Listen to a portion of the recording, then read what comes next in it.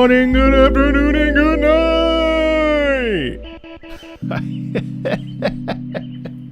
Fucking hate myself for that. Good morning, good afternoon, good evening, everybody. Welcome into another Patreon live stream. Weekly listening to video game music together. My name is Marco Meatball. I'm exhausted today. I don't know why. I'm incredibly tired. Abjo, thank you for that sub over there on Twitch, and welcome into the Patreon. Dire Morales, why not? Good morning. I am here. We will be. Thank you, Pursuer. 13 months. My God, Pursuer. I appreciate that. You know, those subs go a long way, and so many of you are so incredibly generous with your time and money and everything in between. Hey, Knox, how are you? Welcome in. So we have a lot of stuff to do today. Revenge is a dish best served with mayonnaise and those little cheese squares that you get from parties. What's up? Good morning. Chengi, how you doing?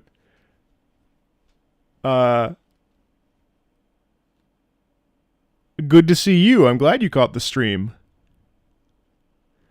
Yes, I'm planning on relaxing after the stream. Not like the stream is a heavy lift, obviously, but you know, my job is to entertain and to share music with you, and I take it very seriously. So I do have to acquiesce that the start of the stream, I realized that I'm missing out on some of the conversation around Death Stranding. So, hey Hydro. So the game plan, if you'll allow it, I know this is your time, but it's also my time. So I was hoping that this morning you would allow me to. You're sick and it's your first stream. Unacceptable. You love my bedhead? I just showered, but thank you. I would like to film a reaction video of the Death Stranding 2 on the beach video, because not only do I feel like I'm missing out a little bit, but also because this is the middle of the night and you're about to go to sleep. What's up, White Drone? So many of you are coming in for the first time. I appreciate that. No, not too much wilds. I just this daylight savings has been throwing me off. We woke up at 6 and it's like it's actually 7. Well, I don't know. My fucking brain is not here. But I wanted to film that just because Wood Kid is in it, and I love Wood Kid. Have I heard of Cameo before? Yeah, but I don't have time for that. It has a sequel. It's coming out in June. There is going to be a Death Stranding 2. Yes. Huh? Do I still stream PGR? I haven't been streaming a lot of gacha games lately. It's been mostly Monster Hunter. You'll not allow it? Uh-oh. What are we going to do? What are we going to do? Because I want... Let me see Luna. Let me get her.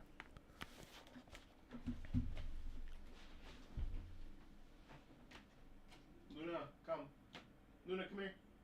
Luna, come. Good girl. Come here. Go up. Go up. Here you go. Ta-da! Good girl. There she is in all her resplendent glory for you, Celica. Ta-da!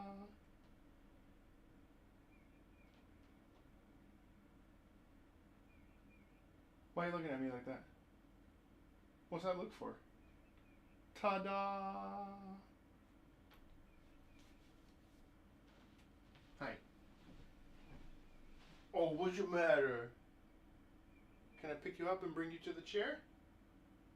May I pick you up and escort you to the chair, my young little lass? Pick you up and escort you to the chair?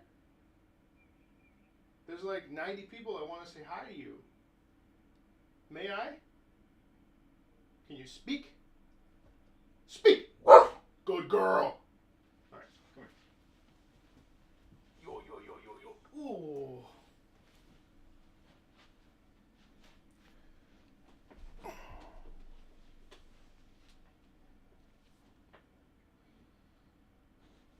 Yo.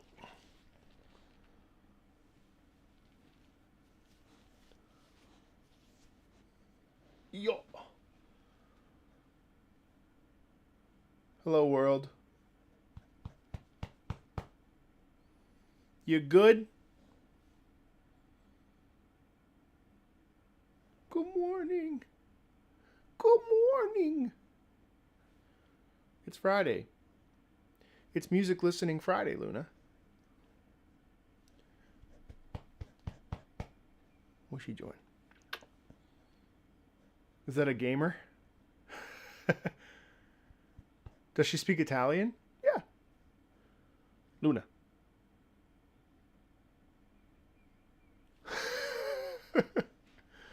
Go ahead, sweetie. Go. Whoop. Good girl. Go ahead, go lay down. Love you. Good girl. Her neck is getting better. It's still pretty bad, though. We had her on some Apoquil, which hopefully has been taking care of it, but it definitely looks bad. She maybe later she'll burst through the door. She always does this, but I've been saying it. She'll burst through the door and she'll go, "Daddy!" And she just like, she usually after she takes a shit, she has to let me know. So she bursts through the door, tackles the door open. "Daddy, I shit!" It's just the funniest thing. She'll just, she has no sense of like respect for the door. If the door is ajar, or if I'm in bed, forget it. Boom, fucking tackles me. "Dad, I shit!" And it's like, girl, good for you. There's nothing quite as special as picking up a dog's shit first thing in the morning. She's adorable. Yeah, she's a gem. Well, I hope everyone's doing really well. It really is genuinely funny because we have a voice for it. It's like, "Daddy! Daddy!" She's crazy. I pooped! Lenny does the same thing to you. I know, Lenny does like to leave messages like that. So, that's hilarious. All right, so the game plan is simple. We will be, your cats do that? And then all the litter's just on your bed, and it's disgusting, I'm sure. She's very proud. You ever seen that meme? "Great job pooping! Great job pooping!" And it's just the girl patting the dog as it's taking a shit. It's one of my favorite things ever. It's one of my favorite things. It's like one of the funniest videos. So the game plan for today is I'm going to just film this 10 to 20 minute Death Stranding 2 video, which will be very fun. And then we'll hop in. We got some new Traviatas. Mieru's back. Hey, Mieru, and Mieru's mom. Welcome back to the Patreon, of course. Then we've got Abjo, who is a new Traviata member as well. We'll do one of each of these. So we've got some Genshin, some Kingdom Come Deliverance 2, and then we'll get back into the Turandots, and I'll do. We still have plenty of time in the month, so I'll probably do about 4 or 5, and then we'll skip on back down to the Toscas and continue on our listening journey. So yeah. Hello, Caitlin. Welcome in. Welcome. We have a lot of new timers here. I appreciate that. Shout out to the new folks. If you haven't been here before, welcome. It's definitely one of the best parts of the week. We get to listen to music and talk about it and vibe, and it's very fun. So without further ado, let me hop in on this Death Stranding video so I can extract it later and get going. So let me do my introduction and all that typical spiel. What's up, everybody? My name is... No, don't do that. Hey, everybody. My name is Marco. I love talking about video game music from an emotional perspective. And I have to say, I'm kind of on the fence about Death Stranding on the whole. I grew up with Hideo Kojima, of course, with Metal Gear Solid. Wasn't crazy about Death Stranding. I did play it quite a bit, for about 30 hours when I was alone in France. It was a very interesting experience, maybe a little bit cathartic. But then I tried again, and I kind of just gave up. I've tried multiple times. I've given up. I'm trying it again because of the hype of Death Stranding 2, and we'll see if it sticks. I might be in a different place in my life. I definitely think it's one of those games. It's kind of like The Road Less Traveled by M. Scott Peck, a terrific book about therapy, and you kind of come at it in a different way every time you approach it. As you change, the game changes with you. I definitely would give Death Stranding that. Not my favorite game on the planet, a little bit esoteric, a little bit too weird for my personal taste. That being said, Woodkid is in this trailer, and I love Woodkid. I've loved listening to Woodkid since hearing the performance of the main title theme or the cinematic title theme for Assassin's Creed Revelations. So Woodkid's been on my radar for a really long time. Always willing to give something a second, third, fourth, fifth chance. And yeah, let's check out what Death Stranding 2 on the beach is going to look like. I don't know what to expect here.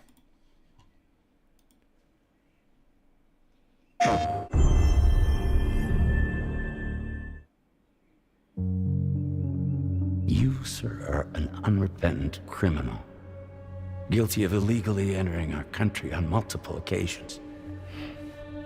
The only thing that I'm guilty of is doing your dirty work. And by way of compensation, we have overlooked your crimes. Bring it on, because I'm not doing this shit anymore. What makes you think you have a choice? What kind of cargo?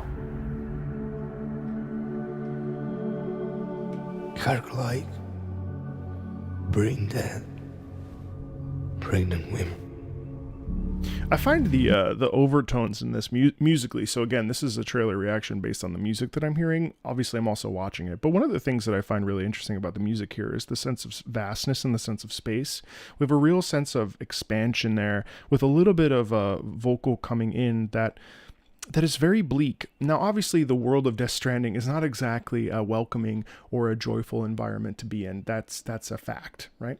That being said, I do feel that this particular beginning of this has like a sense of mystery and a sense of like, what the hell happened? You know, there's a question in that sound.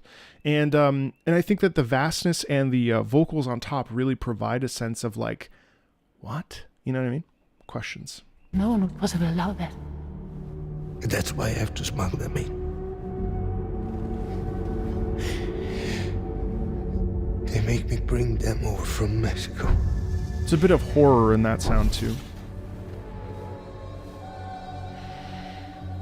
This thing between us. It was a mistake. So she says it was a mistake, and then you get the strings going, blah, blah, blah, blah. And that's really that moment where it's over between the two of them, and that music really highlights that as well. Probably highlights the inner sadness or the frustration and the sense of loss that both these characters are probably feeling in that moment. And again, music is all about subtext. It's all about like helping us as listeners and as interactors read between the lines so that we're able to maybe connect more with what's being said. Music is the in-between of words. Where words fail, music prevails, if you will. No, it was not a mistake. It was not a mistake. Beautiful string section. Oh, good, the baby. Perfect. No idea what that means still. Oh, the baby's a toddler, an infant. Okay. Norman Reedus.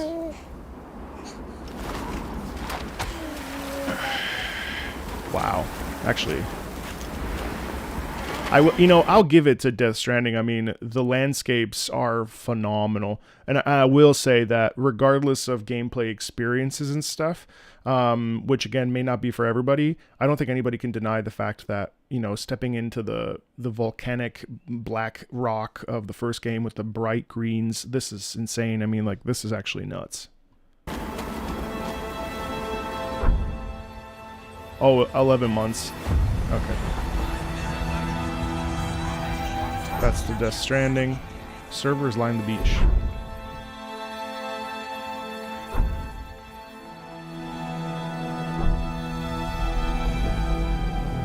Wow. And here too, it's is that Metal Gear Rex?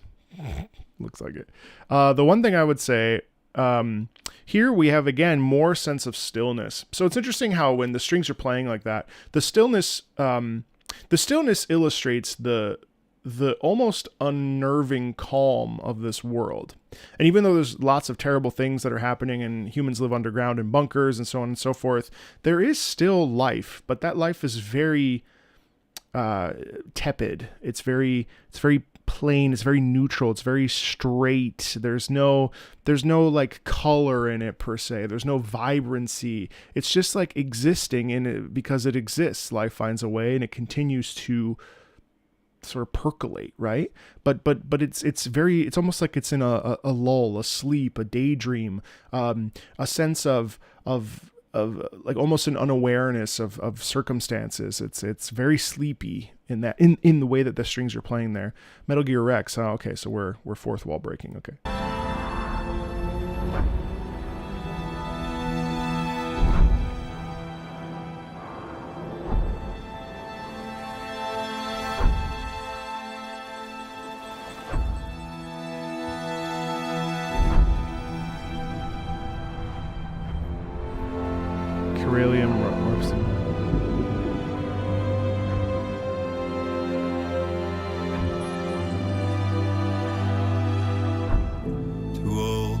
Oh shit. Oh, this is all, man. I gotta say, Woodkid's voice, I'm not gonna stop here for a little while because I really like how Woodkid sings, but I just want to say Woodkid's voice is amazing. There's a natural rasp in his voice. There's also a real like tendency to, it's pretty low. He's got a nice rich baritone, and the way that he really leans into the lower register of his singing has always been something I've really admired. A fantastic singer. And I also think that this whole piece really leans into the somber melancholy of existing in this time period, existing in this timeline, like having to traverse this world that's been completely basically decimated, and all the things that they experience in the first Death Stranding and so on and so forth. Now I'm missing some of the details, but I think like Woodkid singing to this is really well done because his voice has a natural lilt of melancholy. In some ways, Woodkid's a more polished Tom Waits. And I don't know if you know Tom Waits, but Tom Waits has a real rasp in his sound as well. I really love Woodkid. I'm really excited to listen to this. So I'm just going to let it play out. The dreams that stillness entertains and slays. Now if my love for you won't make you stay, I don't know what will. You will never leave a trace where you walk. If the only path you take's the one you're told. So oh wow. The falsetto there is really cool.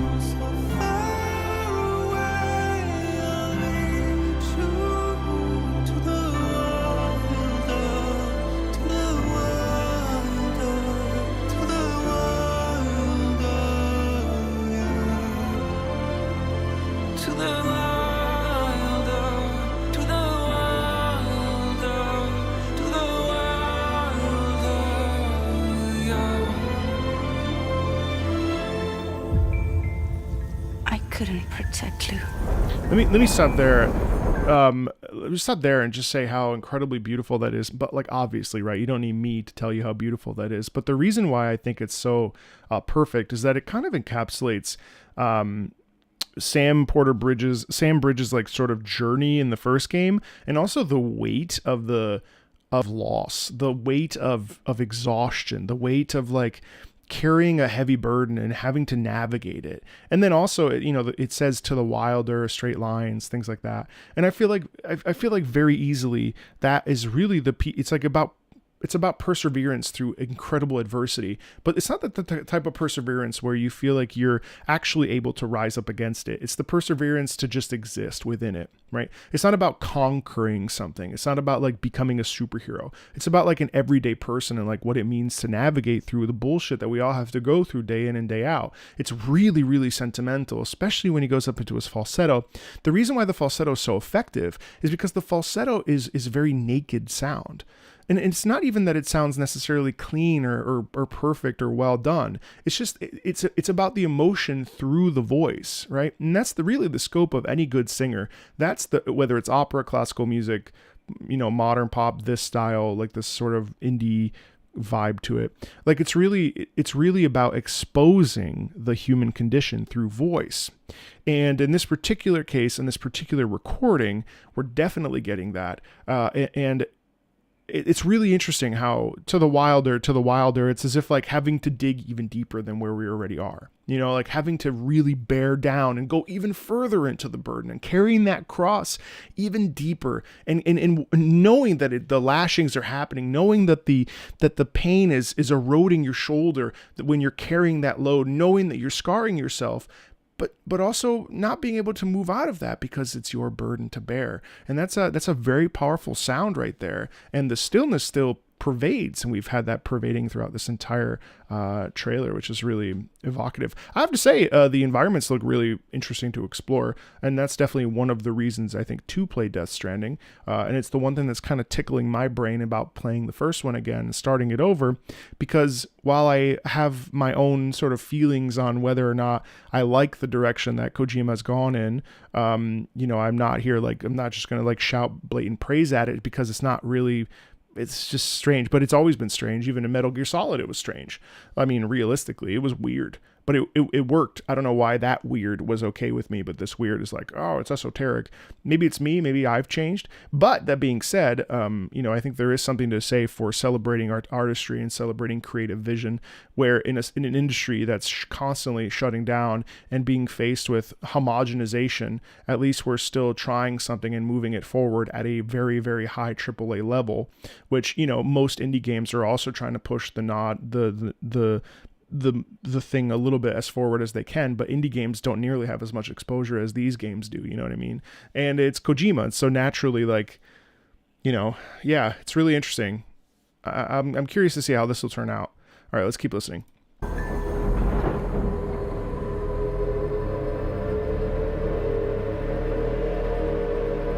Tons of tension in that, obviously. The grinding sound is really evocative. Uncomfortable. Oh, it's uncomfortable because she's being hunted down by I tried to jump us out of there. Troy Baker with a guitar weapon or something. Oh, what? She bailed on the kid? Oh, no. But I could only take my equipment with me. And I couldn't possibly think of Lou like that. There was no way for the two of us to escape together. The best I could hope for was to jump Lou out. Just Lou. Oh.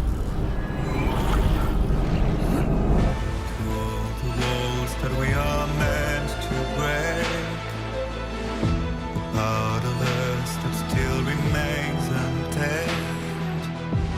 We must be more than animals. Like, who knows what the hell is going on? Oh, there's Troy Baker with his guitar weapon, guitar sword. I hope the combat's a little bit more polished in this one. Oh, that was cool. Whoa.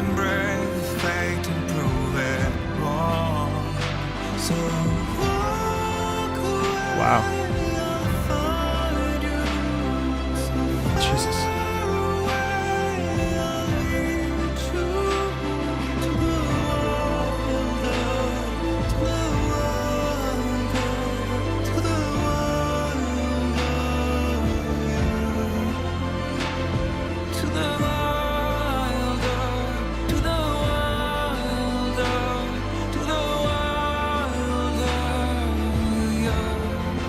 Whoa. Leah Seydoux is really good, though, I will say. Oh, Elle Fanning's in this? That's right. Wasn't Alistair Duncan, yeah, he was. Alistair Duncan was, Deborah Wilson, of course. Duncan was, what's his name? Commander, Colonel, in Metal Gear Solid. Whoa.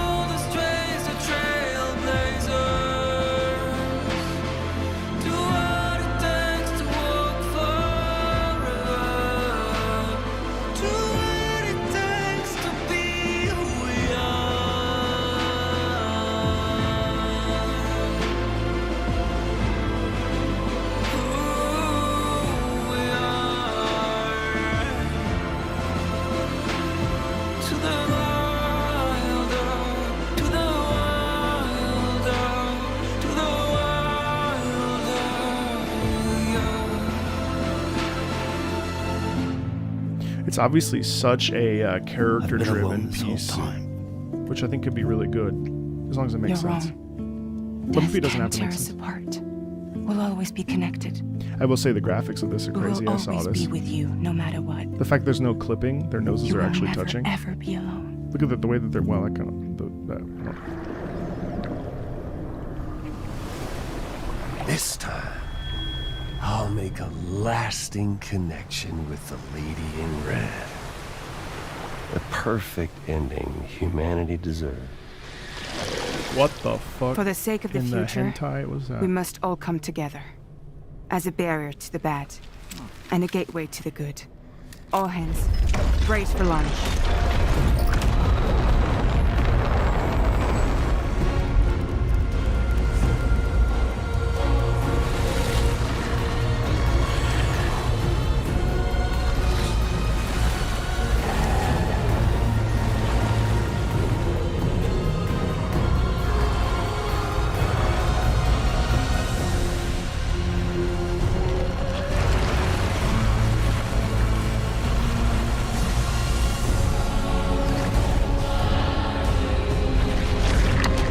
That's really cool choral music there. I thought they were cheaposing. We should not have connected?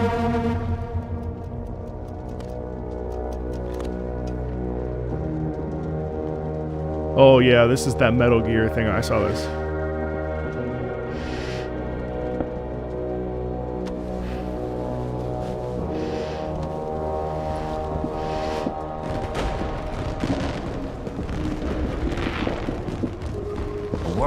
Divided, made whole. Crazy visuals. With a few sticks for encouragement. I don't know how I feel about that whole like homage. I mean, the little tongue-in-cheek moment, little homage to Solid Snake. That feels kind of strange to me. But all right, I'm coming at this from more of a skeptical perspective, with an open mind, but also slightly like, really? But I'm willing to. I'm curious. The UCA's precursor, the United States of America, had a prominent gun culture. A distinctly American philosophy, and one which would appear to have spread to this continent. The more we This is like that scene from the first one. Metaphorical ropes, the more essential sticks seem to become.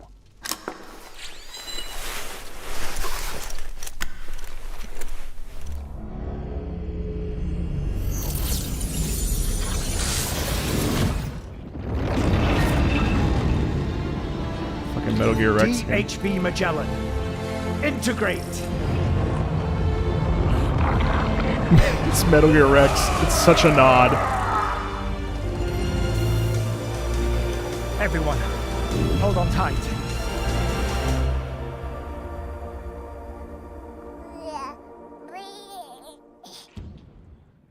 I mean, whether or not you lean into the story or not,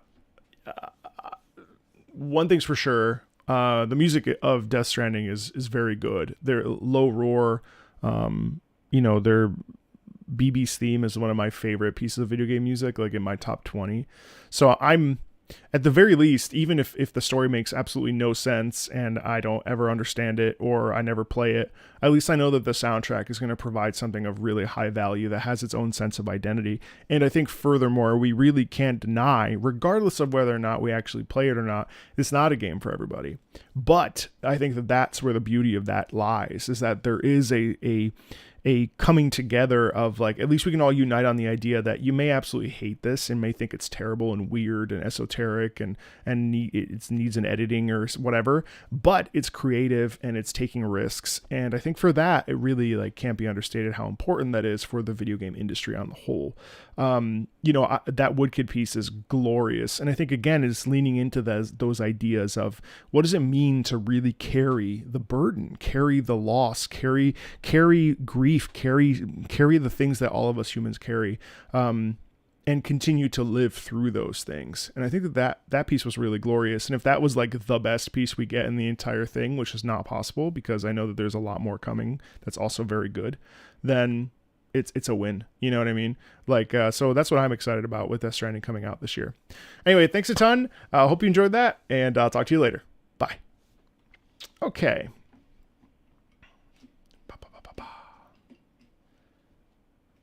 Yeah, no, I mean, do people that finish Death Stranding actually know what happened in Death Stranding? Because I don't. No, I didn't finish it. But I read on Reddit that people that have played the game don't even know what the hell happened.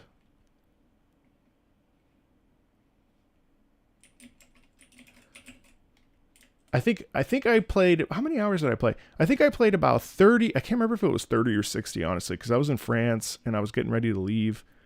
I remember, I know Xenoblade X. I know, I'm so ready. I'm going to try to stream at least one time next week.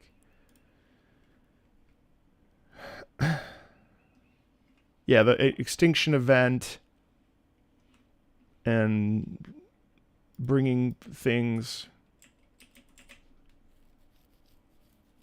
Well, we can't talk about it without spoiling it, so. Hey, Soul. Obviously, Death got stranded in his Toyota Capri.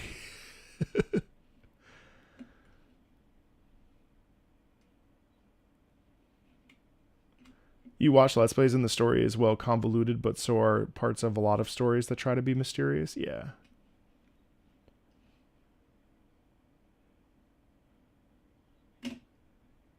We definitely connected, and we shouldn't have. Whatever that means, though, is up for debate. Whatever it means. And I know that we do get to, we begin to discover who the baby is, and there's like some sort of, you know, no one, I don't know. It's visually, it's pretty cool, but yeah, no, totally. All right, well, let's dive into some music here. So we're going to start up with the Traviata tier, which is the highest tier, and that is 2 suggestions a month, and both of them get listened to. So in this particular case, we have 3 of these, and then next week we'll do another 3. So Miero and your mom, please add 2 more, just by the way, so that I can hit them up next week, okay?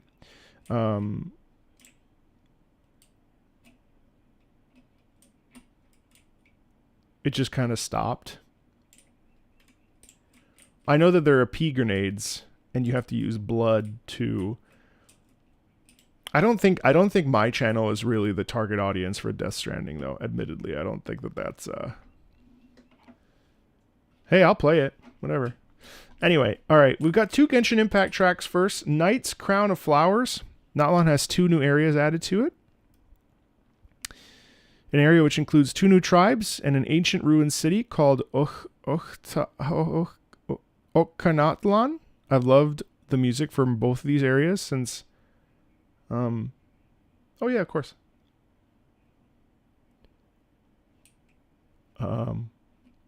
Hey Schmuck, what's up? A lot of these new tracks give me classic JRPG vibes. This theme plays in the village of one of the 2 new tribes called the Masters of Nightwind. Let's check it out.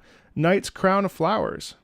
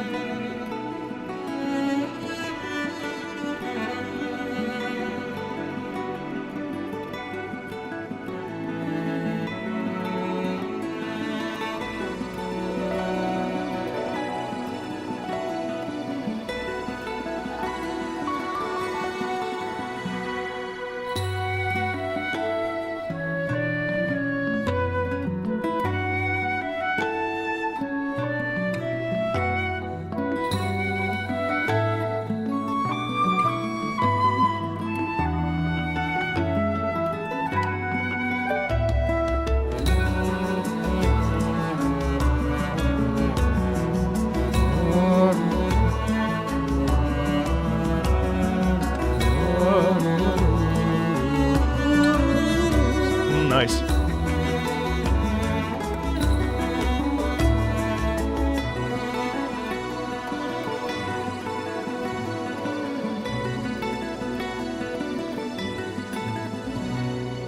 I'm gonna stop there, and it's a pretty short track, so I'll stop two times here. So I think the beginning here is, I mean, first of all, what a lovely piece.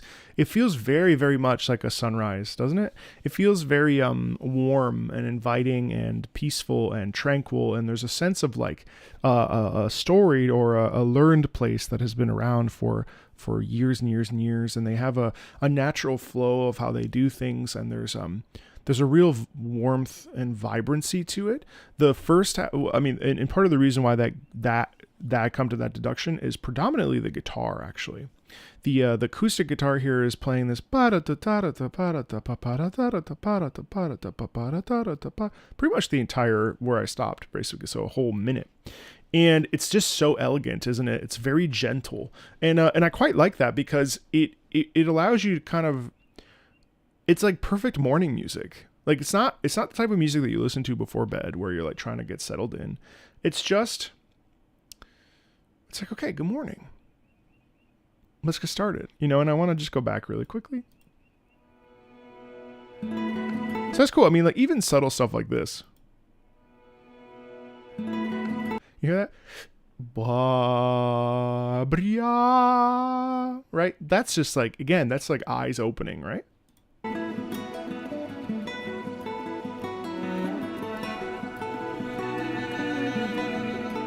And you have a nice thing happening in here too, where we have a little bit of the flutes in the upper register, and then it's really the guitar sets this up, right? You've got that, and then you've got as the cello kicks in, and the cello, again, there's a warmth in that sound, so it's very inviting in this particular instance. Like I think emotionally, it feels very like, hey, good morning.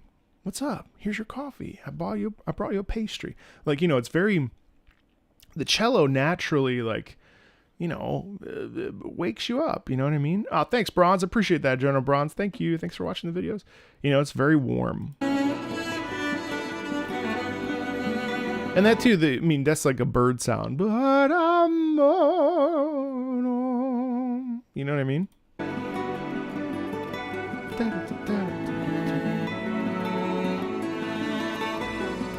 Also, there's a natural crescendo here.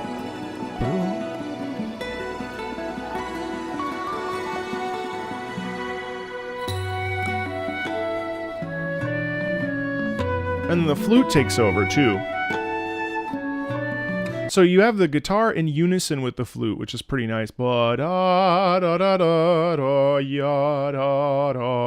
And that's moving us. That's getting us going. And what's also really lovely about this is that it really is a slow rise to action. You ever just sit at home and sit on your phone or something when you first wake up in the morning? If you maybe have a day where you don't have too many responsibilities, you can kind of just sit. It's a great feeling to slowly rise out of bed. You wake up at 7, let's say, and then you're like, okay, I guess I'm ready to get up out of bed. And it's like 9 o'clock and you start to get up and this kind of feels that way. It feels like we're trudging forward, but in a very like gentle way where we actually had a restful night's sleep and stuff. It's really beautiful. Let's fast forward to here.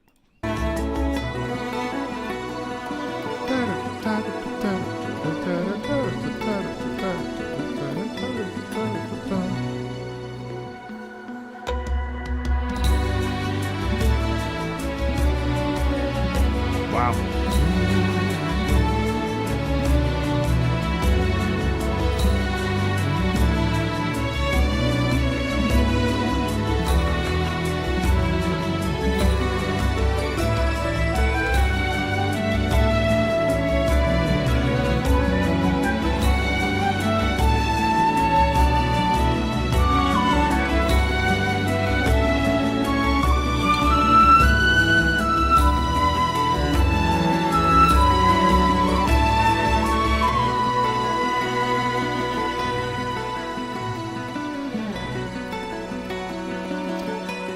Beautiful duality in here too. The upper strings, the synth sound is actually doubling the guitar, adding just a wonderful and terrific upper layer of that.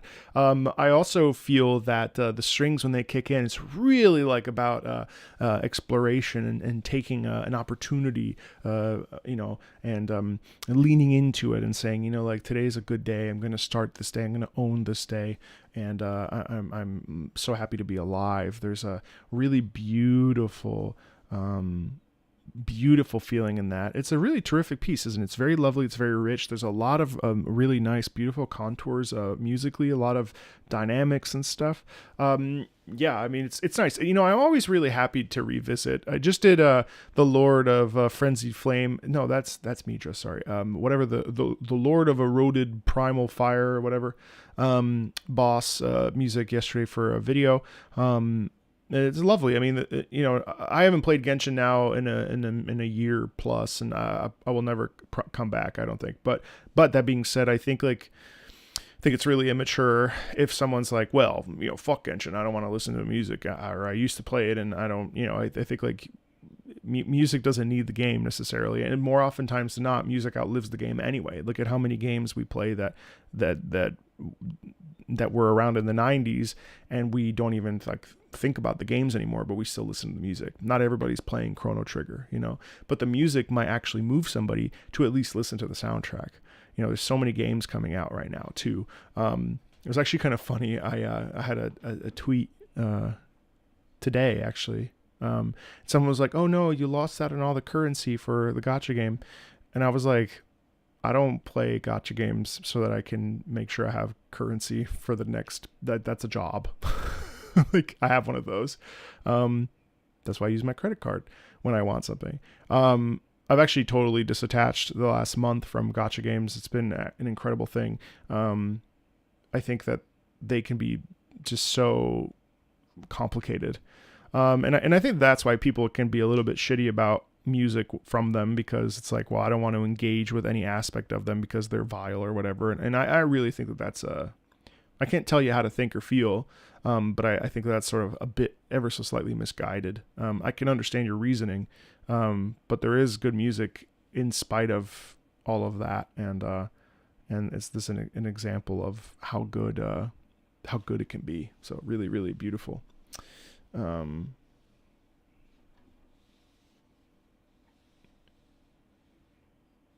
No, everything's fine. Even if who cares? Don't worry about that. Do not worry about that. Song of the Welkin Moon. Did I stop? I didn't play it. I didn't play Wuthering Waves this month. I wasn't interested in it. I'm not crazy about fishing, and that seemed like the bulk of it. And honestly, I barely pulled Phoebe and Brand. I just pulled them to have them, but I didn't really care for either of those characters either. I probably won't either also do their story quests. I'm just not interested. What do you mean? What do you mean? I have played all of 2.0. I just haven't played 2.1. The Moon Sisters are three ancient goddesses who served as Tevat's three moons. After a certain... I'd rather just play Dredge if they're going to directly copy that game's... Like, I don't know, that bothered me actually. After a certain calamity, two of the sisters died, and the corpse of only one of the sisters continues to illuminate the night sky. A few days ago, Genshin released this web event, which is a huge lore drop to the Moon Sisters and could be a sneak peek for Node Cry music, the next region of the game coming before Snezhnaya. Oh, cool. What happened to the PoE 2 gaming? I'm going to wait until it's fully out. I realize I don't really like playing early access, especially when they're making so many changes. No, Phoebe's great. Arknights has great music too. Oh no, okay, so this is this. Thank you for putting this. Actually, I've been wanting to listen to this Song of the Welkin Moon. I saw that a lot of people who are really into Genshin lore were freaking out about this. Let's listen.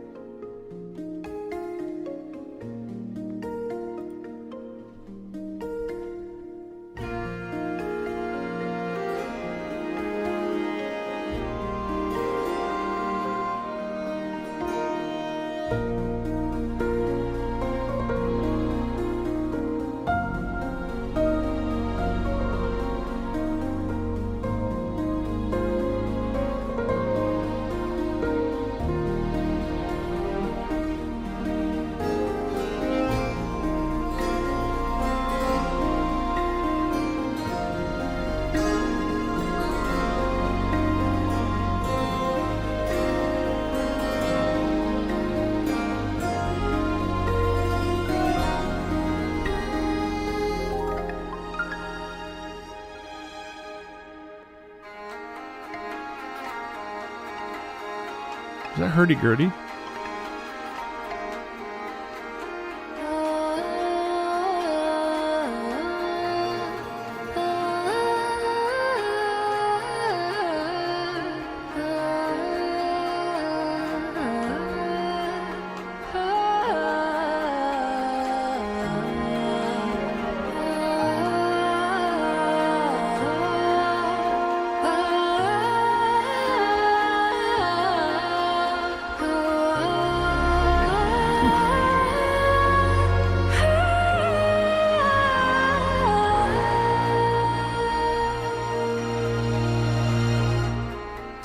That's beautiful. I mean, let's stop there for a second and just talk a little bit about some of the feelings in there. Definitely got a Celtic vibe to it, doesn't it? And it does sound like there's a hurdy-gurdy in there and stuff, but I think more than anything, based on what the lore I just sort of read, this really feels like, again, a very similar quality of sound to the idea of loss, right? And obviously we read some of the lore and stuff, but I think the piece really represents what it's like to be alone, what it's like to navigate life solo, and what it's like to inadvertently, whether you want to or not, accept the challenge of the difficulty that life will bring. And yeah, we could get into the musical aspects and like why, the notes and the pitches and what makes those so special. And there's certainly space for that. But when I listen to this, I feel like, especially with the beautiful soprano there's no vibrato. It's not very heavy laden. It's not very heavy handed. It really leaves you with a sense of like, okay, well, I have to navigate this world. And like, what does that even look like? What does that mean for me to navigate something that is wrought with pain and wrought with sadness and wrought with grief and with a sense of mourning? But maybe through all that, I can come out the other side and possibly have a strength of will and make the choice to smile.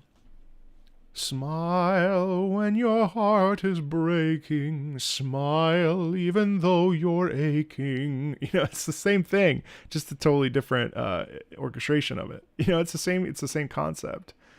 It's like accepting loss, but then also knowing that through loss, beautiful things can happen.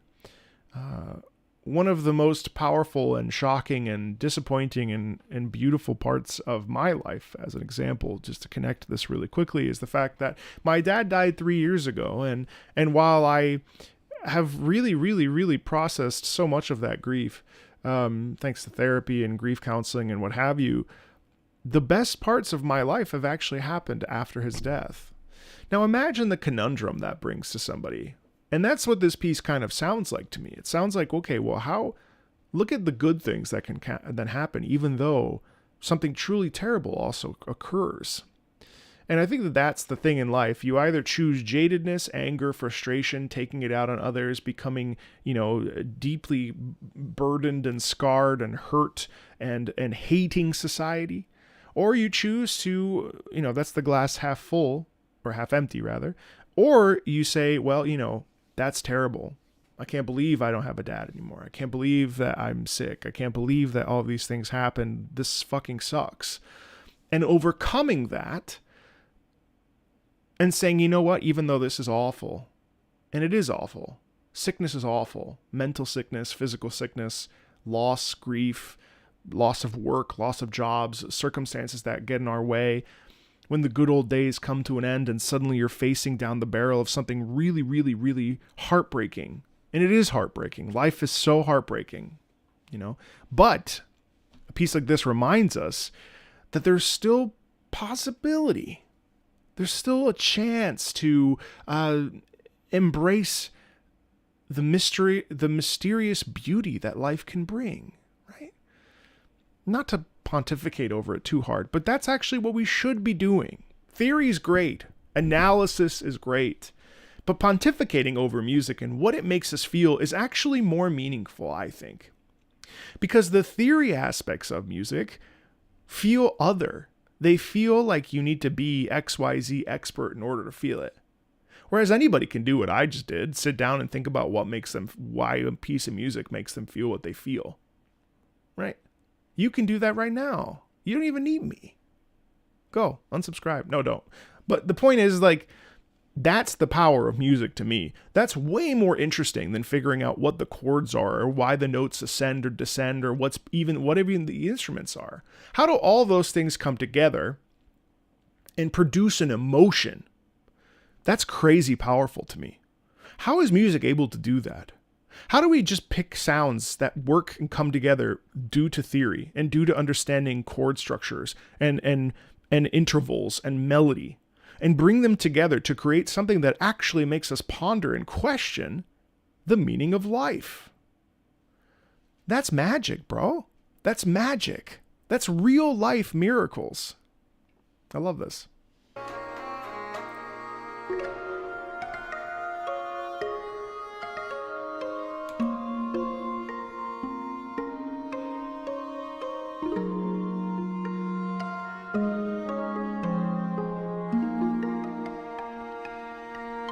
I do love how it lilts up like that.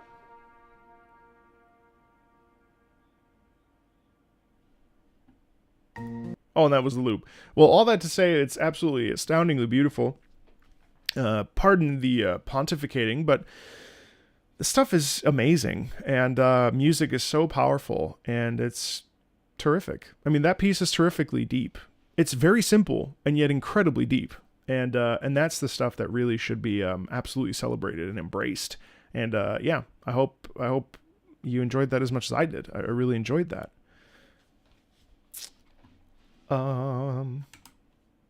Hey Renshin, what's up? Oh, don't worry about your song. Yes, it did get copyright claimed. Yes, I did have to cut it down. I'm sorry. You can keep suggesting those. We'll have to cut them after the fact. They've consistently been copyright claimed. I saw that message a couple days ago. I'm sorry. It's taken me so long. Good evening. Hi, Timers. What's up? Good morning. Good evening, Remus. How are you? Maxie, how are you? First time catching a live stream. I appreciate that very much. A person listening to music and talking about how it made them feel is like taking a prism and watching how it transforms light into a scattering of colors. That's beautiful.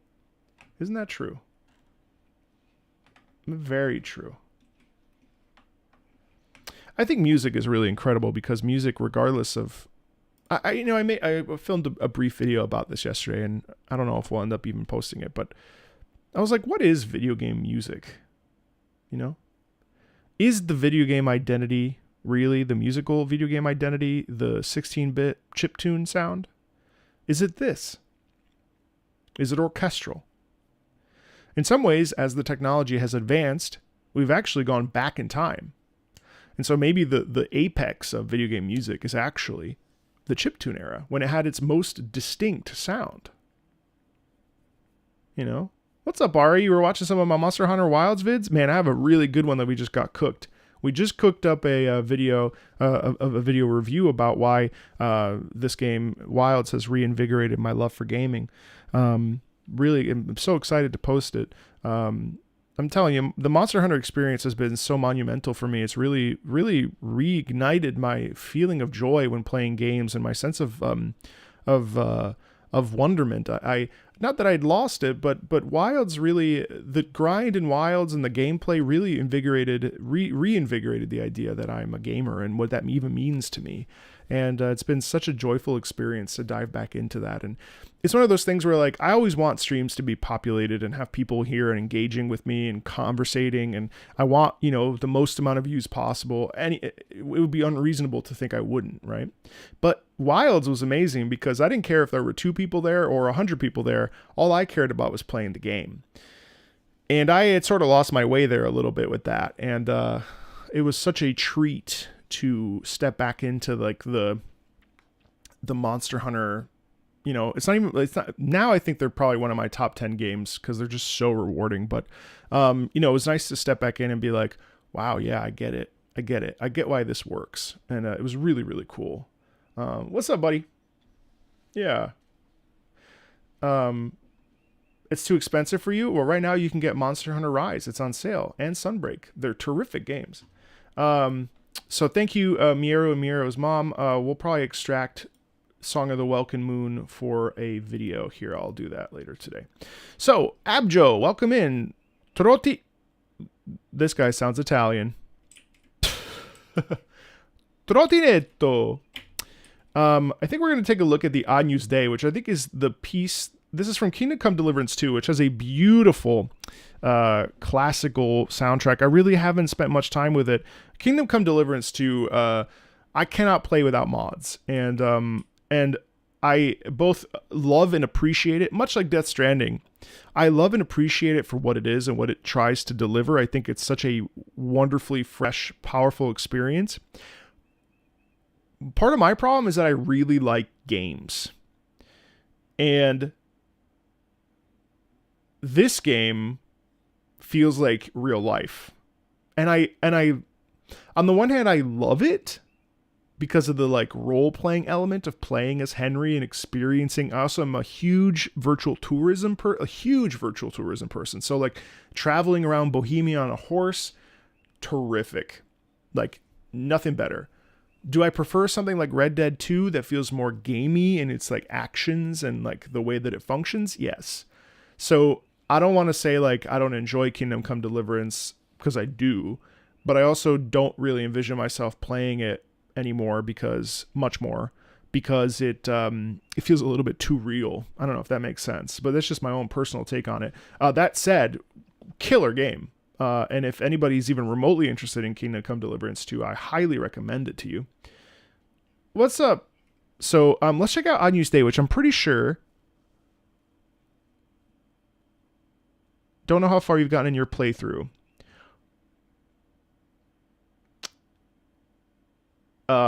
Is this the one with Hans Capon? With where he's and we're waiting for, and it seems like things are gonna. Is that what this is? You know what I'm talking about?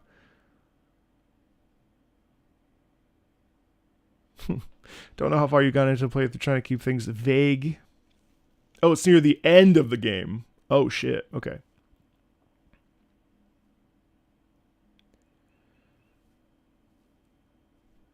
Kingdom Come 2 generally has more ambient gameplay music. I was truly impressed by the cinematic.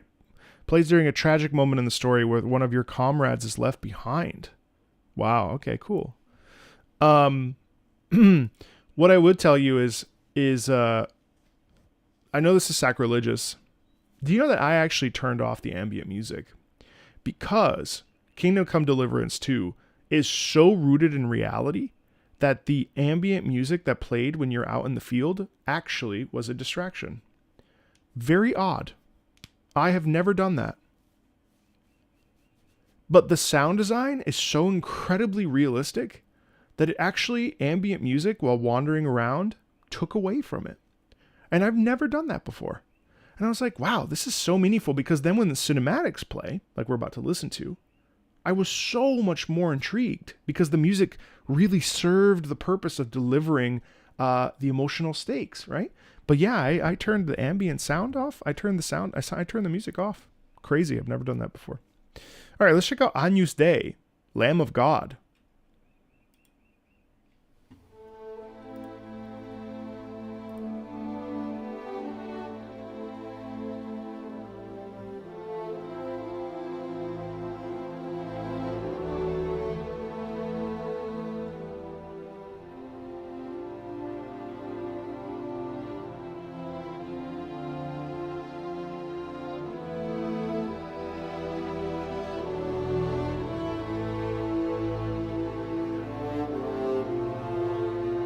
Hello.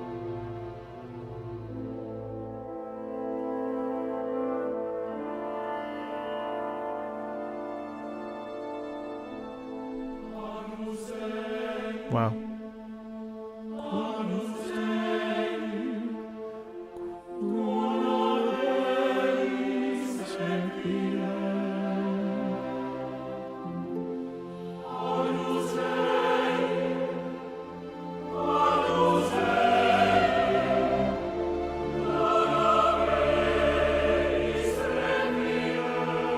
Requiem. Terrific. So I want to stop there. What a gorgeous piece. And Jan is a masterful composer, modern composer. Terrific stuff. I mean, this is stuff that you put this in an oratorio or like a symphony. Hey, 77, what's up? Nice to have you on a live stream. Enjoy it.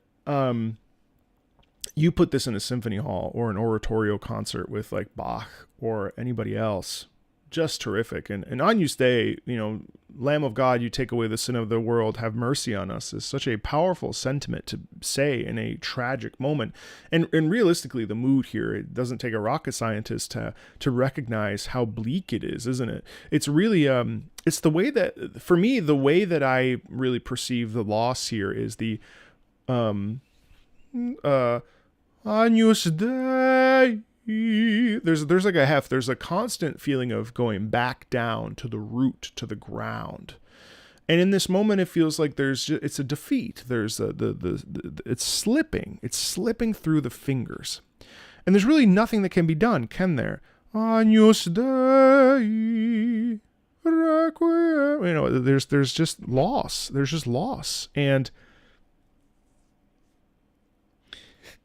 I don't think it needs to be deeper than that. It's melting. You know, it's gone. It's disappearing. It's gone. And I think like that, this piece does such a great job of setting the scene of like what it means to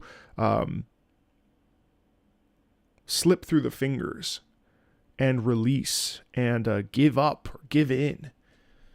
It's a brutal feeling, isn't it? Giving up and giving in feels so bad, and then the shame washes over, right? And it's this is. Let me rewind just to where the singers start.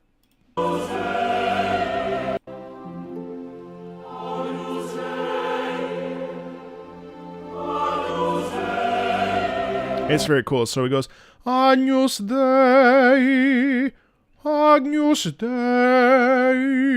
So the tenor line is pretty cool because it actually ends up, it ends on the appropriate chord. Agnus Dei. We sustain. Agnus Dei. And we go up. Agnus Dei. Down to the lower Dei. Very, very, very evocative there. Just returning to the root chord.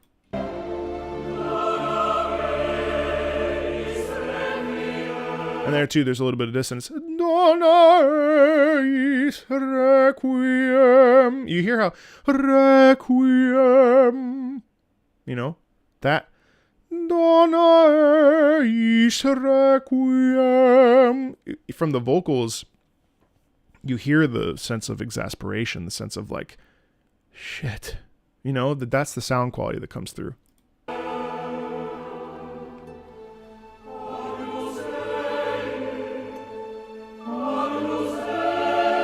That too. Agnus Dei, Agnus Dei. The cinematic itself moved me when we have a real bastard of a human being coming to terms with their end and what they've done. If you're interested, I can provide a link to the vid where you can see it in context. I think we'll hold off for now, Abjo, just in case I decide to go back and check it out. It sounds very intriguing. Or maybe we can talk about it separately, just in case there are folks in the chat that want to engage with it, just for the sake of spoilers, because it's still fairly new and quite a huge game.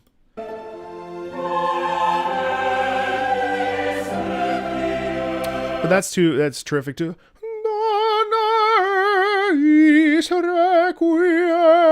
The way that we go up there is actually like, damn, I wish I had opened my eyes to this sooner.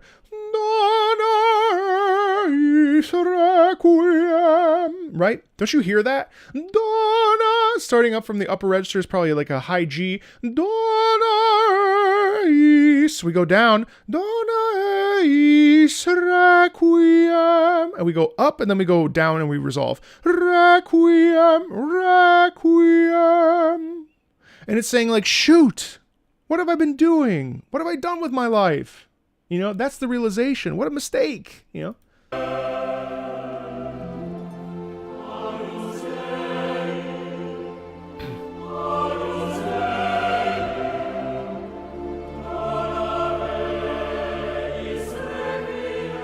Requiem again. Amen. Chord, tonal center, chord, root chord.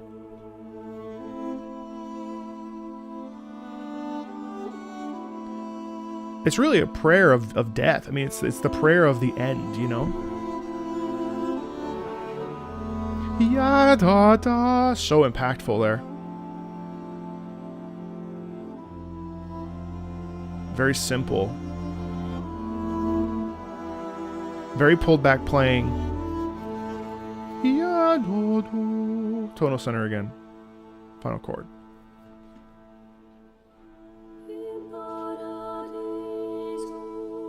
Beautiful harmony.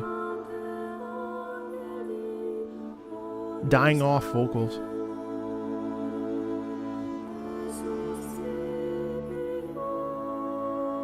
Alacrity third, ending in major after spending the song in minor. Right here is a beautiful stuff, classic stuff.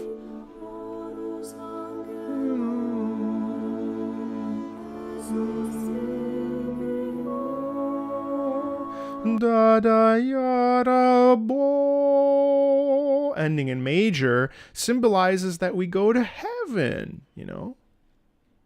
It's really beautiful. All right, take care. A glorious, glorious, glorious piece of music. Glorious piece of classical music. Glorious piece of classical music. Classical music still incredibly relevant in video games. Classical music still very alive in video games. Classical music still being composed in a modern way, but with archaic like design and musical structure. Important stuff. Classical music is alive. Classical music is alive. You know who's keeping it alive? You. And me, because I bought the game. Us. Classical music is alive. Do not let anybody tell you that classical music is not alive. Oh, gotta go with Mark. I get it. Classical music is here. That's very, very cool. Thank you, Abjo. Appreciate that. Kirby Bandicoot coming in with my least favorite game. Crash Bandicoot. No, I actually like this one. The Wrath of I'm glad. That's my job. That's my job. I love it. Every day is a gift. I love waking up and doing my thing. You're welcome. And thanks for that. How do you think some of the great composers of yesteryears? I'd be like, oh, he's trying to steal my job. He'd be like, what the fuck? All right, let's now we're moving on to the Turandot tier. We're moving into Kirby Bandicoot. Crash Bandicoot, The Wrath of Cortex. This is the third one, isn't it? Oh, is this the second one? Which one is this one? Wrath of Cortex is the third one. No? Yes. The second one. Okay, I haven't played the second one. Third is Warped, then it's the second one. Very intrigued to hear some music from Crash 2. Yesterday, I was filming a video and I showcased Crash 1's music. And I'm not going to continue. I'm going to continue on this trend of telling you how much I dislike Crash Bandicoot. Because I hate Crash Bandicoot 1 with every ounce of every part of me. It tormented me. That being said, the Wrath of Cortex is 4, not 2. Warped is really good. I started playing it this month, actually, and I would like to finish it this month as well. How much character? It's amazing how much character there is in Crash Warped. So I'm curious to hear what the Wrath of Cortex here, Eskimo roll, will sound like, and we'll stop a couple times. Wrath of Cortex usually goes out of its way to not use common instruments that you would usually hear in typical platformer biomes. The same way Coral Canyon, which I've suggested before, uses a sonar-like synth for a water level, here is a snow level that doesn't use typical sleigh bells and instead uses maracas along with high twinkling synths, which really sells how cold and dangerous the level is. You have my attention. Let's check it out. Also, hello, if you're popping into the stream, welcome. We're listening to video game music together. Patreon suggested every Friday is a Patreon live stream. Where we listen to video game music suggested by the patrons. I'm very grateful. Hopefully you learned some new stuff today, explore some new music with me, and also maybe, just maybe, have fun. All right, let's dive in.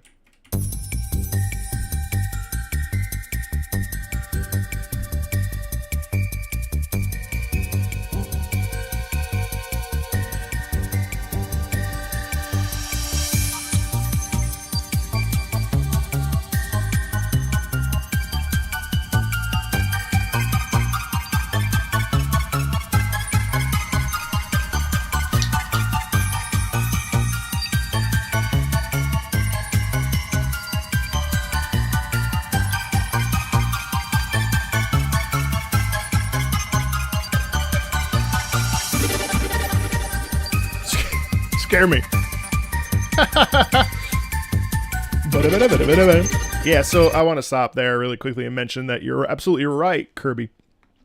Which is funny to say because Kirby crashed. Anyway, you're absolutely right that this is actually very unique because this is actually done in a way that that does illustrate that sense of stress that would come with a platformer, right? It's kind of scary. It definitely has an edge of danger to it. I appreciate that it's not just it reminds me a little bit of Sonic Unleashed, where Sonic Unleashd's night theme, Holoska Night, Holoska, wow, I'm Russian. Holoska Night. Holoska Night is similar, or Holoska Day. Now it leans more into the snowy aspect of things, but I find cool how the twinkling is almost always like the bells or the sound of the icicles falling and stuff. But in this case, it's like, wow, this is like really dangerous. Like we have to be ever so careful as we make our way through this what feels like a cavern of snow. In fact, if you'll bear with me,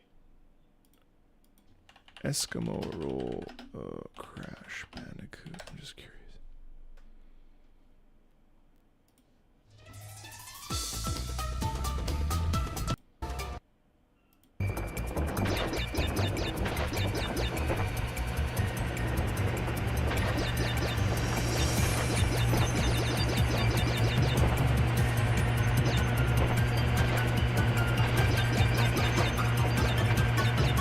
Is that Tiny?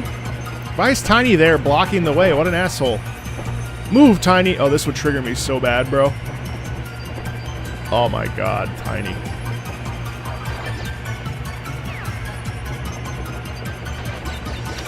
Yes, I mean, look at it. There's danger at every corner. There's danger at every corner. There's these giant holes. There's Tiny blocking the way. There's penguins that are trying to kill you.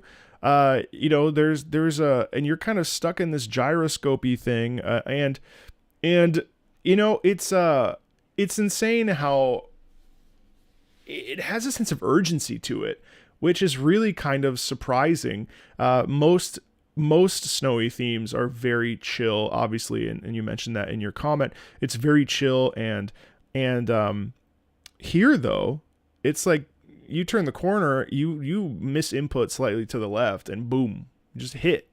And especially because you don't have what's his name to help you, one hit and it's done. And there's a certain sound quality of urgency that exists with Crash. And I think that's why it's so challenging and also so fun. And I'm also mostly sort of joking about how much I hate Crash Bandicoot 1. I mean, I strongly dislike it, but it has this real like unnerving sound to it, which I think is really effective. Like, look at this. Look at this. I can't do this.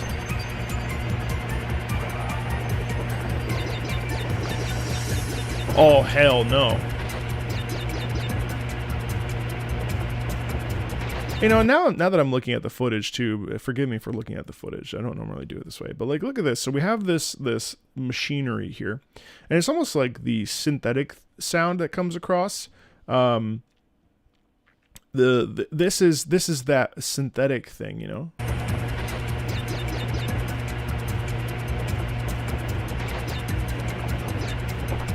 Hold on, Voxel.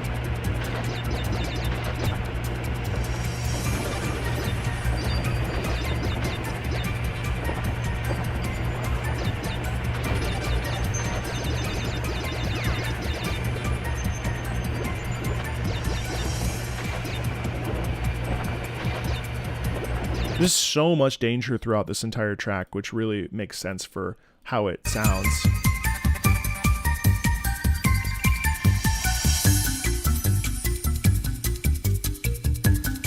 And I think this like marimba sound is Crash. Notice that's going up higher in the scale in pitch, and then it goes back down.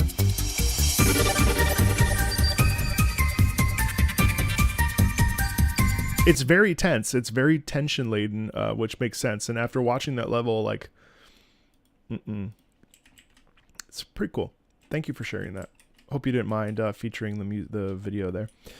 Gora Magala. So I think the plan with Gora Magala, I won't do it yet. Actually, it's probably one of my least favorite tracks from Wilds. I know. Don't hate me. My plan with Gore though is different because it's such a like legacy monster. So I think the plan is to fight it in Rise, fight Shaguro, and then go back and then listen to it sort of as a 3-part, whether it's Rise, Wilds, Generations Ultimate, or wherever it was before. So like do like a comparison video, but realistically, I'm planning a comparison video for you. I'm planning a comparison video of like listening to themes that are one way and then evolve over time. So like example would be Demon Souls Remake, the different themes from one game to another. So that's the game plan. Shagaru Magala. So that's the game plan. Wow, Dauntless. Speaking of Monster Hunter, of course, how could we forget Chaos? Dauntless main theme. The game is Monster Hunter themed. Yeah. Spent like 2 years on this game, but got some sad news. The game servers were shut down on May 30th due to lots of negative reviews on Steam. About 90% of it is just negative. And the recent update made it so you have to pay real money to get your weapons and armor back prior to the update. Ooh. With that being said, I would pay respects to have you listen to the Dauntless iconic music. I like the game more than any other Monster Hunter game because you can kill Behemoth in seconds rather than minutes solo. When Dauntless came out, I actually quite liked it. It's too bad that it really lost the plot there. I find that it's crazy how Monster Hunter is really king when it comes to... that reminds me. I don't know if you guys saw or even care, but there was Tsukihime 2 is not on sale, really? Oh, it is on sale. Damn, it's like super on sale. Speaking of Monster Hunter.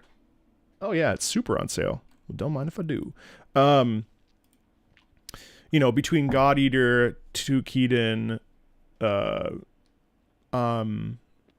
Wild Hearts, Dauntless, I feel like people have just not been able to really figure out how to like make a monster. And I think Wild Hearts was very close to it.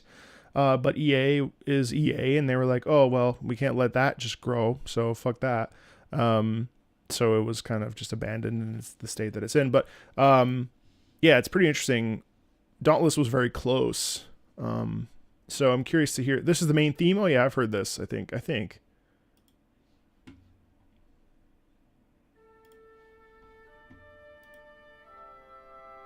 Oh, Chris Velasco. Chris did the soundtrack. We listened to some last week with Dark Lord's suggestion from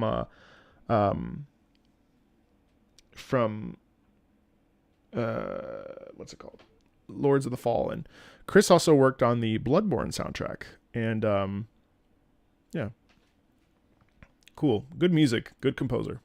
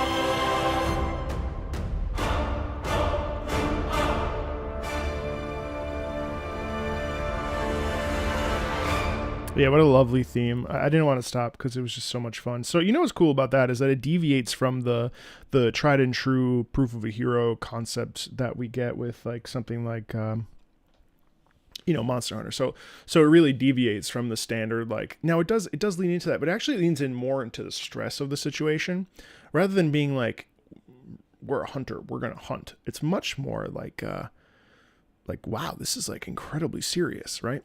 Now, some of the ways that it does that is really a lot of doubling. Now, we see that a lot with heroic pieces, but doubling is really always where it's at, isn't it? Doubling really, really adds so much emphasis and so much of a boost to like a storytelling through music. Also, the chant. The chant was wonderful in that piece. Great having a choir in there that I think leans into the sense of urgency and the sense of stress. It's also really cool because we have all these different components that kind of exist in the middle and end, right?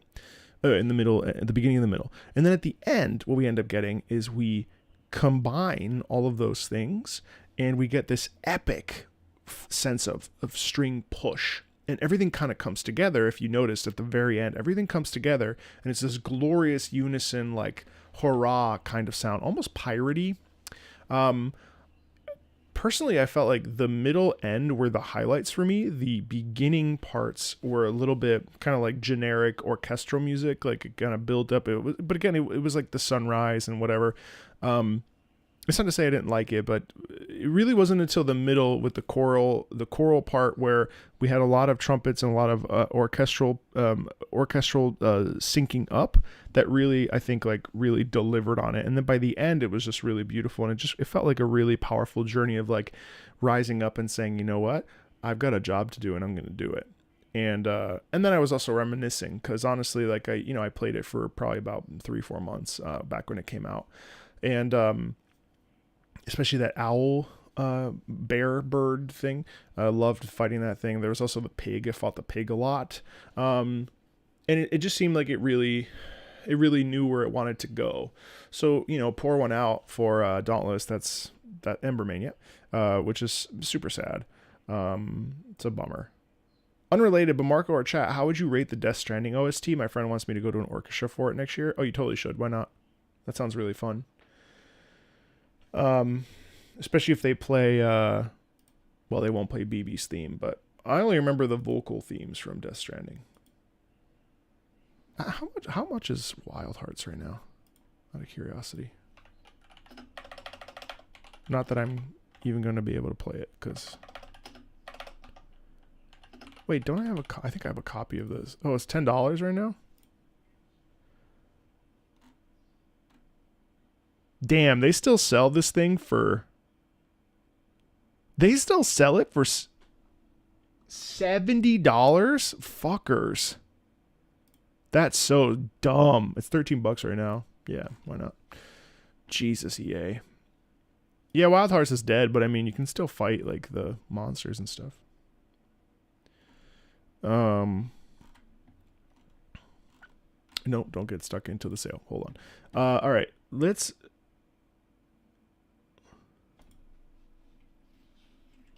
Tsukihime, Tsukihime,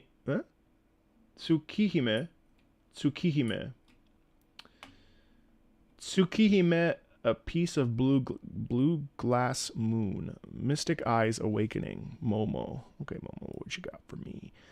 To avoid spoilers, I won't give too much information. That said, this is an active moment in the story where the main character decides to get serious. Okay, so I'm expecting a big build-up.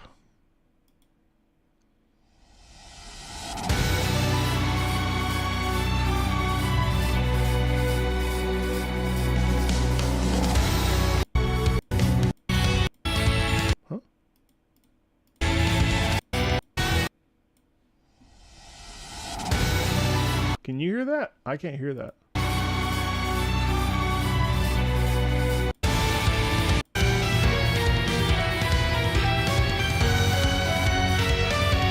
You can hear that?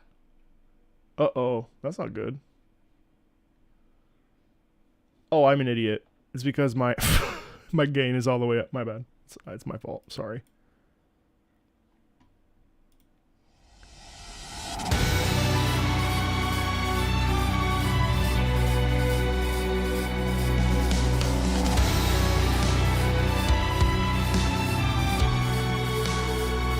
I didn't have a balance set up.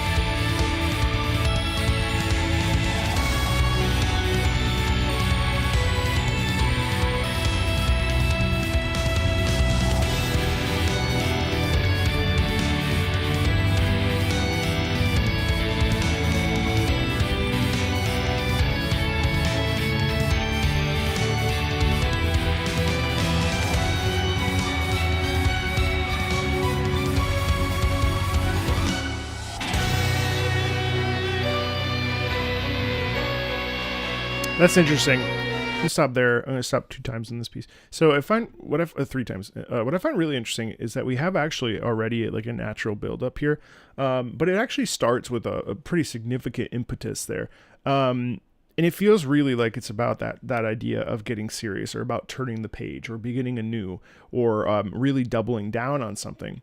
But it's not really until the guitar comes in where we get that sense of like, okay, I have to do this. I have to take a stand. I have to set this up for success. However, it actually doubles back. And the electric guitar is so great, by the way. Really cool stuff. But then here, right where I stopped, we actually reset. We go back. Which I think is interesting because that's actually smart. Because the thing is, if we continued on at this, it would just end up sounding the same. It would just end up actually hurting our ears after a while and becoming incredibly generic. Now, here it really feels like this sense of like, all right, I have a job to do. I have to focus. I have to like dial in on my intentions. We get that through the drums. We get that through that really nice, yes, whoa, the crunch, 1,000,000%. We also get it through that electric guitar. The electric guitar is so emotionally expressive. You've heard me say this a million times if you've watched any of my videos with the electric guitar in it. Such an expressive instrument, especially when it usually plays in its range. It just really hits in that sweet spot of like emotional outcry, right? Now, we double back here and we reset. And I'm curious to see where we'll go, where this is the most replayed part, how we build to this section.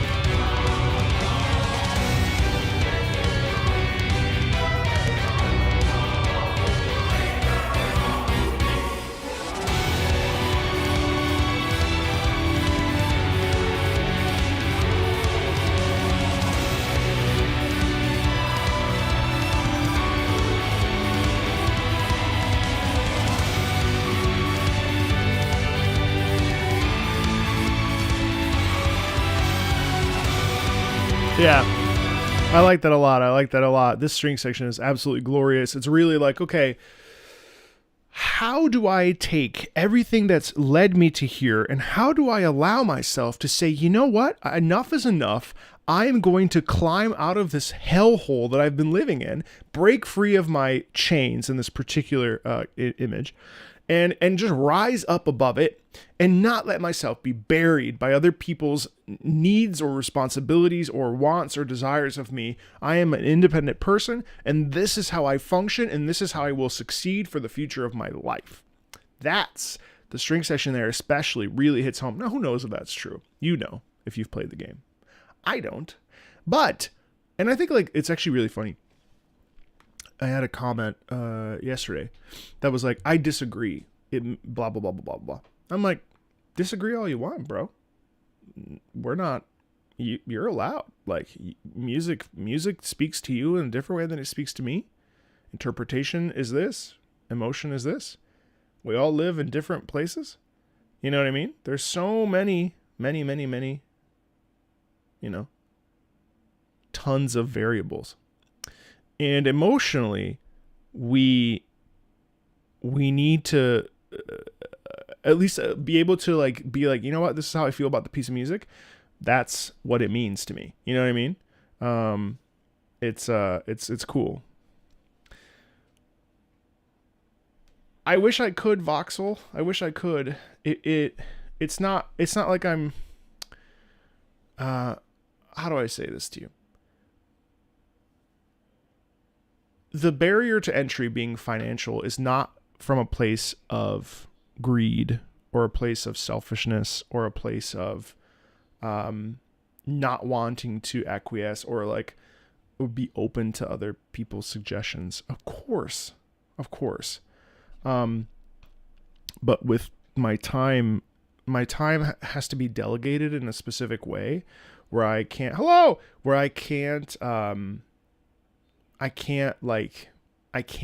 not because I don't want to, but because I can't, if that makes sense. It's I don't want anybody to ever be put out financially, because it's not really about money. It's just that in order to do the job, like these folks support the channel and it financially, right? And like, I appreciate anybody who watches, because ultimately the people that watch the channel support as much. So as much as I actually would love to do that, but part of like the sort of contractual obligation I have to the folks that financially provide is this live stream. So there are ways to have us listen to music that doesn't require this, especially in community posts, and other things like that. So like, I feel bad, but I also like in this particular moment, I can't. I understand, like, I understand challenges, of course. So I'm sorry.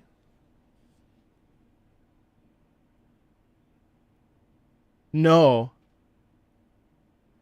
not at all. Not at all. Please don't.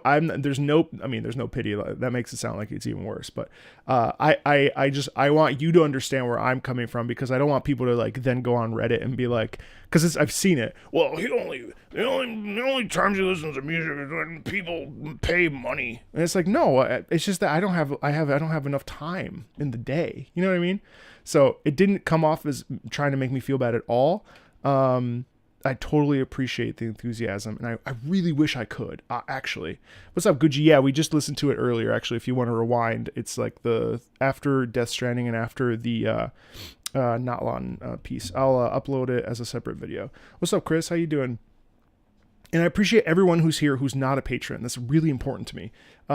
It's just that this is the only way that I can... bro, Jesus Christ, Joel. 50, my fuck.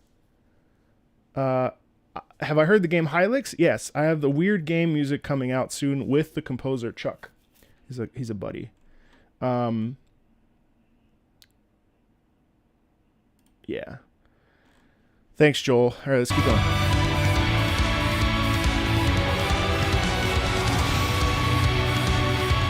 It wasn't your mistake. It wasn't your mistake. Please don't even think it that way. It was a totally fair question. I normally wouldn't even have stopped.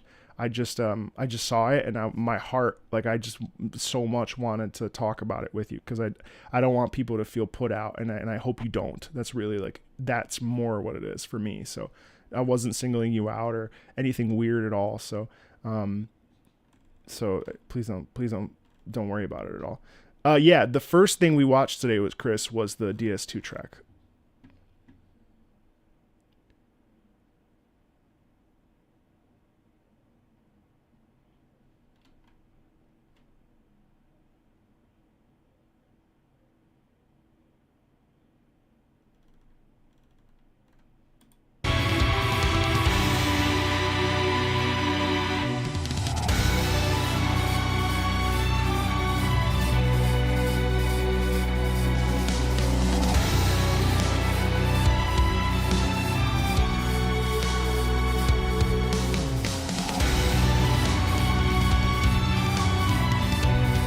You know, this section here is terrific because the doubling in here is really satisfying. The strings lilting together, it almost feels like coming together at a force of it feels like doubling down, especially with the way that we have the string harmony mixed in with the drum set. See, this is an instance of drum sets working really well for musical expression as they tie to like a more classical sound. Drum sets can be incredibly effective. Yesterday I was, sorry Momo, I'm like going on like 18 different fucking tangents here, so my bad.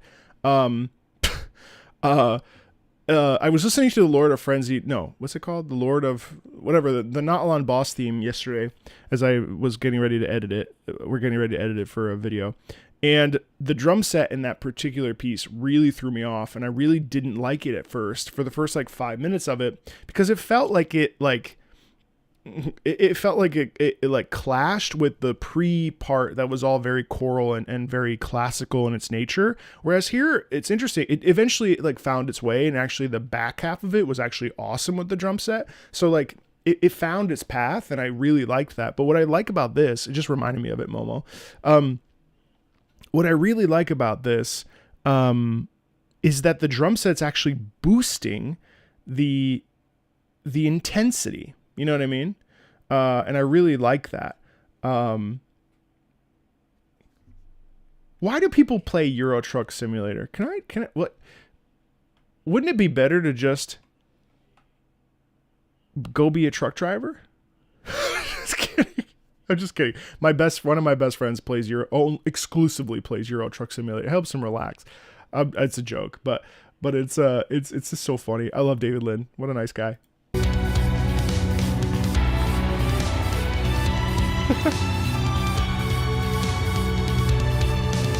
Oh, thank you, Chris.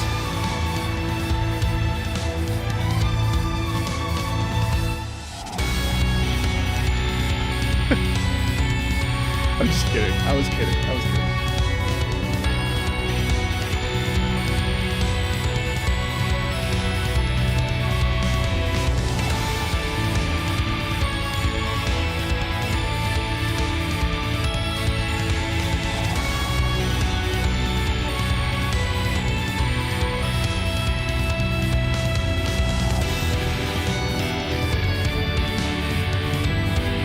I love this guitar here, Momo.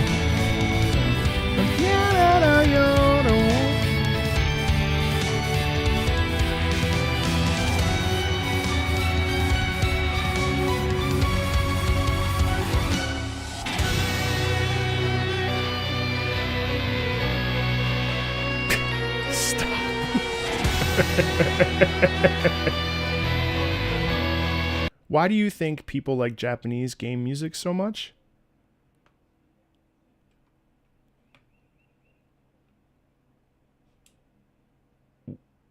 What is Japanese game music?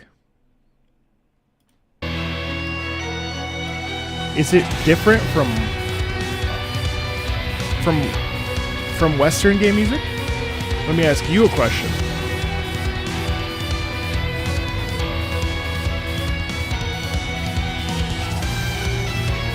Boa tarde.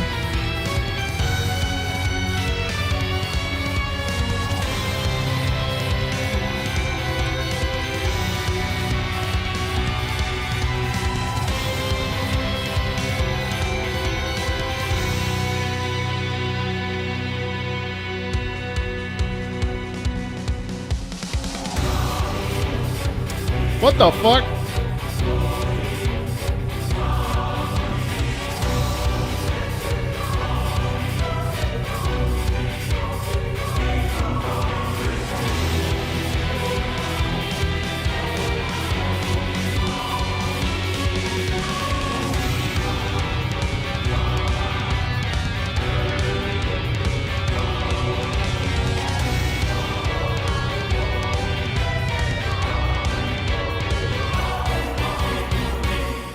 Yeah, that's cool with the extra choir. I'll tell you what, Momo, I think if this piece had been 3 minutes long instead of 6, I think it would have been more meaningful. I think the intensity of the piece is absolutely there. I think it delivers in a big way. I think that the added chorus at the end is absolutely genius. I also think that this little corner that is obviously the most played, it's quite the journey, isn't it? And there's various degrees of intensity in it that I really appreciate. The story is about the vampire's the finality of death and learning how to live with curses and gifts beyond your human. Yeah, I could totally hear that. That's genius. I really like that.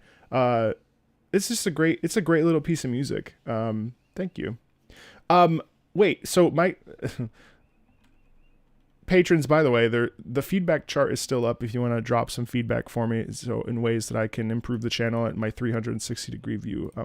It's there on the Patreon, on the main page. But one of the pieces of feedback I found really interesting is like gently allowing people to gently lean into your degree of sarcasm. I didn't realize that I am fairly sarcastic. But God of Redo, your question, I actually was curious about having a conversation about that. I wasn't actually spitting it back at you. I was actually asking you what you think the difference is between Japanese and Western music, because why do you think people like Japanese games music so much is a very interesting topic for me. And it wasn't, you were like, never mind. I wasn't saying like, yeah, I was actually like, I totally actually understood what you were asking.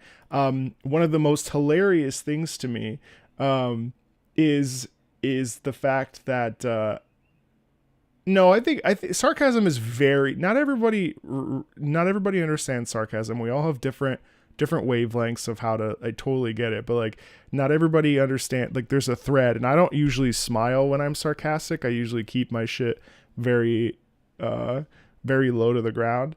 He was able to live. Yeah, the main character's ability is literally seeing the line of death. Whoa. He was able to see this since young, which traumatized the heck out of him. He's only able to live with it due to special glasses given him by his mentor in the scene. Wow. He embraces who he is. That's really cool. The conversation around Japanese versus Western music is hilarious to me because it almost always follows up with, why is there so much weeb shit in here? And I'm like, what else is there? What else is there? Like, it's always, but it's almost always just a Halo fan, you know? Almost always. So much weeb shit. Play Marty. Oh, it's from the Fate series. Oh, okay, cool. Oh, all right. Oh, nice. No, I'm just teasing. It probably is though. Some Halo fans, but it's like, I think the delineation between Japanese and Western music is melody. Predominantly melody. Western music tends to be more about a mood or a feeling. It's very rarely. Now, American video game music versus European. Because like a guy like Borislav Slavov, for Baldur's Gate, Divinity Original Sin 1 and 2, that tends to be very melodic focused as well. Frostpunk 2, ambient and melodic. But then you get things like Dragon's Dogma 2, incredibly ambient, somewhat to its detriment. So Japanese music is so superior is what you see people say. Isn't that this meme? Isn't it this guy?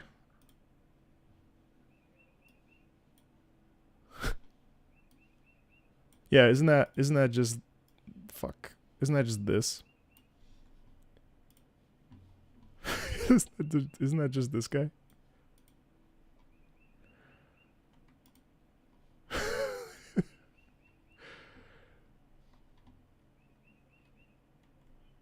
Pretty sure it's just this guy. Who says that?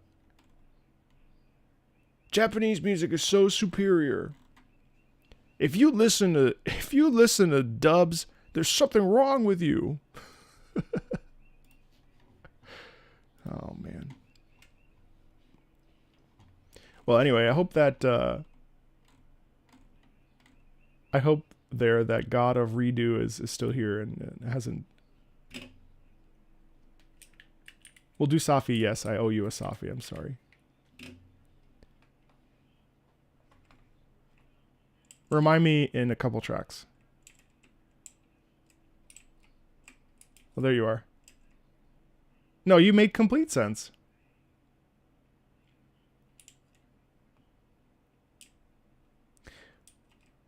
You make complete sense, and you didn't write it wrong. When it comes to when I come to your streams, all I see recommendations are Japanese-inspired character designs and games. Well, why is that, chat? Why do you like Japanese music so much? Why are all of you weebs? What makes Japanese music stand out to you the most? I mean, in my childhood, I would say the majority of what I listened to was Japanese, and I think for me it's melody. I think for me it's like I feel like the storytelling is more obvious through melody. That's what stands out to me. But also, yeah, I mean, there's just a lot of good games that come out of Japan. You know what I mean?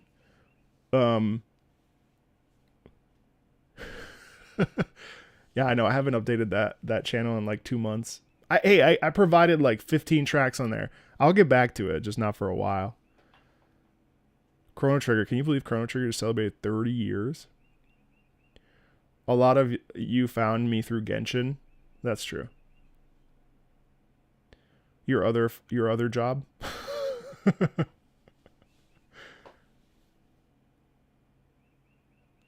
Thanks, Super. What a name.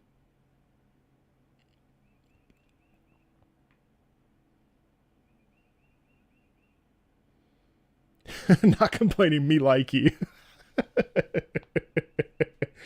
I think generally most good games come out of Japan. Like there's tons of games that come from the West, obviously. But I would say some of us are of an age where we fundamentally grew up with Japanese games predominantly, right? Whether it's Pokemon, Elden Ring, FromSoft, whatever. It really, can anyone tell music is Western or Eastern just by listening to it? Just depends. Genuinely. Oh, hey, ASP, welcome in. Yeah. Genshin is Chinese. That's correct. Fair. My back. Yeah. Anyway, I love going on these tangents. That's why I like to give us a lot of time for these streams. Marco, be ready for late April, second Siracusa event for Arcanites. Cannot wait to get Lappy Altar. 1,000,000%. I'll be there. I will be there.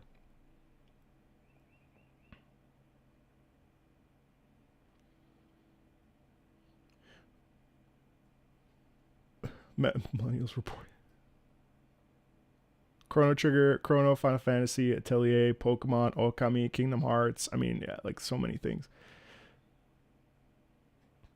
Go on a limb and all the highest prestige Western games are all about Shoot Man and Drive Man.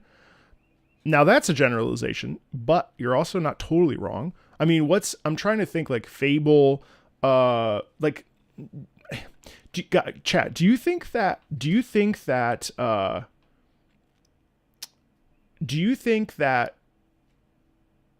nope, I don't remember the question. Told you I was tired. Do you think what? What do I want you to think? I don't know. I don't remember. I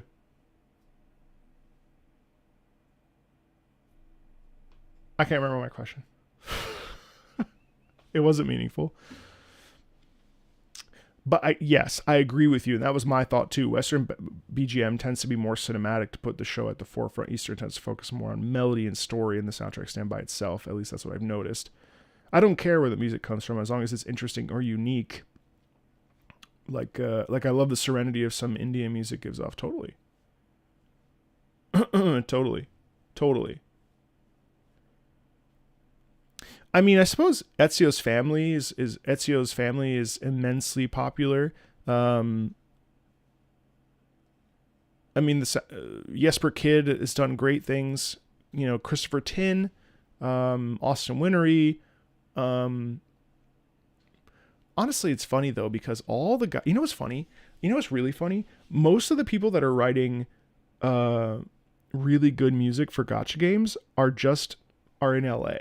Like it's not even Eastern. I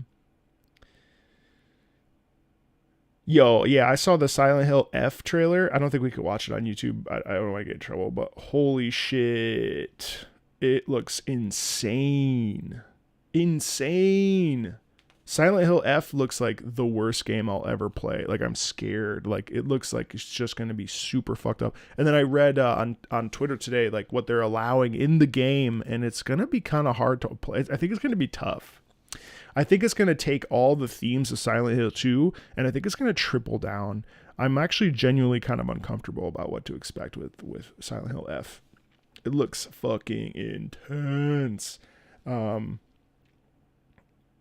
And like really fucked up. So like, man, the final scene in the trailer with her brain like fucking it was gross. Oh man. I said it today. I don't think I'll ever play another horror game. I think I'm just going to keep all the horror games kind of tucked away. Silent Hill will be the only one. Oof. Yeah, no, it looks good. What a great discussion. I appreciate that, Redo. Thank you for posing it. I think it's a really valid and interesting question. All right, vintage story. What is that? Vintage story? Tunneling. What? Tuning. Sorry, I don't have my glasses on. Tunneling.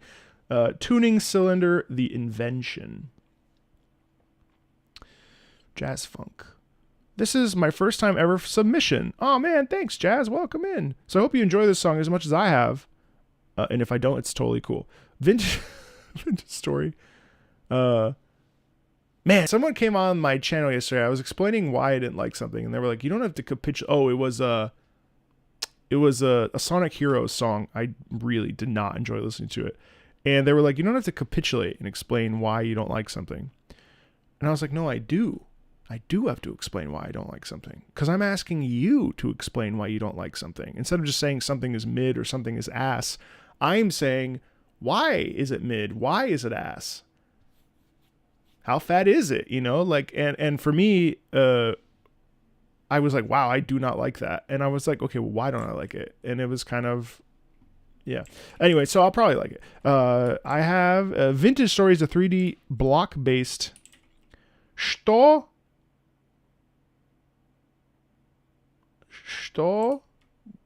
I don't want to say this out loud. God forbid it's inappropriate. Что?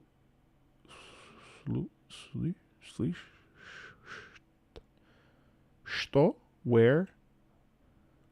Что день грядущий мне готовит, его мой взор напрасно ловит, в глубокой тьме таится вот.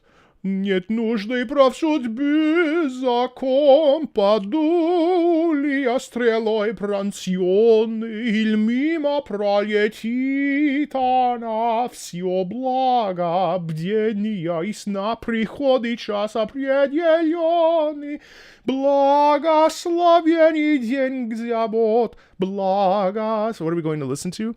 Благословенный приход, блеснется утро луч деницы, и заиграет яркий дев, а я, быть может, я гробницы, сойду в таинственную тень. I had to make the Russians feel comfortable. there's a when I was in school, there was a teacher, Boris. He was a Russian. He was an eye doctor, and then he became a singer, and he was famous in Russia for art song, which is really hard to do. Marco's one of the few streamers that actually does what he likes on stream. Yeah, for the most part. I've learned along the way. And he'd be like, we did Russian diction with him. And then I did it when I was in grad school. So like I love reading Cyrillic because it's so hard, and like the way that the ah becomes o, and like there's all these beautiful rules in Russian and Cyrillic itself. It's like such a foreign thing for a Romance language speaker. So it's always so cool to see. Like I love some of my favorite operas were actually Russian, Tchaikovsky especially. The Russian, the music of Russia, the Russian composers, you can hear the sacrifice and the loss and the like brutality of like living in those places can bring. And there's a lot of pain in Rachmaninoff's pieces and in Tchaikovsky as well. It's actually really interesting because, like, yeah, the history of Tchaikovsky is really cool, and like, I mean, there's just so much. The Maguchka at Kuchka with like the Glinka and Rimsky-Korsakov, I think Rimsky and Mussorgsky, and pictures at an exhibition, and like incredible Russian music and art, and incredible like, sung music too. And some of the best tenors of the world, Ivan Kozlovsky, Sergei Lemeshev, so many fantastic singers came from. Viktor Antipenko, Anna Netrebko, Dmitry Hovorostovsky, who passed away. That's so sad. Just so many terrific Russian singers.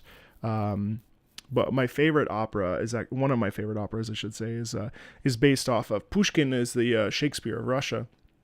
And one of the most amazing works is Evgeny Onegin, which is by Tchaikovsky, and it tells the story of essentially Onegin is he's a bored man, and he's bored and young, and he just like he just enjoys the thrill of the chase and like finding life, and he befriends this poet Lenski, and Lenski's actually dating this girl named Olga, and she has a sister named Tatiana, and so Lenski introduces Tatiana to Eugene Onegin, and Eugene Onegin, she like writes him a letter and she falls in love with him, and Eugene Onegin basically like shoots her down.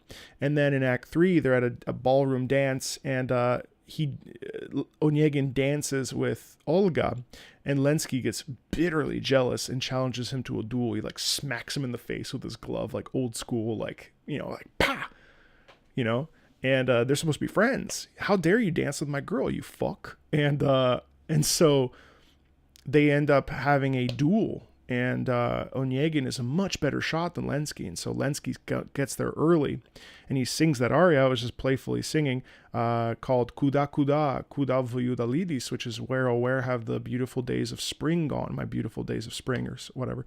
And he's basically just reminiscing about the fact that he's going to die. And then as the sun is rising, they have this duel, and Onegin kills his friend. And at the very end, when they check that if it's one of the few times that a tenor dies in an opera too, it's so powerful. And after Onegin shoots Lenski, he runs over to him and he goes, "To beat." Like, is he dead? To beat. It's like so beautiful. Like is he dead? He's dead. What? And then all of a sudden it's Act 3 and they're in a ballroom years later. Onegin's totally fucked up. He killed his best friend. And he's still like a socialite. He's still a person who gets invited to these parties, but he's miserable. And he goes and he's invited by Prince Kremen, and he discovers that the girl that he rejected so many years before ended up becoming a beautiful woman. And now she's married and with Prince Kremen, his friend, his other friend. And so everyone leaves and it's just him and Tatiana. And he's like, listen, let's get back together. And she rejects him and leaves him. And that's how the opera ends. Terrific social commentary, terrific opera. And she's like, fuck you, bitch. You didn't want me then. Why should I let you have me now? Damn! bam! It's so good. Evgeny Onegin is a terrific story of life during the the 1800s and like with the wealth of that. Anyway, I love it. It's one of my favorite operas. I never got to perform it, which is really sad. Hey Medina, thank you. I'm glad you enjoy the Elden Ring videos. You can't stay? That's all right. Appreciate it. Let's keep going. So we're listening to Vintage Story. I hope I like it too. Sorry I got derailed. When I'm doing these live streams, we're just talking, man. We're just out here. This is my first ever submission. I hope you enjoy this. And it's a 3D block-based survival eldritch horror game similar to Minecraft. What? More emphasis on the survival aspect of the story. Bit of a chiller track, but I'm always filled with a sense of wonder, imagination, and an undertone of dread whenever I listen to it. Relevant quote, there was a turning at some point, a change in the air. The people began saying such things as, we may yet survive. Perhaps they started to sense it, the majesty of his work, the genius of his machine. Vintage Story, huh? Never heard of this.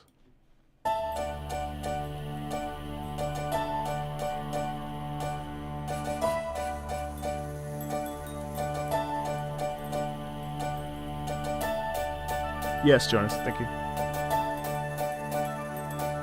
Please don't cry this time. Who the fuck? You should cry more, sweet tea. It's a very powerful thing to do, to cry. To let yourself have your emotions release. To release out of your eyes. To embrace life. Cry. Cry, sweet tea. Cry.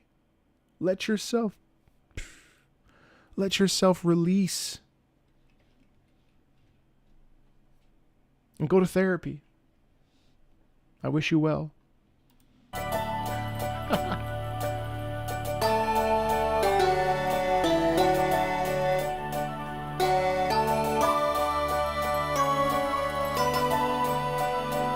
I got emotional over Maze Runner. You really should go to therapy, actually. That's sarcasm. I didn't mean it. Although everybody should go to therapy, so I do mean that part.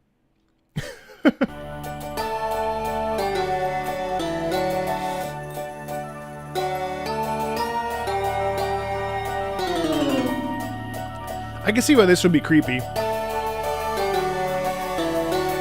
Alright, hold on. Oh, a little bit of a little bit of jazz.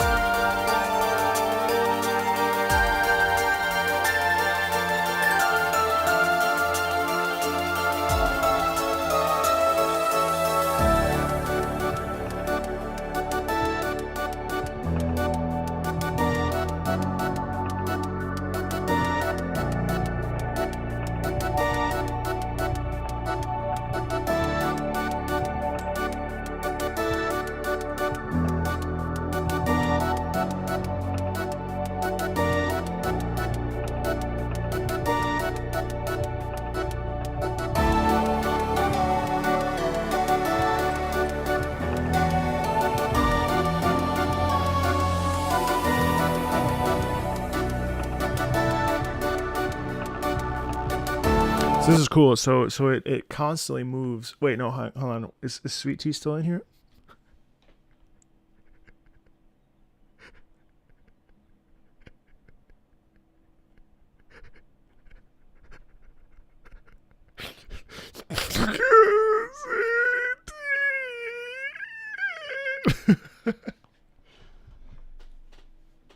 I'm just teasing. So what's cool about this particular track is that we have a constant. There's a constant sense of movement in there. Da da da dum dum dum dum Yes, Nugget, in the most recent Zelda video, there's Colgera at the end of the video. I suggest you watch the whole thing, though. Support the channel. Like and subscribe. Just kidding. Yeah, no, at the end of the Zelda video is Colgera. Very cool stuff. All right, take care of yourself. So here we have this constant, and it's interesting because the constant is like toiling away. Right? Like we're doing something. I was crying because you came in. No, I'm just kidding. And Colgera's theme is not in that one. Where's Colgera?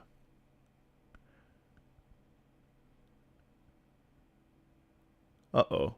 I've been sending people to that. Oops. I thought I put it in a video.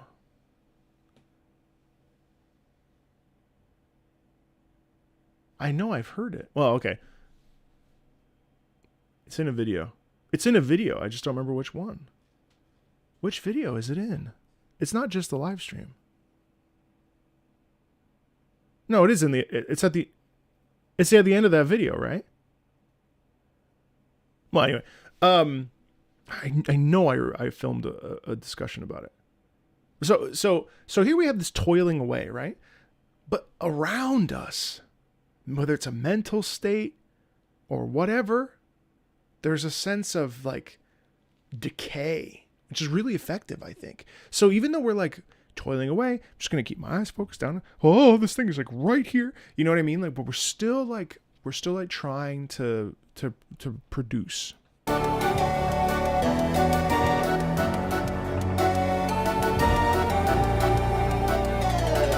Like that, like this skating down.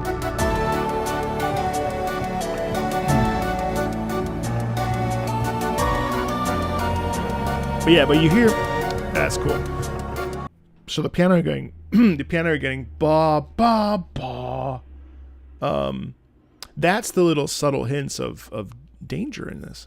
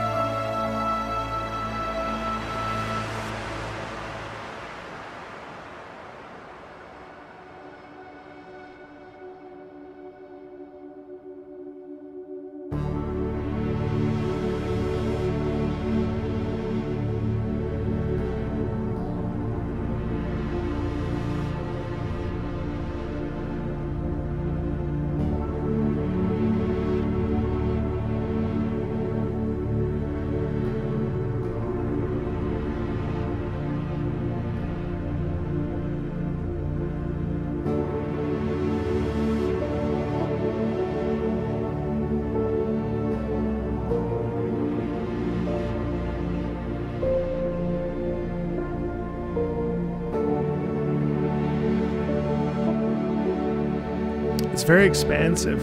It's very expansive in here, and I think that the build up to the middle section is really interesting because now it's like trying to collect one's breath. It's like you know, like there's a real feeling of like, whoa, like it's almost like, it was weird though because this corner in here was very optimistic, but it felt like a panic attack, or like the come down of a panic attack, like when you sort of you wake up from it and like you catch your breath. And now it's like a little bit of gasping in this sort of like still space, which is really cool.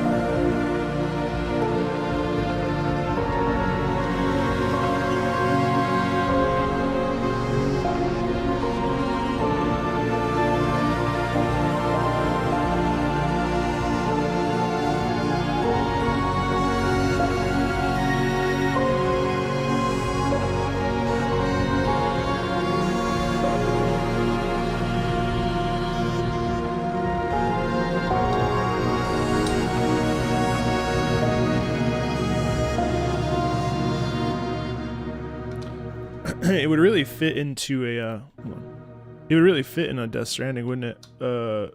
It's hopeful, desolate is exactly what I was leaning into as well. It really feels like sort of like another idea of reawakening, especially in the back half is really, really kind of separate feeling, like a reconnecting, which is why I mentioned Death Stranding, because there's a certain aspect of like picking up the pieces and still being kind of uncomfortable, but maybe, it's cool. Sweet Tea, I saw it the first 3 times you wrote it. I would rate Undertale an 8. I would rate it an 8 out of 10. A very good game. Truth or Dare? Oh, Persona 5, my favorite. Persona 5 Tactics. Truth or Dare? This Persona game is a tactics game. What? Like Fire Emblem, but Persona? Huh? Really? You may think this is a Persona game that has a lot of pop. Oh? This Persona game has a lot of pop and jazz music, but this music track is not pop or jazz themed. Really? Okay.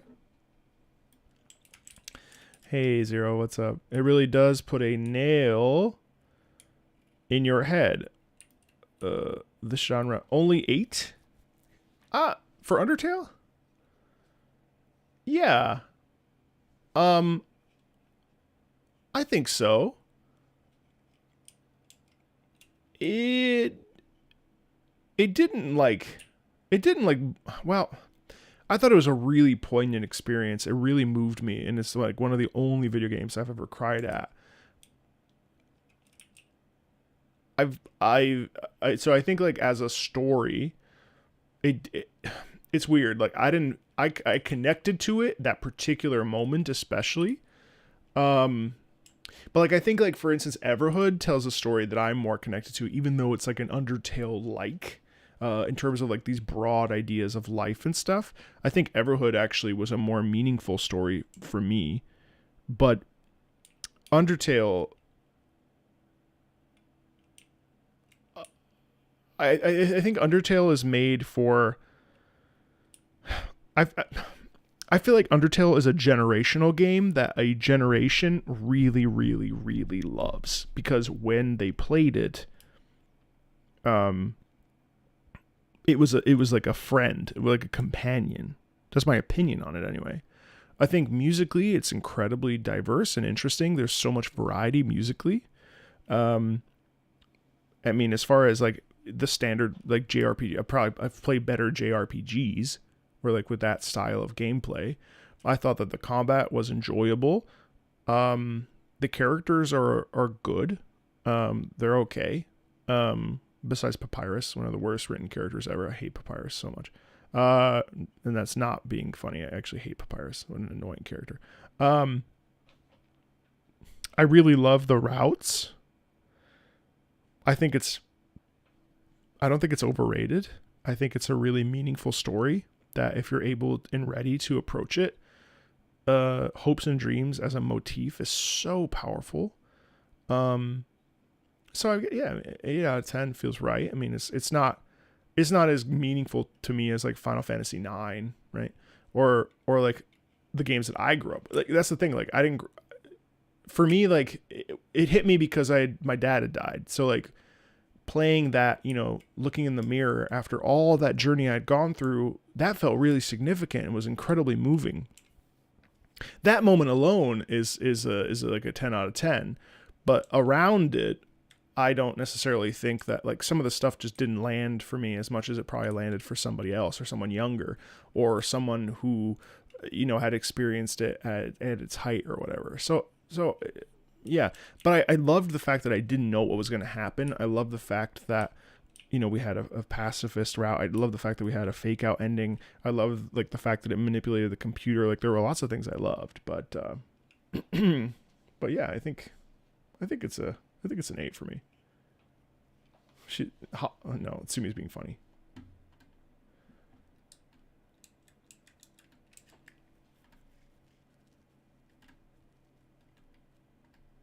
Oh, the music. Oh no, the music's great. The music's 10 out of 10. I don't know if you saw, Marco, but I mentioned that a tuning cylinder in-game is the version of a music disc. Oh, okay. I'm sorry. I misread. Let me go back and reread that. Where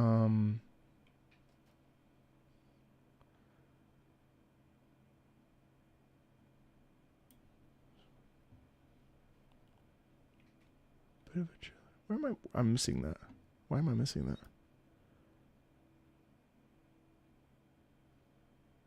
Oh, you wrote it here. Sorry. I didn't realize that. Oh, it's an in-game version of a music disc. Oh, cool.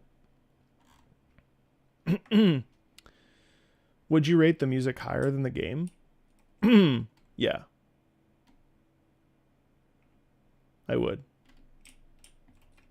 The first man to hate Papyrus? I'm not doing shout-outs. Persona 5 Tactics. All right, let's figure out what kind of genre this is. Anyway, it really does put a nail in your head. The genre is this music track. It's not what you think it is. Can you guess what genre the music is? It's not jazz or pop. I mean, will it be a fusion of classical? It's probably prog rock. I don't know.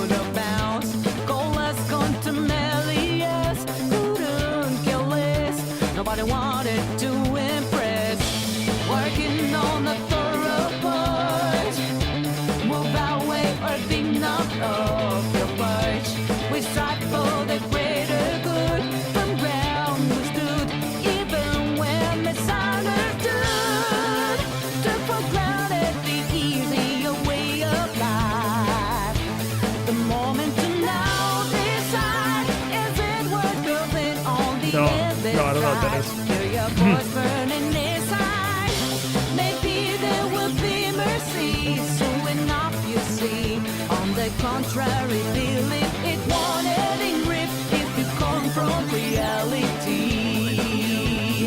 Pick your poison, truth or dare. Let's be fair. Take the bear for us to be square. We were born, first forlorn, then reborn to live to transform. Set things straight, not too late. Liberate the world from stalemate. It's alive, we shall drive. Don't deprive what nature designed.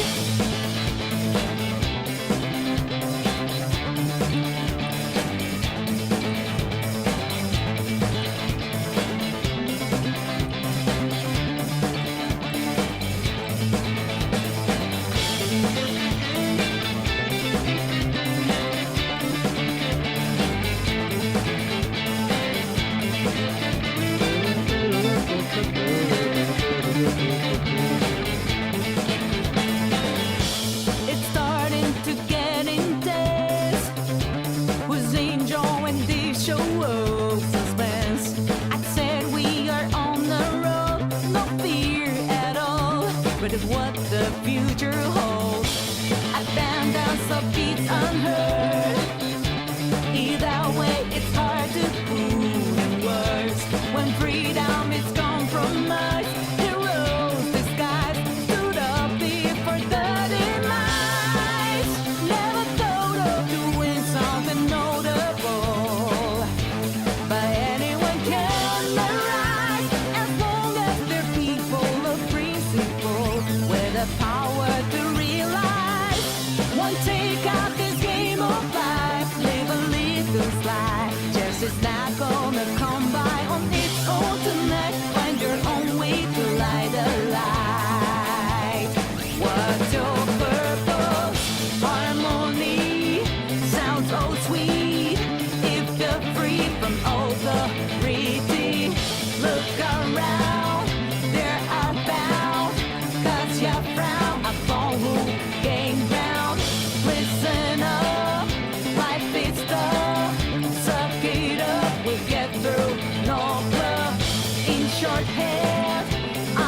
understand. There's reason we call that wise man. Let me stop there really quickly, just before we get to the end. So you know, I think what's really fun about this piece and what really works really effectively is the fact that we have a constant propulsion in the rhythm, and the rhythm. So we have two things actually. We have the constant in the drum set, dum dum dum dum dum dum. Right, number one. Number two, we have the really cool so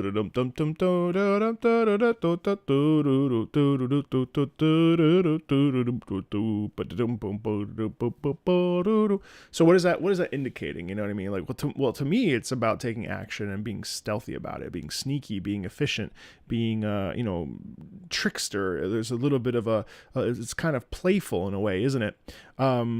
The doing it in the bass, I think, really adds a layer of the danger element. I think if it was a little bit higher, if it was like that's not a bass actually. It sounds like it's a lower end of an okay. Let's say it was in the higher end of electric guitar. I think that would have a different musical connotation than where it sits right now. Right now, it's a little bit more like mischievous and thieving, right? And obviously, the Phantom Thieves makes sense. I will tell you, I am not crazy about the vocals, and this is like it falls in line with how I feel about a lot of the music of Persona 5. Like that, it's not like I hate it, and it's not like I don't like dislike. I wouldn't listen to it in my spare time, if that makes sense. Like it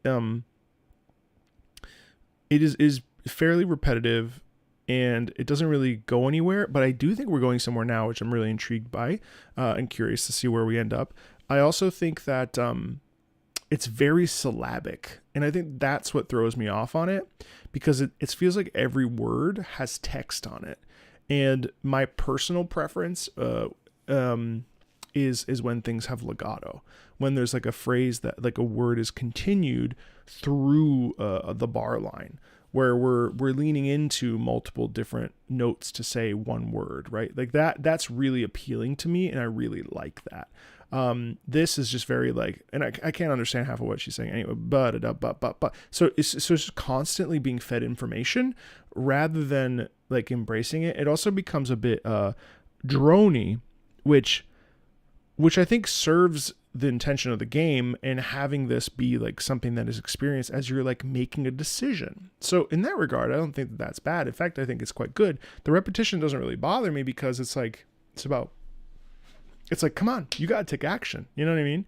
So personal preferences aside, yeah, I mean, it feels really, really effective at like getting you to take a stand and like take an action and move forward, right? And that's really what I think. Hey girl, did you poopy? You poopied? Yeah?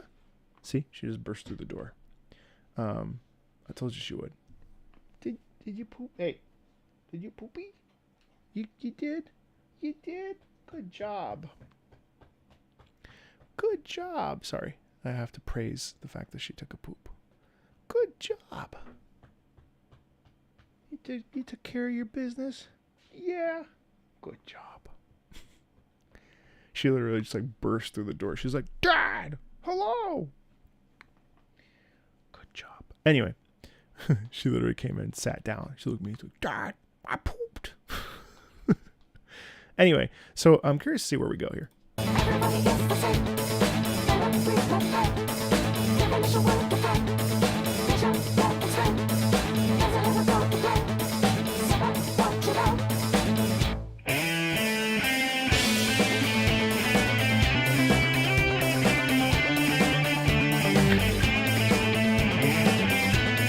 See, I like this a lot.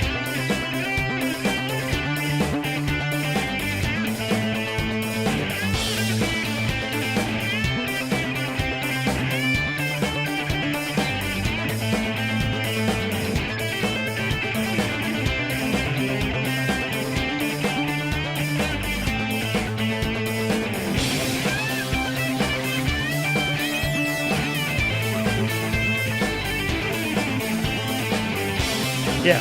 See, without tooting my own horn, I think that this is way more interesting. I take care of Momo. I really like this part quite a bit because it's in the upper part of the guitar, which is literally what I just said. That's crazy.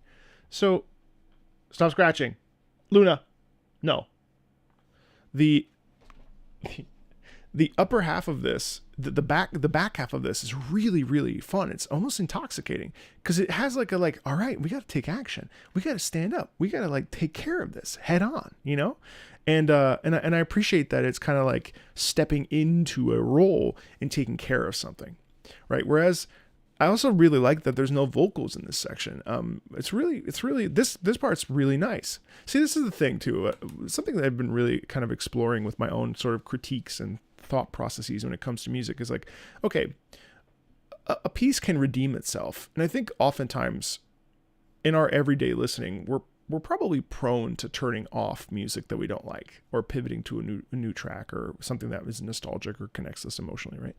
But like in reality, it's really important to give pieces a chance. And I've been learning through my own work that is a very healthy thing to do.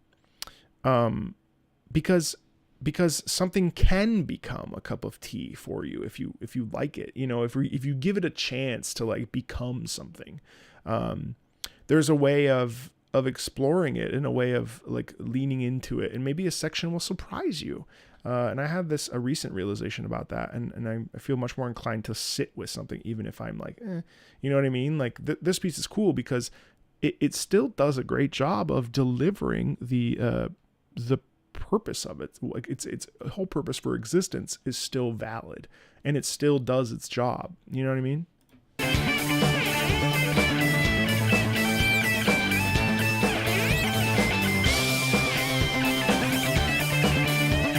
Yeah, that's cool.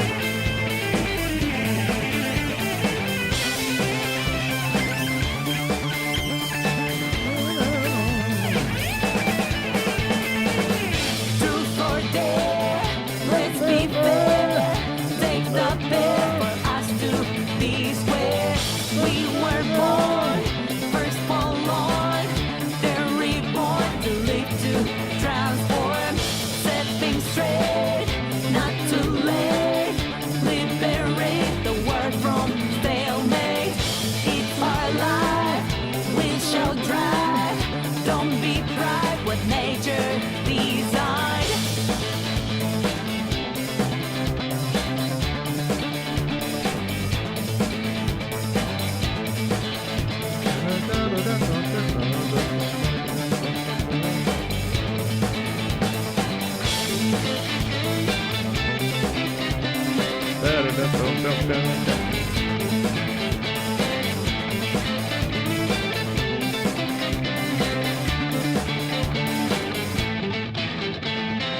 Yeah, I mean, I really like that guitar riff that pervades throughout. I really like the rhythm. I do think it's like 3 minutes too long, kind of like an earlier piece. I think the piece that Momo played, like I think if they were shorter, it'd be better.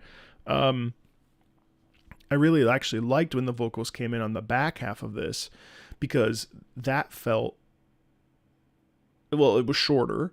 And I also felt like it had more of like a direct, like, hey, I need to iterate this to you, but I need to iterate it to you with words, rather than like the first half, which felt like, let's just put words in this. It's so funny. I mean, like personal, like thought processes are, you know, cause it's all just like subjective taste, and moreover, like what is taste? What is taste? Like, I mean, it's just, where do we come up with what we like and what we don't like? Is it lived experiences? Is it like our own personal databases of music? Like, I for whatever reason, this style of music, I've never enjoyed it. My dad used to play a lot of this kind of music on the stereo, and every single time I listened to it, I always hated it. Now, I'm not saying I hate this, because I'm more professional than that. I'm more mature. But like, you know, why is it that we are naturally drawn to certain things? Are we naturally drawn to them? Are we drawn to them because of lived experience, like I mentioned? Are we drawn to them because of beliefs and value systems? Like, what makes one game more appealing than the other? What makes one type of music more interesting to the other? What is taste? And I think that that's a really fun conversation to get into, because like, what is taste? Why do I so strongly dislike Persona 5 specifically? Like, what is it about Persona 3 that feels more grounded and more serious? Is it the subject matter? Why is that subject matter more? Because that game is all about death. Why is that more interesting to me Is it because my father died? Is it because death is more mysterious and questionable? Or like, why do I have like this weird nostalgia for Persona 4, even though I couldn't really get past like the first 10 hours, which is still basically the beginning of the fucking game. Like, you know, why wasn't I able to finish Persona 5 after 100 hours with like 25 hours left? Like, why did I play so much? And when I played it, when it came out, why did I play it for so long? I clearly must have liked it. So why do I not like it now? Is it just for brownie points to be a contrarian? No, probably not. I don't really operate that way. So, you know, anyway, I'm just talking. Death is universal, high school Phantom Thieves are not. And it might just be that. I don't think there's a single character in Persona 5 besides Joker that I actually like. I found Ryuji incredibly annoying. I didn't connect to Futaba at all. I forget the one that wears the demon mask. I didn't really care for what's its name? The cat. Whatever. The only characters I really liked were the short-haired short brown-haired girl.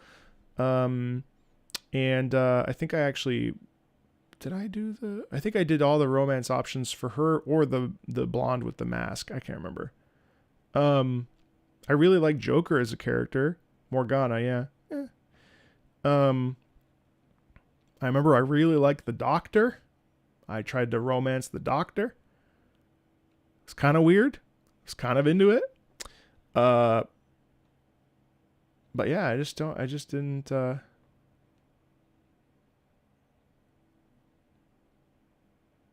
What's the expression on this classical music theater? I'm having a good time, but have no idea how to speak it out.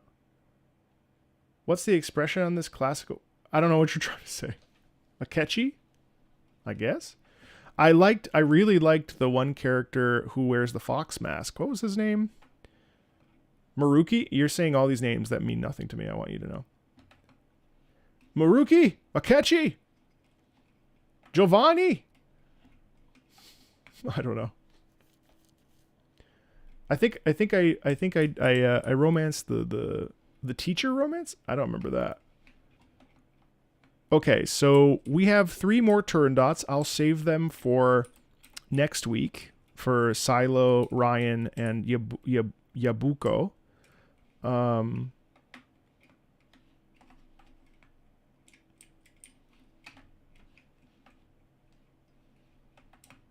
fox is Yusuke. I liked Yusuke. He was intellectual. All right. So I made a boo-boo last week, and I listened to the wrong mount theme from Monster Hunter World. So we're gonna go back up to Safajiva.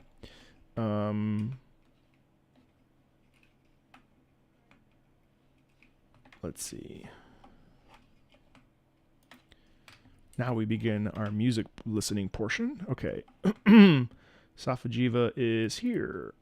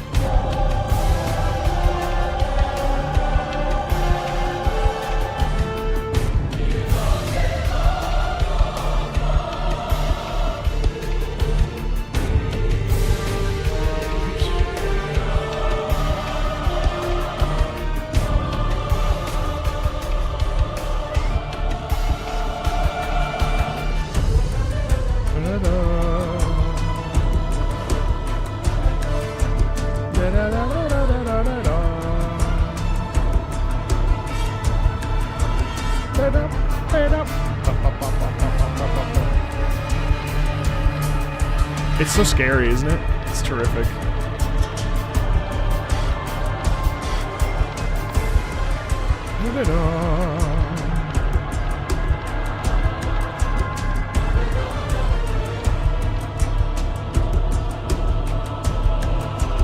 It's a good idea to appreciate the many mount themes Monster Hunter World has once more. I can't believe this is a mount theme for Safajiba. That's crazy.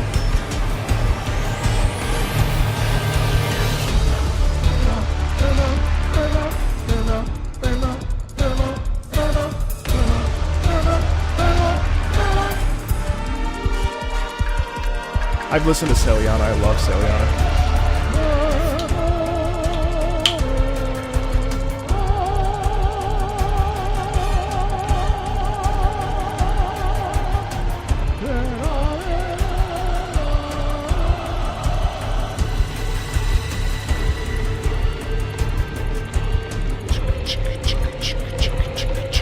Celiana's gorgeous.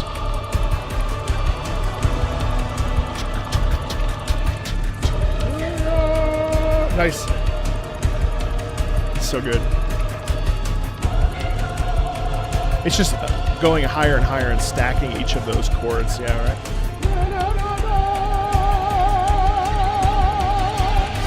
See you, Bunya.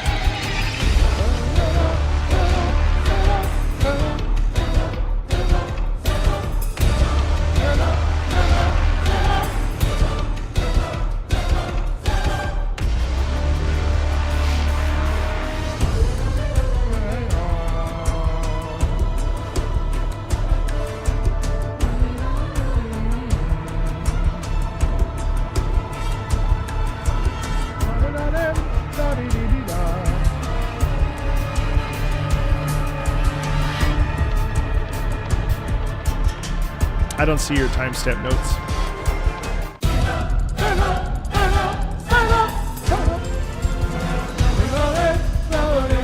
And it gets bigger, it's cool.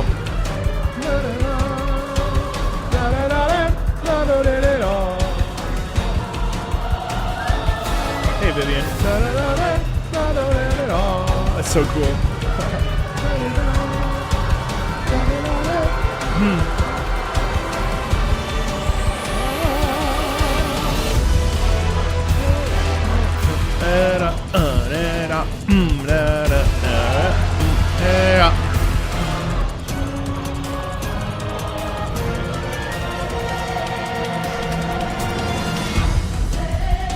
Oh man.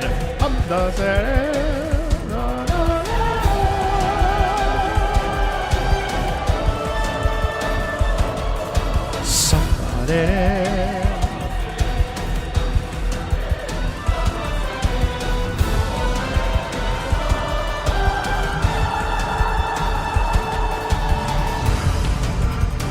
No, it's not that.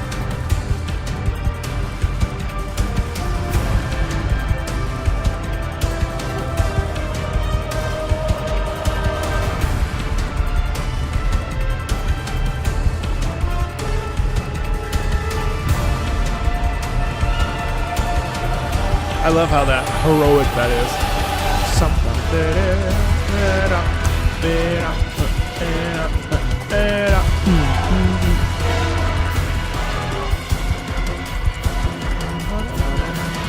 Oh, notes.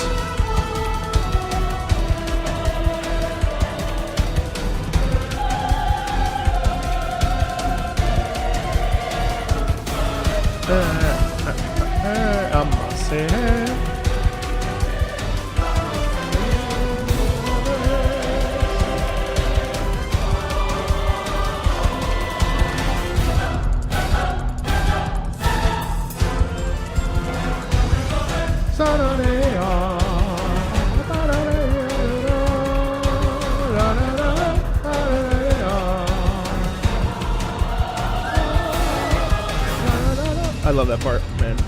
That's the best part, honestly, to me.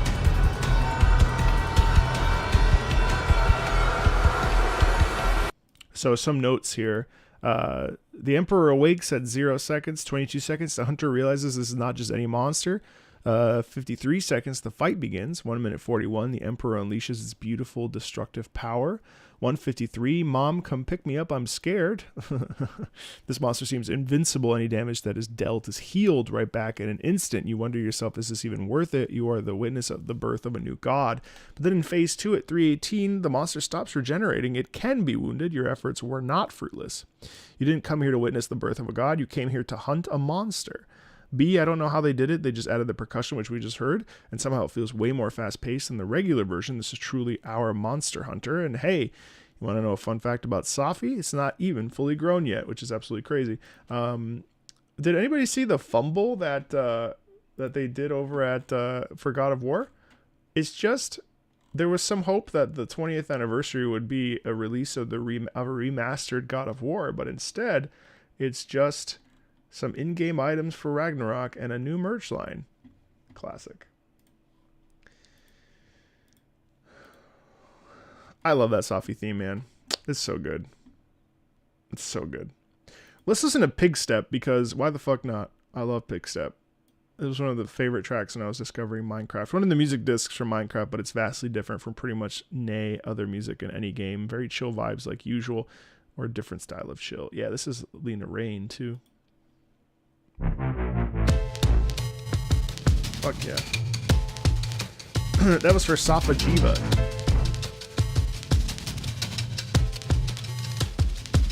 Ba-da-da-da.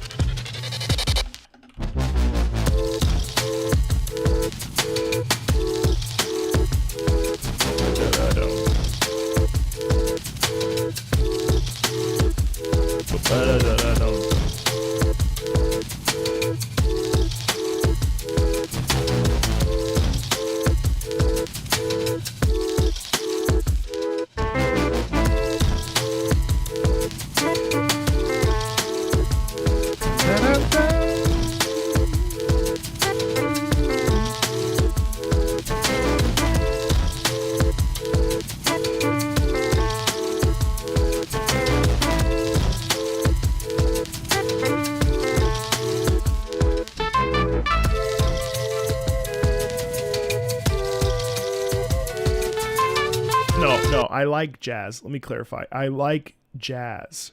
I'm just more picky about whether or not I'm more picky about whether or not it really lands for me emotionally compared to other genres. No, I haven't heard that. No. Really, the only style of music that I truly detest is country, and to a degree blues, only because blues doesn't land for me. Country I just absolutely detest. Nothing wrong with a Texas an accent. I have no problem with the Southern accent. In fact, I kind of like doing my own Southern accent if it's real. I have no problem with the Southern accent. No problem with the Southern twang. I like the twang very much. But there's something about country I just cannot stand, and I don't know what that is. But I like jazz. It just depends on what kind of jazz. Jazz is a very expansive. I mean, like there's Chick Corea, Bella Fleck. You know, like there's a whole bunch of varieties of. You know, I like banjo. So yeah, I mean, I'm not opposed to any. I'll listen to anything. I just may not respond to it. And I've decided to let you know about it. I ain't hiding who I am anymore. There are certain things I just don't like.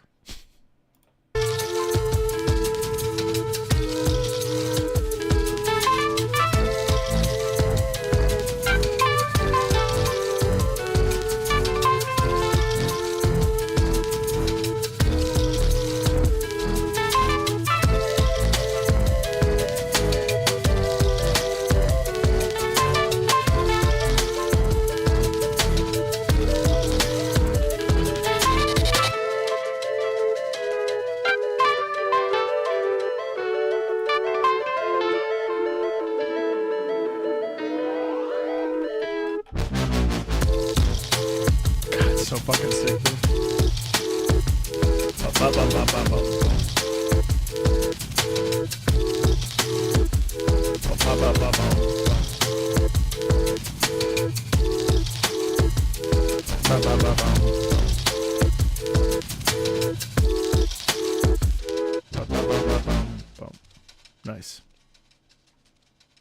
Yeah, Pigstep is fucking dope. Pigstep is dope. I really like that track immensely. What a great track. Really good. Love it. Love that track. Oh, Suikoden 2, Matt Luca. A theme that plays during a showdown duel between two characters. How do I feel about Michael Bublé? He's fine. No problems with Michael Bublé. I got to keep playing Suikoden, hopefully this weekend, if I can get out of my Monster Hunter cycle, because I got to play Suikoden, because then Xenoblade Chronicles comes out next week. I'm really excited about that on the 17th. It's pre-ordered. I'm going to stream it. Oh, at least the first couple hours, and then go back to playing Monster Hunter. Gotta catch up to Suikoden, though. Well, at least I own it, so I know it's there, and I know I can play it now, and it's timeless, so it's fine. But Mad Luca.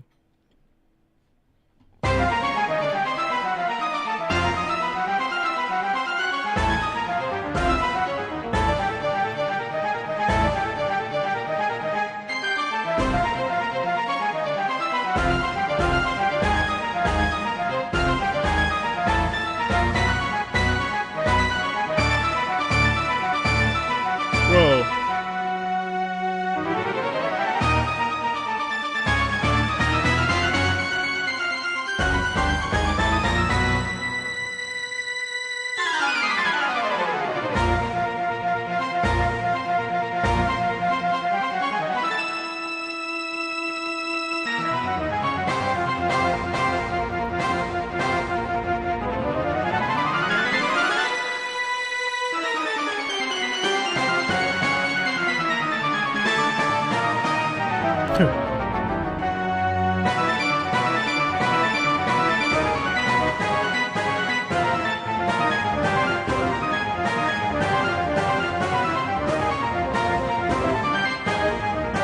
Damn, that's crazy. Da-da-da-dum, da-da-dum.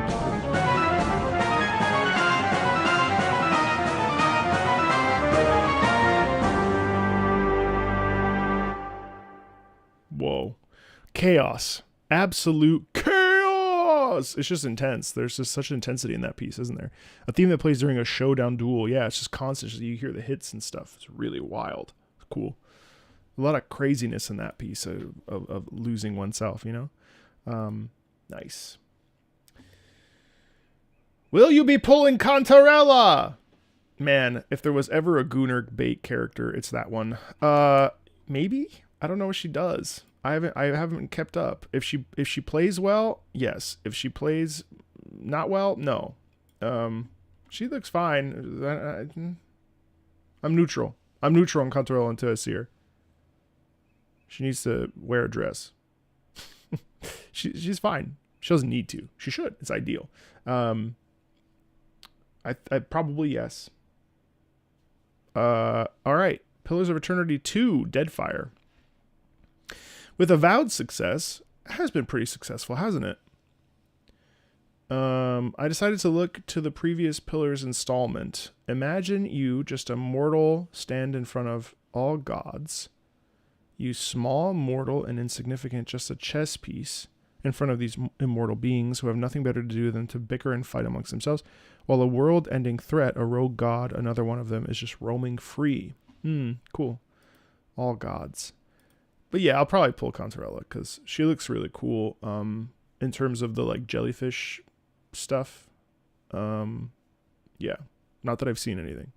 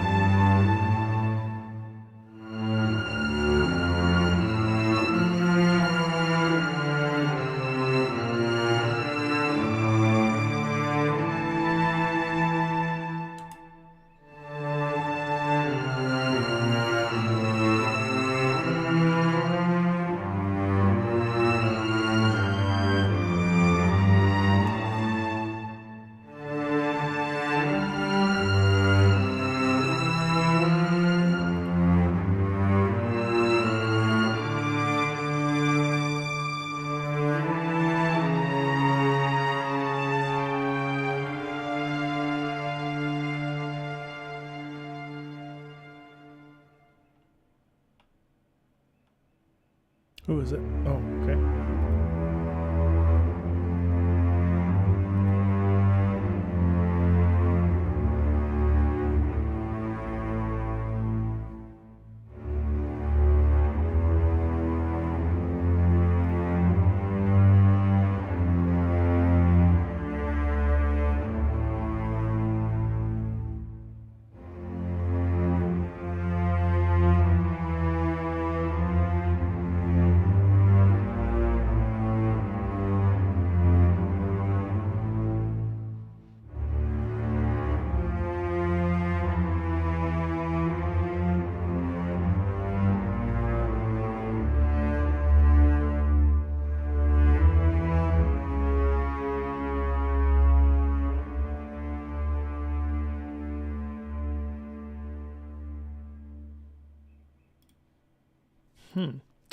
I appreciate I appreciate how little it deviates from where it is. Like whatever instrument is leading whatever is happening, it stays within its range. It's very isolated in that way. So it makes sense that it feels kind of lonely and isolating, cuz I mean consider like the stakes at hand when gods are bickering and one of them goes off on their own and they say, "You know what? Screw all you guys. I'm going to destroy this world," right?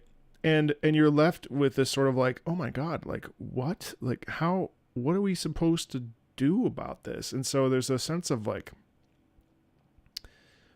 loss of innocence comes up in my mind, but also just the feeling of like, damn, like this is bad. It's kind of like a realization, like this is not good. And that's really it, isn't it? It's like the not the acceptance, but the processing of it. It's like the middle of the process. Like, Jesus, like this has been destroyed. Like it's washed out completely, just broken, you know, like it's very cool. It's very beautiful too. Yeah, I liked that piece quite, man. All these pieces have been hardcore bangers. I really,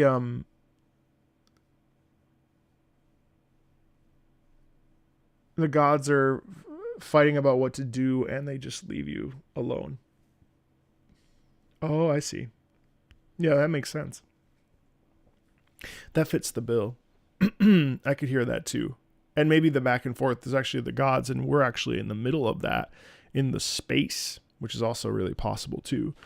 I looked up, I saw this really interesting thing that Akira Yamaoka said about the Silent Hill music for F. And Akira said, in terms of music, the focus was not on using classical instruments to complement the depiction of the setting or to express the old time of Japan, but rather on capturing the uncanny humidity and scent of Japan itself. That, to me, is what Silent Hill truly embodies. And I found that to be a very interesting statement because it's like, that's not capturing a mood, that's capturing like a sense, which is really interesting. I don't think that's often comes up very frequently, is that music, the music of smell, you know, the smell of music. It's I'm curious about that very much. You really don't get that very frequently, so it's very exciting. Yeah, no, I really enjoyed that Deadfire piece. It felt very contemplative and very like sort of disparate and kind of spread thin in a way, you know, like just like feeling like almost like your parents are fighting, you know, and you're just sitting there like, okay, I guess can't do anything about this. Does that make sense? All right, Juan, Scarlet Nexus, Wall of Deformity. So I checked the whole OST and did find more songs that are like the one you liked a lot. This one is clearly not one of them. This is one I like a lot. True monster is being that escapes one's comprehension. This is just a phrase, though, while listening to a song. Nothing to do with anything. Enjoy the song and the stream because I'm probably at work. Bye. Hi, Juan.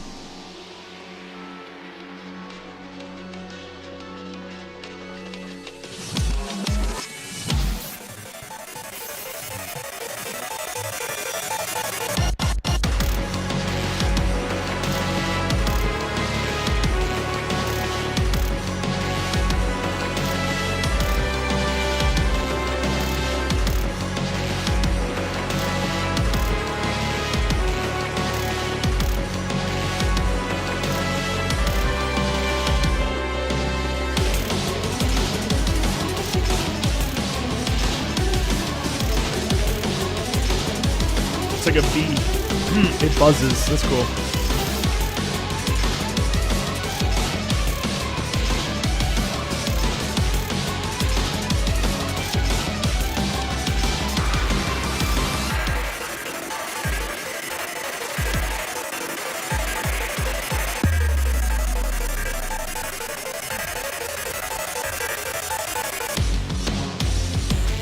Some interesting rhythmic shifts here, quite a bit, actually.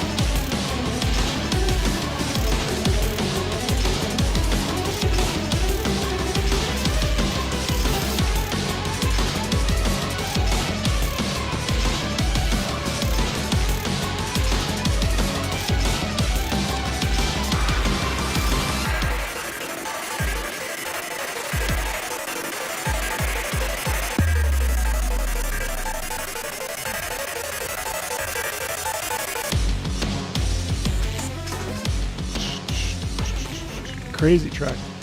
Crazy track. I mean, yeah, not easy listening by any stretch of the imagination, but like a perfect track for a like a high stakes moment, or you know, fuck them and go to the gym or something, or like, you know, trying to stay awake while you're falling asleep at the wheel or something. Like in that case, it's really quite good.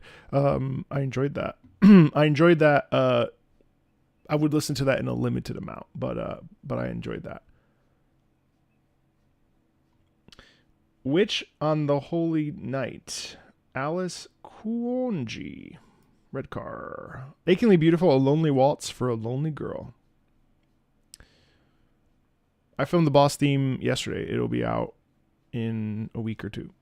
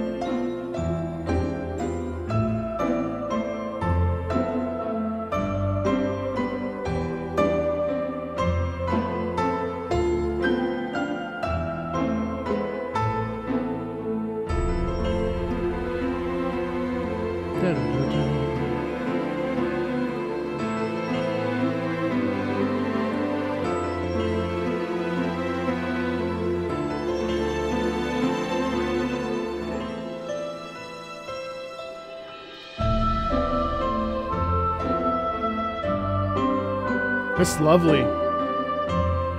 Oh, is it really? Same composer? Really? Dang.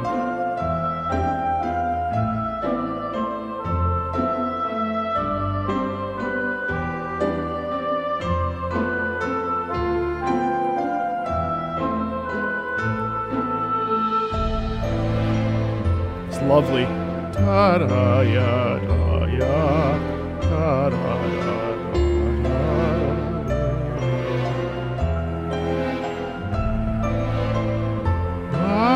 Love that.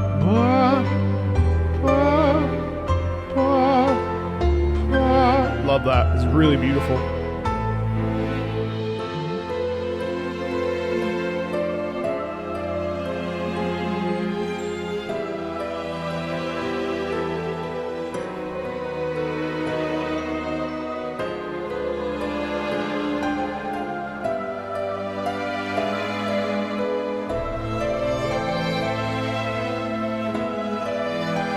That's so lovely and painful and sad and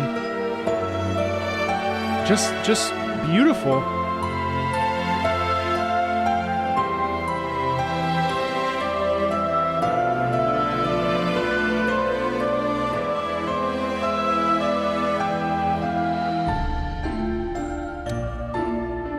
You really don't hear a sad waltz very frequently. I really like this. I really enjoy this. This is very lovely.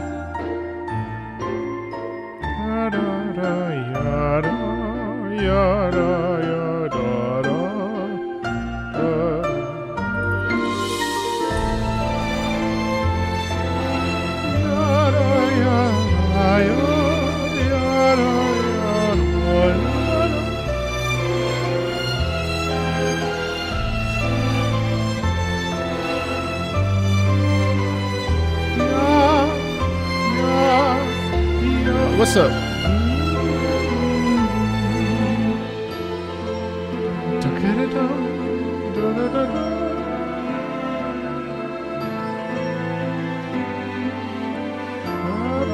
There's a bit of a climbing there, a feeling of almost like acceptance.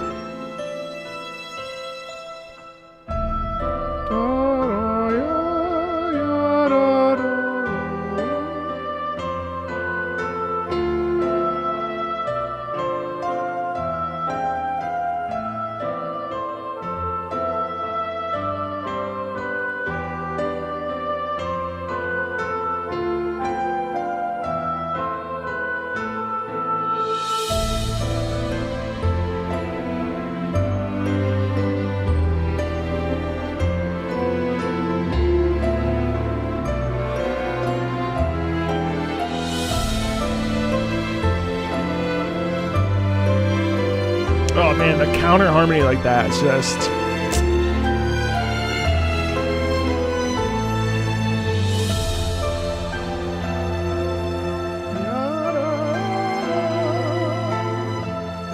I haven't heard that, no.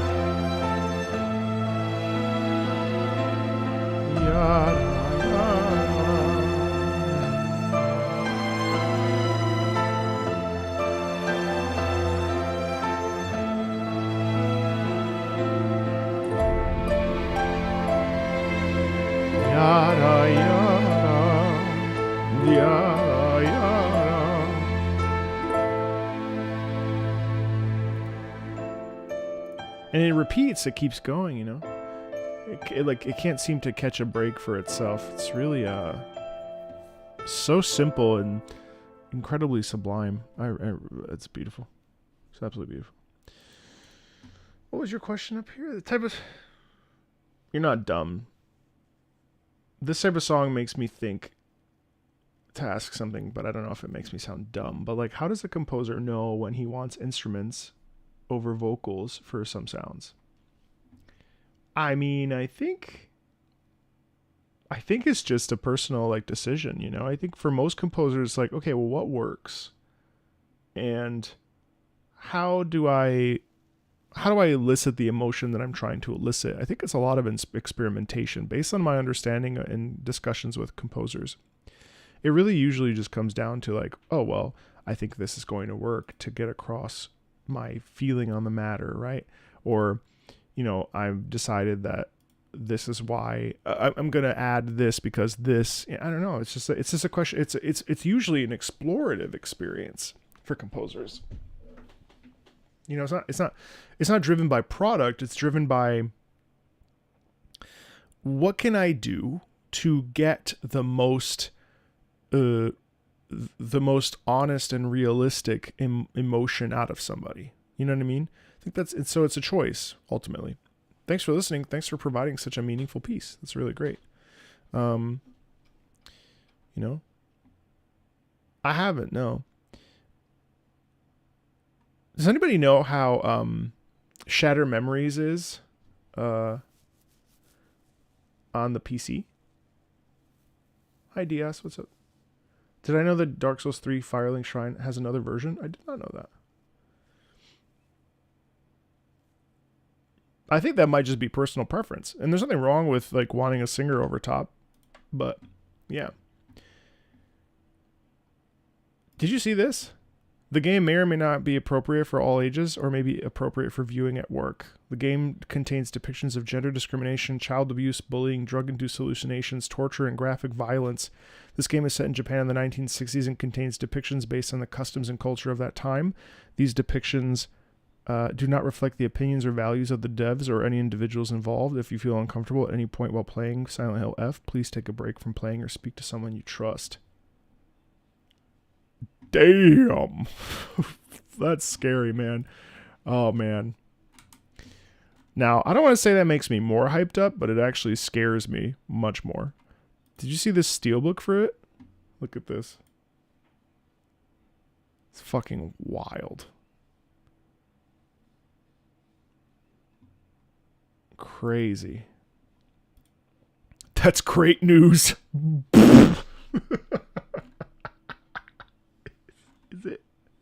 Is it? Oh, man. Oh, that's funny. Oh, so let us melt. Vanyar. Yeah, let's go with some more impact hypothesis here. We're not done yet with our discovery of So Let Us Melt this time. I'm choosing something more tense and mysterious than the previous tracks. The music spreads and makes you feel so small, I can't explain it any better. Let's listen. Isn't the writer the one who did Umineko as well? Oh, yeah. Federico Filippini! He's here! Anyway, let me listen. I should play Umineko.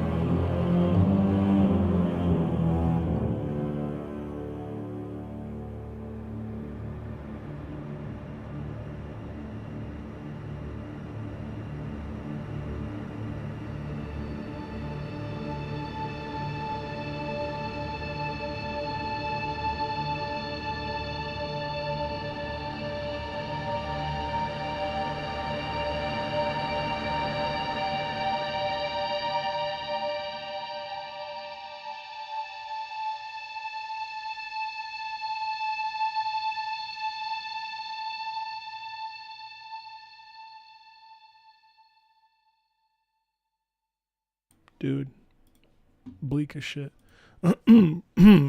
Profound. such profundity in that. I mean, there's almost like no words, and in fact, I'm not going to say any words about it because it's just mesmerizing. It's like deeply moving. Totally like at the bottom of the barrel, just like holding on. Ooh.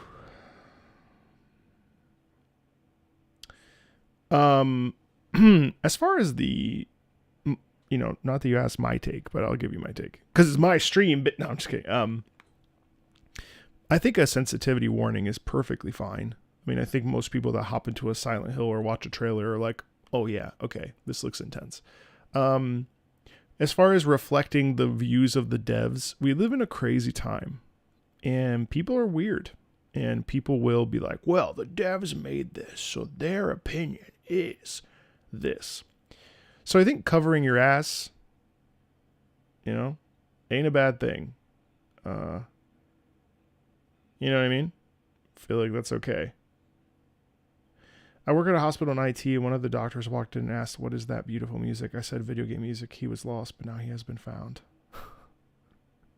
Nice. Perfect. Little activism day by day. We'll get them all. Yeah, that was mesmerizing. It was just so vast, so bleak at the same time. I think anytime you can CYA, you should, personally. Whether it's documenting, keeping notes, because people come out of the woodwork and say crazy shit. And you got to protect yourself and make sure you're setting strong boundaries. So if they're going to put that in there and then also say this doesn't reflect us, hey, maybe they don't need it, but it's better to have it in. Just cover your ass. Cover your ass. That's, documentation. Document. Doesn't matter what it is. Receipts, Gotta be, yeah, I think it's really important. Anyway, Asura's Wrath. Nice. Happy to be back. I should play this. this year. I have it right here on my Xbox. Asura's Wrath. Orphan Wolf Legend. Theme theme of Yasha, god of melancholy. You know, when Ninja came out and said that he had no female friends, never interacted with anybody of the opposite sex, on the one hand, I thought that was batshit crazy, and I still kind of do, but I also think, like, you know, he's just covering his ass. Like, do I think that's absurd and like a little bit too far over here? 1,000,000%. It's like all the way over here. I think we could probably bring that in ever so slightly. But like, I think it's, for him, it was like, I want to just protect myself. I'm assuming. I have no idea. I don't know anything about Ninja. You know what I mean? I think like it's probably like, it's probably good to like keep things in mind. And like, there's a reason why I don't allow for DMs, and why I close my DMs and don't interact with DMs for the most part, because I'm just covering my ass. You know, look at all the crazy shit that happens out there. And it's not just like, you know, it's anybody. I mean, anybody. I mean, like, you know, like, people are nuts. People are crazy. I think it's important to have boundaries and to set them and set them strongly. Even for little things. I mean, like, just being able to boundary set is a huge skill, and it takes so much effort, especially for people pleasers or apologists. Yeah. I don't know the context. That sounds crazy random. Yeah, I totally get. Yeah. I think it is healthy to interact with a wide variety of people. That's what being worldly is all about. You know? Part of the joy of my previous career was meeting people from all walks of life. But if you don't share similar values, or like you're different, like there could be some major clashes. And so it's just about like, okay, how do I like make sure that I'm, you know, lining up with my values and beliefs, being open-minded, and also just like being responsible and being mature and an adult and like holding myself accountable. You know what I mean? Because that's all you can really do. I mean, like, what are the only thing you can control is how you interact and how you behave, and, you know, your actions. But again, like, I mean, having been on the receiving end of it many times at this point in 3 years, people misconstrue everything. And so you just have to be safe. I mean, like, that's really it. Like, if someone misconstrues something, this is a slightly off tangent from what I was previously saying. If someone misconstrues something, I know what I said, and I know what my intention was. And ultimately, the internet may take it and run away with it. But as long as I know why I did or chose to do something, then I am protected, assuming it's not like, you know, fucking something crazy, right? Like your general everyday stuff, sure. Obviously, if it's like, well, I believed that I should have, you know, like, well, yeah. I was talking with a friend yesterday who's a voice actor, and we were talking about like people. And it's true, the internet is an incredible place. It's also a terrible place. And keeping oneself openly protected is, I think, very important. You can be open, but one must be protective of themselves at the same time. As my channel's gotten bigger, now I'm not like a huge, it's not a huge channel. It's like a nice small to medium-ish size. I'm very happy with it. Obviously I want to keep growing, blah, blah, blah, blah, blah, blah.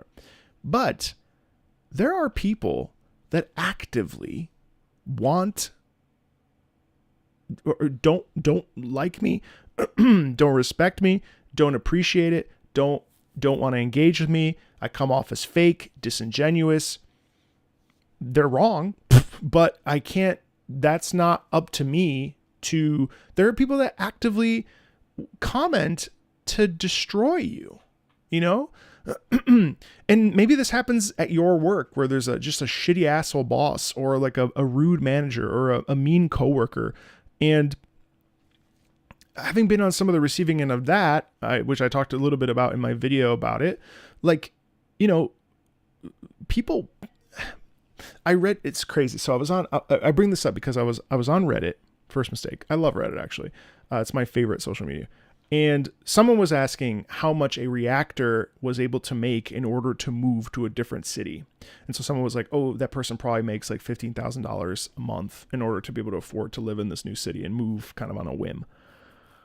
I mean, 15K is crazy. I don't make anywhere near that. And immediately, because this is a reaction content creator, immediately the comments turned into that like veiled jealousy / like bitterness / anger towards that person's ability to take care of their life. And it was like, oh, reaction content is slop. I work so hard to be a creative, blah, blah, blah, blah, blah, blah, blah, blah, blah, blah. And it's like, just because that dude managed to figure out the system that worked for him and his family and, you know, the audience that he brings in, you know, it's like, but those people want him to fail because of a deep-seated insecurity or pure jealousy at that point. And the amount of comments that I've received over the course, now I have beautiful comments beautiful comments, you know, like people going to music school because of me, or people changing, you know, their life changing. And like, what? I helped you? Like, that's like amazing. Like, holy fuck. Like, amazing, right? What a gift. But there's also people that want me to fail. When I made that Last War Survival ad, because I had to have a car payment, you know, I was just thinking about my family. Someone was like, you should be canceled. Canceled? But imagine if I was like, you know, younger. Or imagine if I hadn't had a previous career where I dealt with a lot of bullshit. Or like, imagine if I was a little bit more emotionally sensitive or weaker.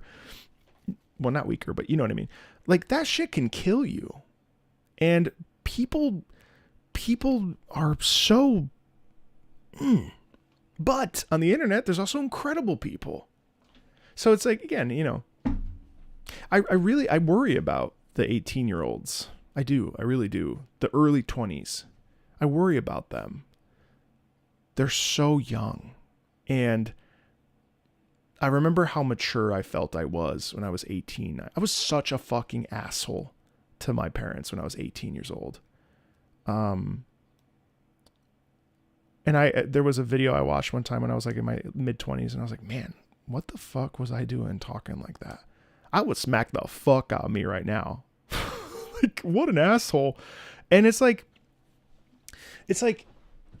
I thought I knew everything. And it's such like, it feels like such an old man thing to say, like, you don't know anything, get off my lawn.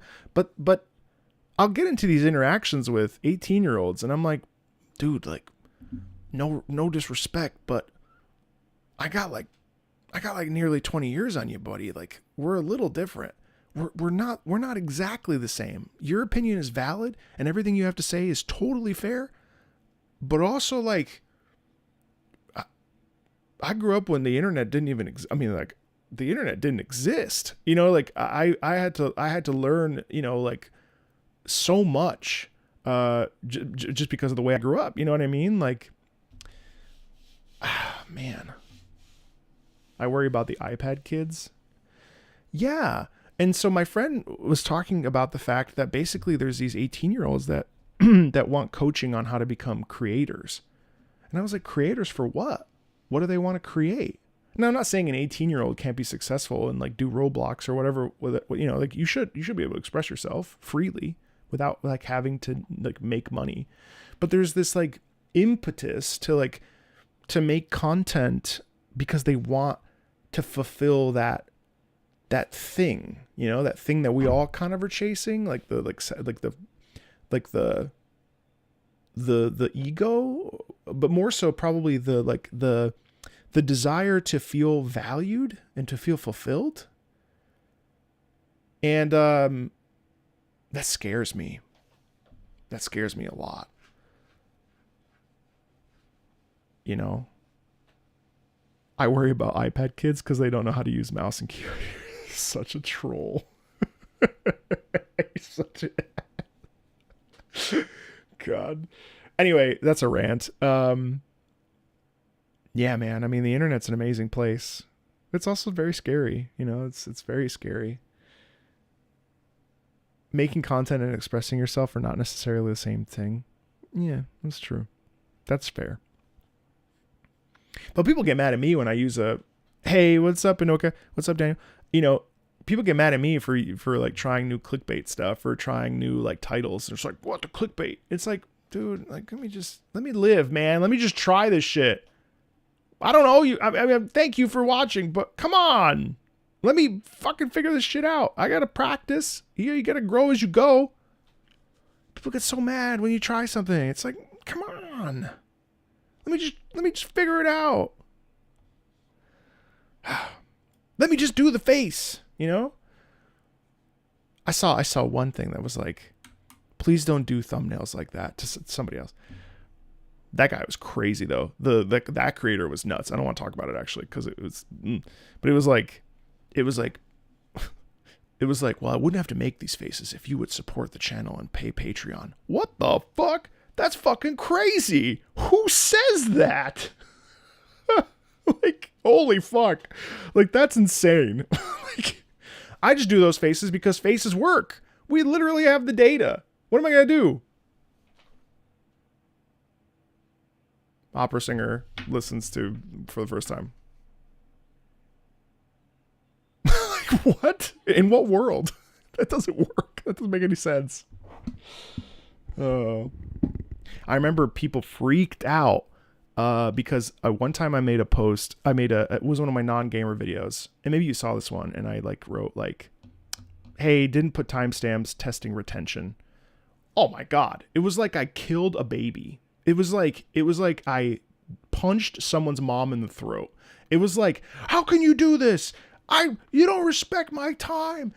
I come home from work late at day and I want to watch a video and there's no timestamps. What the fuck? And it was just like boom, boom, boom, boom, boom, like 10 of those in a row. And I was like, bro, I was testing something. It wasn't like, you're not just a number, man. I just like need to see what the retention's like between times. If timestamps take a lot of fucking time, got to make sure that's, you know, boom and boom. Like, let me just test it out. And it was like, what? Holy shit. So imagine if I'm like a very, very small creator and I have people just fucking boom, boom, boom, boom, boom. Like, you will break, man. That shit will like fuck you up, you know? Like Ultra Kill, Encore. What are these Encore level? What is this, Alex? Help me understand, because I would like to, but I don't know. I don't even know what I'm. I don't know what I'm looking at. What is? I know what Ultra Kill is. What are Encore levels? Didn't they just like update the graphics? Like, so is there new music to these updated? Thankfully, someone told me about it. So it's on the to-do list.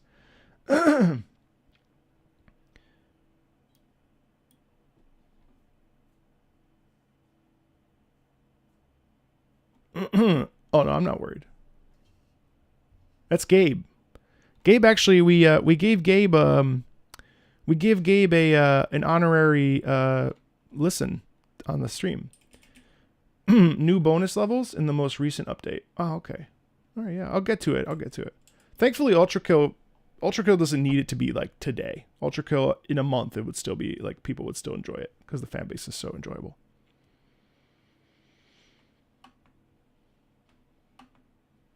Mm-hmm. Totally. Oh, okay. What is my next milestone? I don't have one. Just to keep doing it. Oh, okay, I see. I mean, I think my next milestone is probably 500,000 subs, I guess. I just like doing it, man. I don't really, like, for you, it's like, okay, well, like, what's the, I think the biggest thing is like, what's your why? Like, why are you sitting down, you specifically, Jengi, because I know you and I know you're working on your stuff. Like, why are you sitting down and streaming every what the days that you can, right? You come home from work, you're tired. Why are you putting out videos? Like, why are you doing that? I think it goes for anybody. Like, what is your why? You know, like, it can be just surviving, which is completely valid. But it's like, you know, like, for me, my why has changed a lot. When I first started, my why was grieving my father, right? And like connecting with people over music. because that's what I used to do with my dad, right? But now my why has changed, where now my why is about active listening. My why is like, okay, how do I teach people? How do I make a place? My why is a place where people can feel like we can share in games and share in music and express like what makes it great, you know? How do I get someone to listen to music in a different way? That's my why. Every day I turn on the camera, right? Now, some days I just am vibing and we're just enjoying a piece of music. It doesn't need a deep analysis. You know, no, you don't need a why. You don't need a why. But I think in business sometimes it helps to have like a direction, like it kind of helps pop up a direction. You know what I mean? A lot of this is due to the commoditization of art. People expect to see a fully polished product at all times, but that's not totally. There's a tweet going on right now where it's like, I played 129 hours of Monster Hunter Wilds. I had to say it. It's a little bit boring. Bro, you played 130 hours of a game. I totally respect that you came out the other end and decided that it was boring for you, but there is no way you played 129 hours and didn't enjoy some of that. You would not have spent that kind of time. 130 hours of your life? Huh? Ain't no way. You know what I mean? Sorry, we went off on a really hard tangent.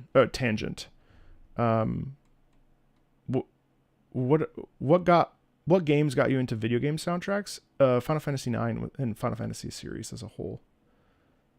Every dish in cooking has its own time, and if you rush baking, you won't have a good result. But cook an egg for too long and you'll ruin it. Yeah. Totally. And I kind of wonder if that sentiment isn't the gacha sentiment. Like, I wonder if we've created a system in gacha games or in live service games, live service in general, including gacha, where we must be fed, you know?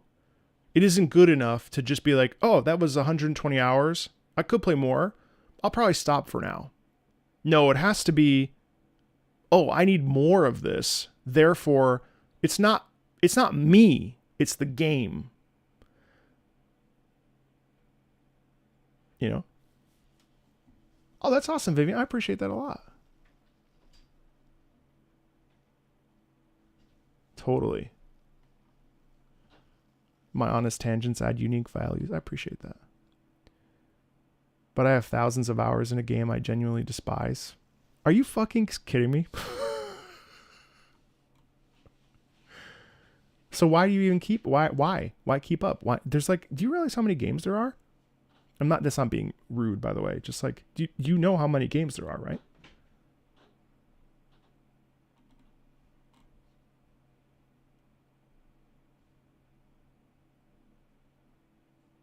Yeah, Changimi, whatever. You know? Whatever you need to do to like wake up and be like, okay, man, I'm tired as fuck from my workday. How do I just like step in? You know what I mean? How do I try to deliver something? You know what I mean? Or like, what do I do? You know what I mean? Thanks, Yas. Appreciate that, Yas. I hate Skyrim even though I have 2,000 hours in it. Well, maybe that's why.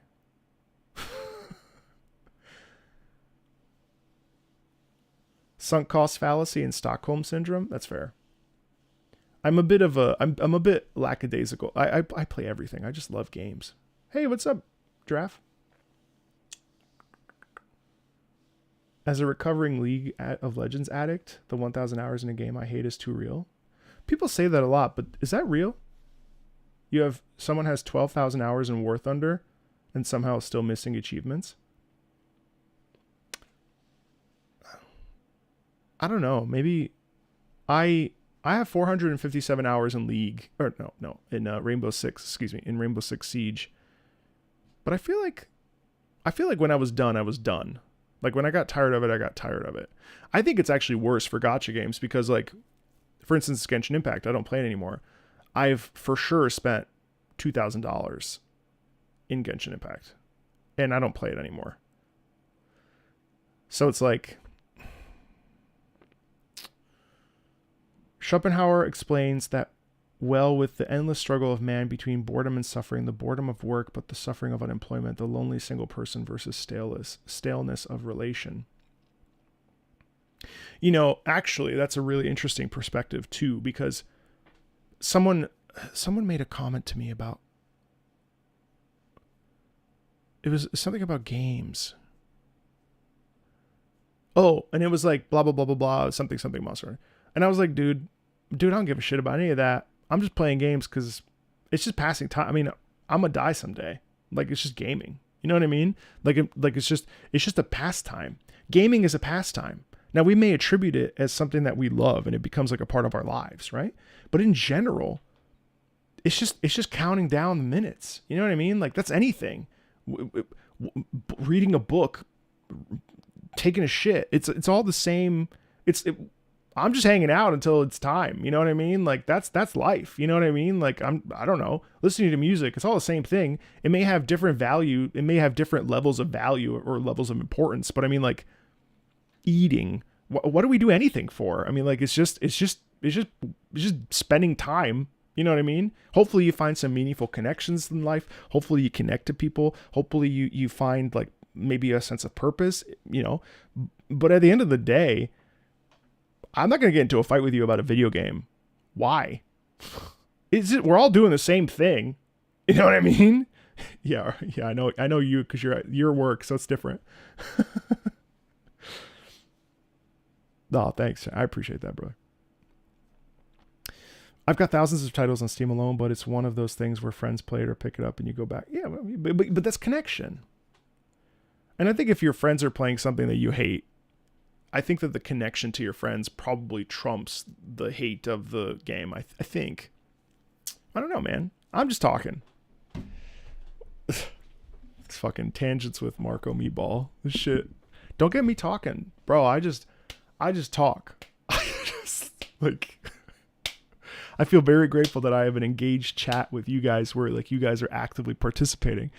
Cause man, like, dude, talking to yourself, shit fucking sucks. Like, that's why I stream everything. Cause it's like, I'd rather just talk to people. Cause it's just like, you know, you guys are engaged. We're engaged. We're having a discussion. Someone's making an opinion about me that sucks right now. And you know what? That's fine. You know what I mean? Like, well, I don't really agree with what he said. By all means, I hope you disagree. But you better be respectful when you tell me you disagree. You know? I've gotten a lot more vocal about how things feel these days. And I feel happier about it.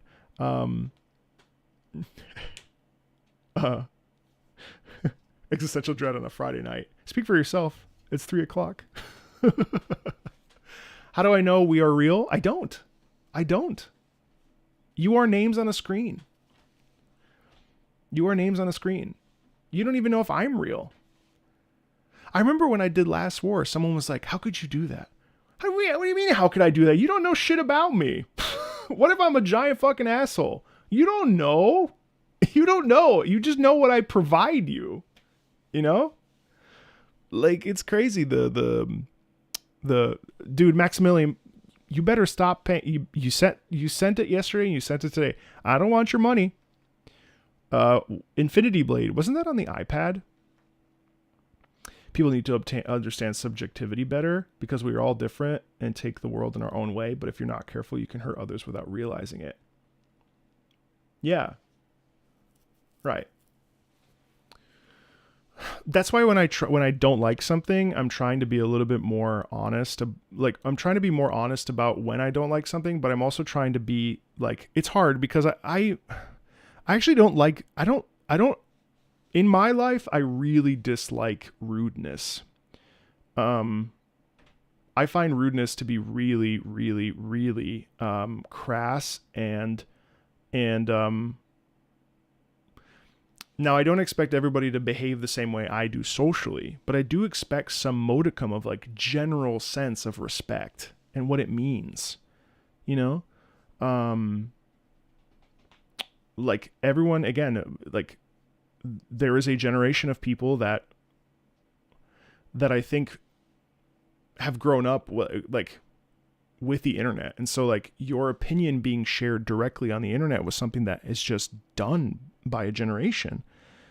Whereas like I learned about what sharing an opinion online was, but not until much later. Like I mean, we had AIM, AOL, but like that wasn't really about sharing opinions. That was about talking to people.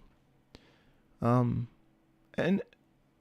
even in the chat rooms that I was in IRC, when I was like in my first like video game clan with Jedi Knight, like I was forced to talk to everybody before I was even admitted into the clan, and they all had to vote on whether or not I deserved to be a part of the community. Like you could be a part of the clan and hope to get in, but like it wasn't guaranteed. Like you had to not be an asshole. It taught me a lot of lessons when I was a kid, and I was like probably 14-ish. That was my first like gaming community. God, there were like some older guys in there. They're probably my age now. And I remember like feeling really fucked up. 14 years old. I was like miserable about something or other. And I remember one of the guys who was like, what feels like 5 years right now will feel like 5 minutes in 5 years. What feels like 5 years now will feel like 5 minutes in 5 years. That shit saved me. Like I was never really a depressed kid. I have anxiety. I don't have depression. Although those can blur. Like, and I remember being like even to this day, that guy, Calvin, who the fuck is he? I have no idea. Some stranger on the internet. Maybe he's dead. I have no idea. Who is he? But that quote on IRC right here in my brain kept me out of trouble. What feels like 5 years now will feel like 5 minutes in 5 years. Game changing. Well, I don't know. Anyway.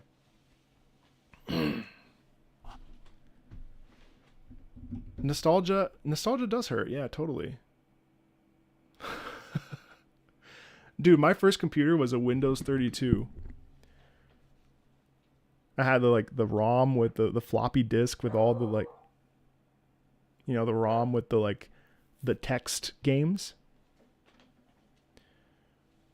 Nostalgia does not exist without happiness. Really? Is that true? Damn. Now that's deep. See, I like talking about stuff like this, guys, because we're talking about music. And I think sometimes I get a little bit upset because people are like, well, it's not a deep analysis, or it's kind of shallow, or this, that, or the other. But I actually think that talking about emotion is so much more interesting. Because the emotional aspects of it are so poignant and so realistic for anybody to feel. Like theory. So there's some othering that I think happens with theory where like someone is the expert, right? And they provide theory to you, the plebeian, to understand. That kind of annoys me. It annoyed me in music school too. I failed the first year of, watch out. He failed his first year of music theory. Yeah, because it fucking sucks. Like, that's not interesting to me at all.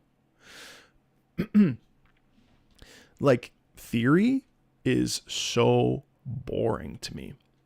And that's a large reason why you don't see me talk about it. Not only because I don't really know it. I mean, I know a general sense, but like I don't know like, oh, the perfect fifth here is alternating between the third and the root of the chord and the dominant and the. It's just theory is a mask. In videos, I'm not saying that people that break down, analyze games or whatever music, like theory is important. And theory is, you need theory in order to feel emotion. There's technique before emotion is a totally valid way to learn because you need the technique in order to then express. And expression through writing or through singing or through performing is very valid. Technique is essential to removing the blocks so that you can experience the connection aspect. But in terms of content, I feel like it's like a really fancy party trick because it's like, oh, well, the root chord dominant. If we look here at the descending scale, like to me, it ends up feeling super vapid. I saw a beautiful video yesterday of a guy talking about the JV 1080 to 3080, the synthesizer that was used for most of our beloved PlayStation and most of our beloved PlayStation soundtracks. and I think probably some Nintendo and Sega, I think. And I was like, holy shit, this is so cool. Like, here's a guy, a musician, who loves chiptune and the MIDI soundscape, the synthesizer soundscape of the 90s, talking about what made the 90s so memorable. I would watch that shit all day versus watching someone be like, the dominant chord of the fifth turn into the eighth. It's just math. Exactly. The mathematics of music. Exactly.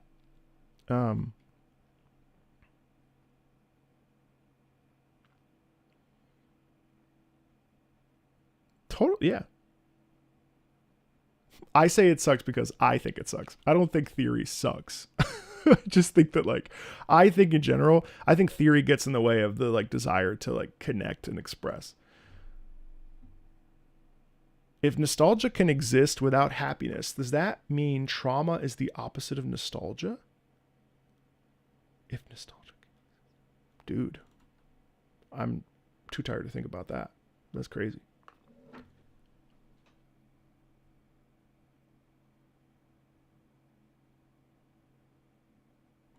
Uh-huh. Oh, Taoism. Mm-hmm.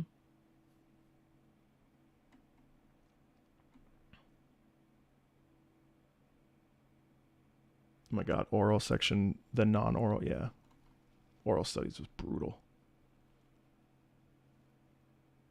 Well, I appreciate that. Is the Pokemon series coming back? Of course. Of course. I'm going to try and film one next week. We just have to collect some more songs. But even composers will say the purpose of composing is to make someone feel. Have I listened to the Diablo 4? Just a little bit of it while I was playing it. Okay. I think we've exhausted those subjects, so we can continue. I'll be on for another hour, so we're good. Theory is a structure that tries to capture the feeling the music is meant to elicit. It's a tool to try to help instruction-oriented people achieve that. 1,000,000%. 1,000,000%. Absolutely, Daniel. 1,000%.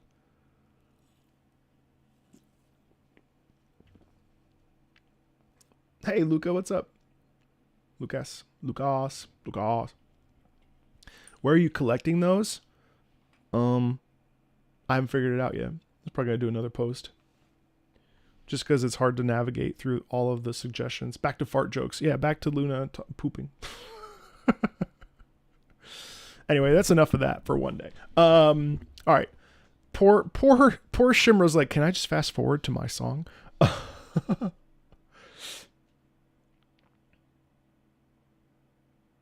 Yeah, I mean, Davi Vosk is incredible for that. You subscribe today? Ah, merci à la France. Je suis tellement content que vous avez fait le subscribe. Merci. Merci beaucoup. I left a comment already. I'm not gonna hold on, Alpha. I'm not gonna remember right now. I appreciate that. Did I already hear Cannonball from Mega Man Zero? I don't think so. Well, that was the purpose. It's meant to share history and knowledge with it. But see, but that's actually cool. So when people pass songs through generations without sheet music, that's the definition of folk music. Isn't that crazy? That's folk music. Folk music is music passed down without annotating it. It just passes down. There's such a massive history of folk music, both in all places around the world. Folk music is such a fundamental part of human expression. It's not about annotating and making sure it's perfect or what have you. It's just about expression, human expression. Okay, Asura's Wrath, Orphan, Orphan wolf legend. Theme of Yasha, god of melancholy. Why is everybody so sad today? There's been a lot of sad shit today. There's an awkward pause at around 3:40, but okay, that's fine. All right, let's listen. Oh shit.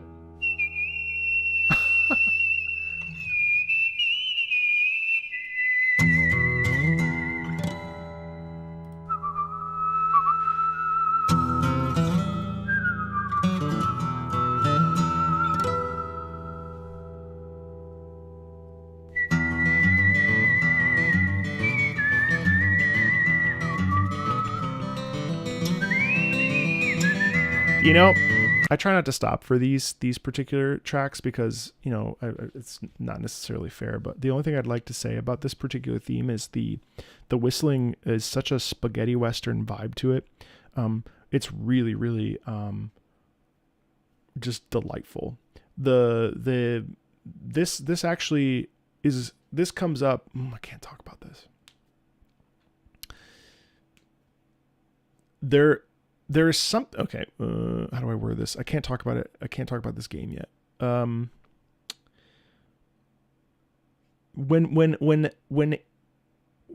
When I hear this in an Eastern influence, it's really exciting because it feels like it takes something that's such a Western concept, but mixed with an Eastern flair. It's very cool.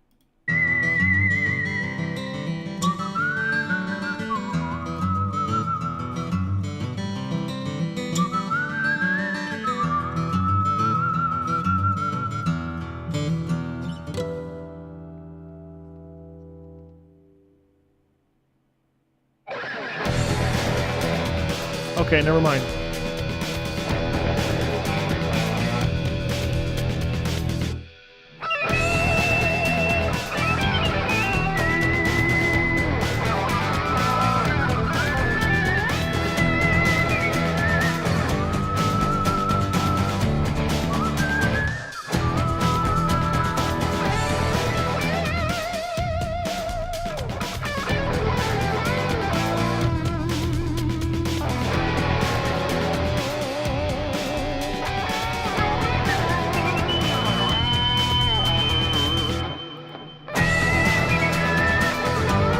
Oh, this is the composer of Fuga, really?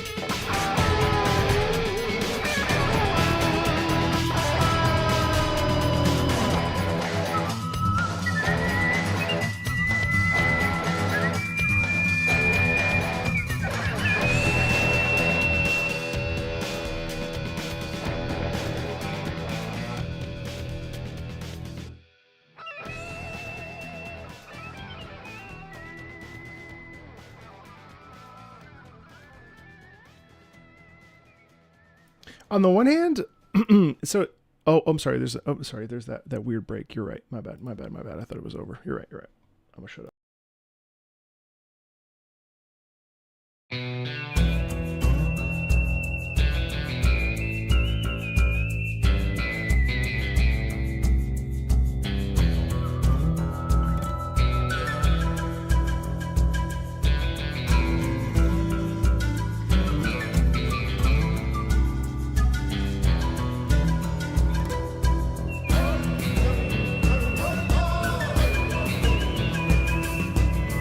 Yeah, dude, that's fucking sick. That's really interesting. I have a bunch of thoughts here.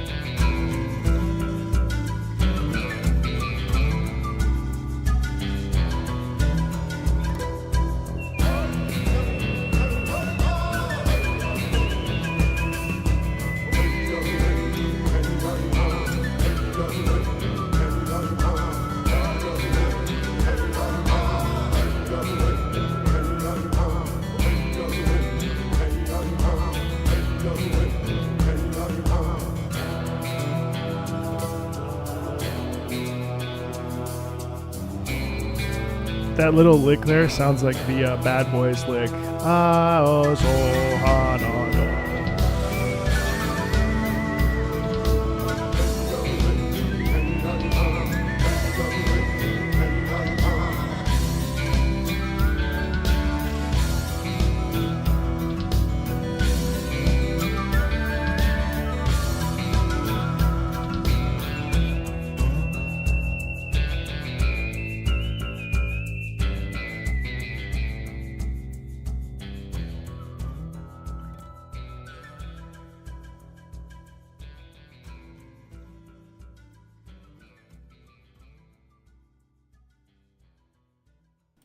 It's pretty dope. You know, it's weird. On the I didn't really care for the hardcore. I liked the beginning of it because it felt like it gave me like Kill Bill.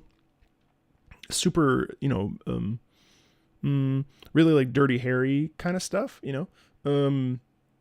I didn't care for the back half of the first half, but then this section I was like such a like unique way of creating music with Native American sound quality, which felt very rooted and I think very grounded. Yeah, you think it's interesting that a game like that this music isn't here based on a game on Hindu myth. Totally. It's very experimental, strangely. Even though it uses instrumentation that we know very well, especially those of us that are in the Americas, right? It's kind of dope. That actually makes me want to play it more than in my memory or whatever in my belief. That actually was intriguing, where I was like, what the fuck is going on in this game? You know, like it makes you kind of like sit up a little bit and be like, what is this? You know?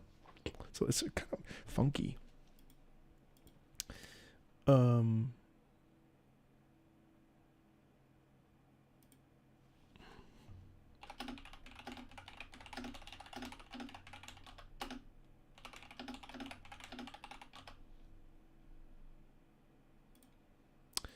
Okay, next up is Echo of Starsong.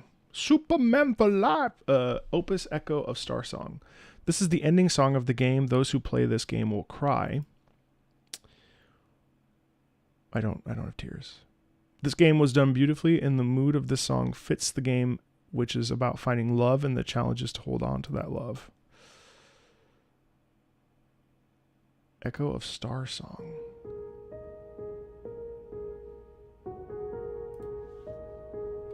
Don't look at my cart. Don't look at my cart.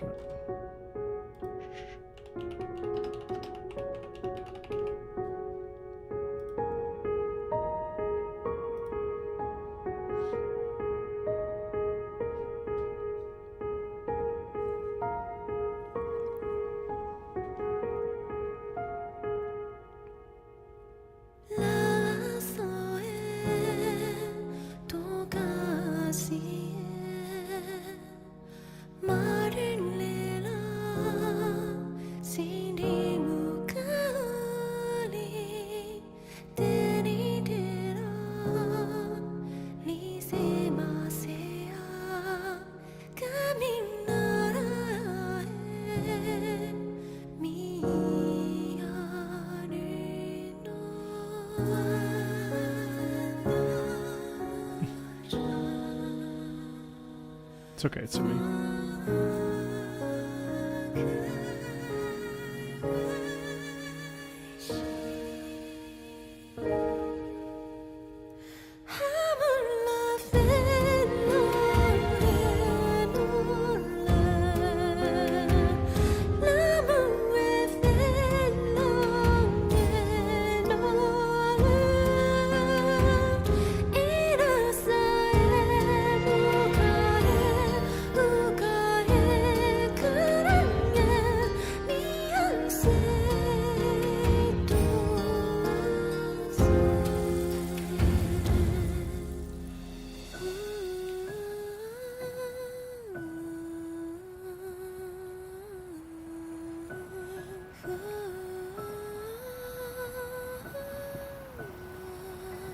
This looks brutal, dude. I'm not good with games like this. Or subjects like this.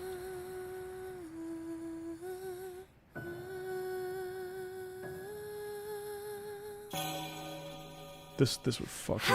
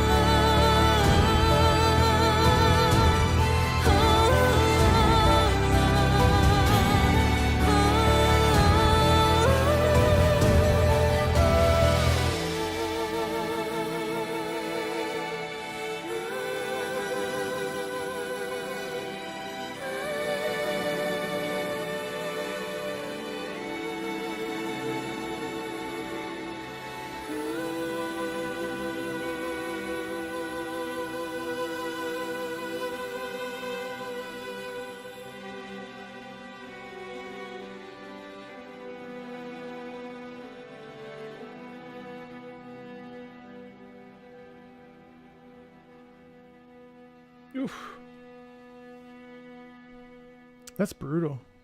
So beautiful. It's like, oh my god, that's. Oh, that was Echo of Starsong. What a gorgeous piece. Oh my god.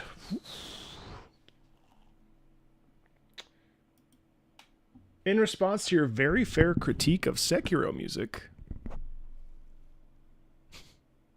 you mean you agree with me? Oh my god, I actually saw on Reddit someone posted my tier list and the comments on that Reddit post are so fucking funny.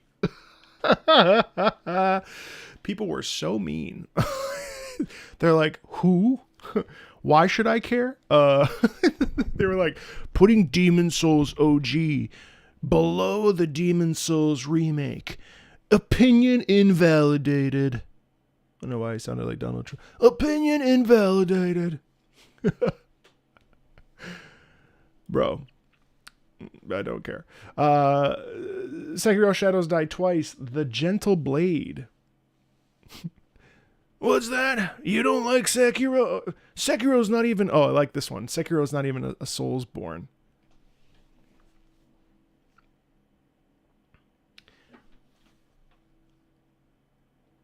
What is it then? What is it? I'm asking you. You. If Sekiro's not a Soulsborne game, what is it? I think it's a Soulsborne game.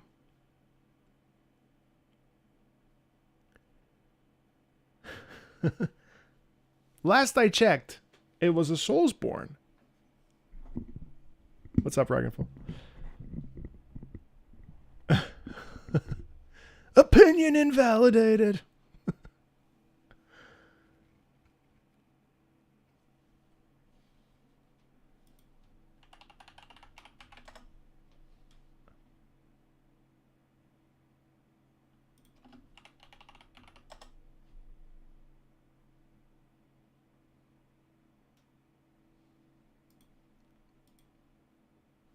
I'm sorry I said that.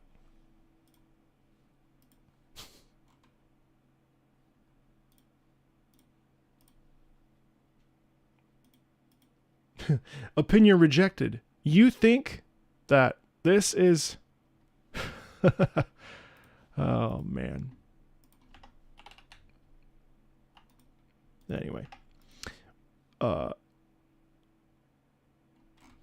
right. Let's... what's next? Oh, the Great Knife. The Gentle Blade. No, actually, I think that's an interesting conversation because, like, I think Sekiro, you know, people are like, oh, it's a rhythm game. Okay. No. We're done there. We're done. We're done with that. We're done with that. Sorry. Hold on. I just have to wait for my chat to scroll.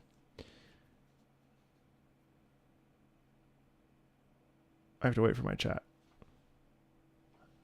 Tangent Marco has been triggered. You don't know me. I'm just waiting for my chat to catch up so I can. There it is. Anyway, right there. Poof. And gone. The mods are asleep. It's fine. I'm here.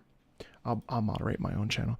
No, so anyway, so I think, so having played like, 20-ish hours of Sekiro, I do think that, to me, it's a Souls-like because it follows a similar formula. Now, it's totally different in the way that it does that, but, to me, it offers the same level of difficulty, but they're all different, but they're all within the same. You know what? No, I'm not even going to get into this. The Gentle Blade. Let's listen. I'm curious to see how this will feel.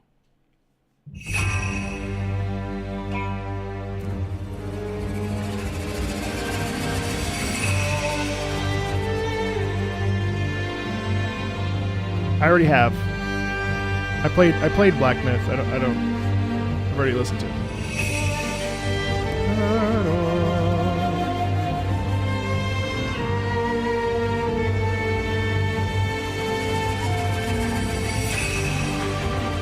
Fuck yeah.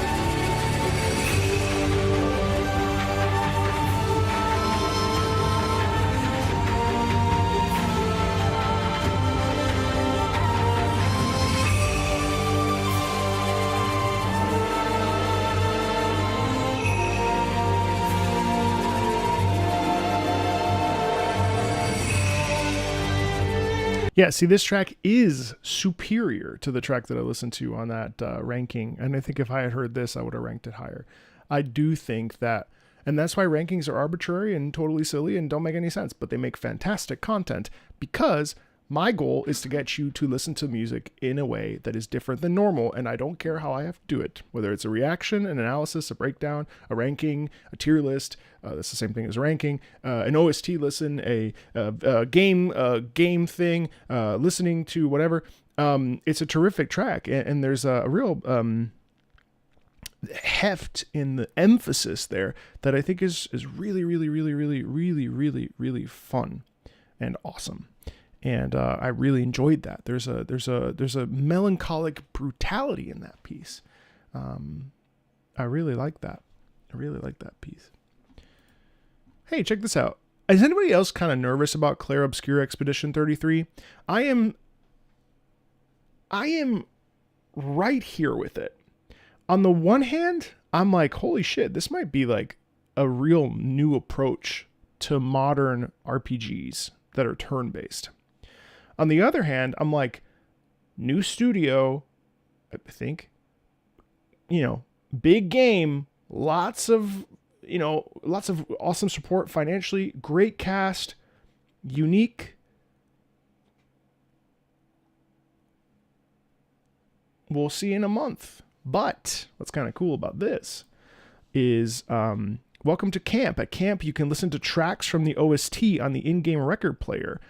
This is a great feature. Monster Hunter Wilds has it, like what a cool thing.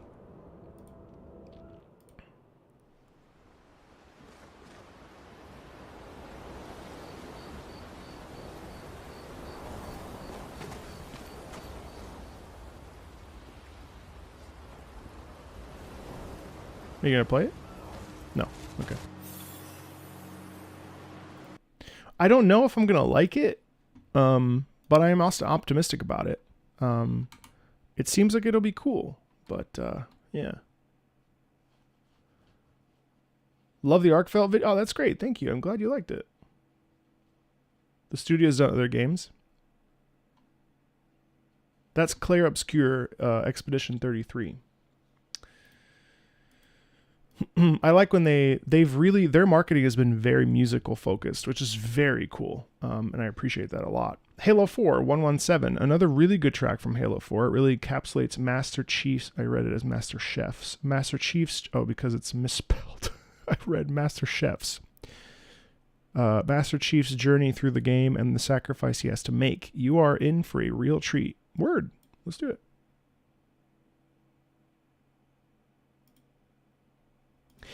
I think I got to be honest with you. Here comes a tangent. I got to be honest with you. 3 years in on this little sucker, I love this job so much. My God, the hype train is such a pain in the ass. The hype train is so nutty. And I can't turn it off because it's part of my job, right? Which is why I went back to Twitter. I don't love Twitter. In fact, I hate it. Like, it's a shitty place, right? Especially these days. But I need it for work. And it's like the hype train is nuts. Every creator dumping out about this, that, and the other. And I'm like, bro, like, it's too much. Like, oh my God, the reaction, like that Death Stranding video I filmed earlier, I might get a lot of flack for that because in most of the video, while I was praising the music, I was also saying I kind of don't like Death Stranding, but I'm willing to give it another chance again. Like, I'm not sitting here like, oh my God, Death Stranding. Oh, and I think like something that, I mean, maybe it's to my detriment, but like, I think that the hype train is so bothersome. It's definitely one of my least favorite parts about what I do. They like, you gotta hop on, baby. You gotta hop on that trend. You gotta do this. And I used to do it, but as I've gotten more comfortable, I think I've sort of slowed down on, because it's important. I mean, you definitely want the most eyes on something, and that's the nature of it, right? Eyes are really invaluable, especially when your entire like livelihood necessitates eyes. But man, that shit's boring. It's just like, oof, brand new studio debut game. That's what I thought so that's a lot of pressure. I really wish them the very best. I don't know how they've got the money for that cast. Amazing thing. I really hope that they succeed because that's going to be one of those like, oh my God, it's going to be the best thing since sliced bread. And then it comes out and it's like, I saw Final Fantasy 16 only sold 8 million. No. Final Fantasy 16 only sold how many millions of copies? It wasn't very many. The hype train around Final Fantasy 16 was nuts. Every creator talking about Final Fantasy 16. And then the reality is, not that many people played it.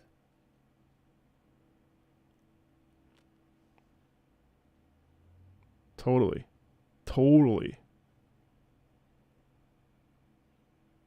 But the thing is, it is a constant dilemma. And you know what's crazy? Hype always sells. Hype and negativity. It's hilarious. Because then people were like, well, why are you being so, not to me, but like, why are you so negative? You commented on the video. You're watching the video. Like, you're upset about the negative commentary, and yet you're watching the very video that features the negative commentary. Be the change you wish to see in the world. You know? And so, you know, this is a common thread that I've seen in a lot of YouTubers talk about, but like the passion projects, way less views. That's the other thing. You know, I carry a certain degree of shame, not really, of like wanting to justify why I make the type of content I make. And if I'm perfectly frank with you, for being completely honest, I don't believe that what I do would be considered reaction content, even though that is how I label it. I believe that there is some really meaningful things, not to toot my own horn, because I'm not perfect. I do believe that there are things that I can provide, and I'm not asking for praise either, but mind you, that can really help make something better, more interesting, help it reach a deeper level, right? But I feel shame to a degree for making reaction content, not because of how I perceive it, but because of how people perceive it, right? And there is a tendency to demean it as shallow. And we've talked about this. There's degrees of levels of reaction. If you're just sitting here watching someone else's video, yeah, I mean, that's lame. I don't want to do it. I might want to showcase someone's amazing video. That's something I might do this year, but I don't really feel like sitting down and watching someone else's content. And I think that that's not really transformative anyway. I think discourse between creators through a video can be really fun and really interesting. But yeah, when people get pissy about reaction content and how it's slop and all these other stupid fucking words slop is such a mean derogatory word, slop. Ugh. Gotcha, slop. Even the way it rolls off the tongue. Slop. Ugh. What a fucking shitty word. It's almost as bad as nooks and crannies. Nooks and crannies has like a brightness to it, at least. Slop. Ugh. The way it like rolls off the English tongue. Slop. Ugh. It's like, well, look, dude. If we could all be, what's his name? What's that guy's name? Fuck, what's that guy's name that writes weird ass titles? Oh man, he's really good. He, like, every one of his videos has like 1 million views. He does video essays exclusively. He's got a beard. Who the fuck is that guy? Oh, he's so talented. Who's that guy, chat? He does really creative videos. They're all video essays. The titles are totally non-typical titles.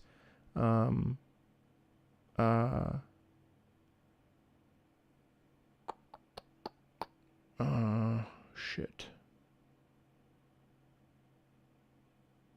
Was that your naming suggestion? Shit. Sorry, dude. He's got really nice, relaxed voice. Not Naggy Jake, although Naggy Jake is great. He does really like esoteric videos about like video game like themes, like very specific. He's American. Not Marco Meatball. No, not as far as I know. He did a video on, is it Moon? No, it's not Moon. It's, although Moon would, no, Moon is a little bit different. Oh man, what is this guy's name? It's going to bother me so fucking much now. Jacob Geller. This guy. What the fuck is Fear of Dark? Well, that might not be the right one. What was it?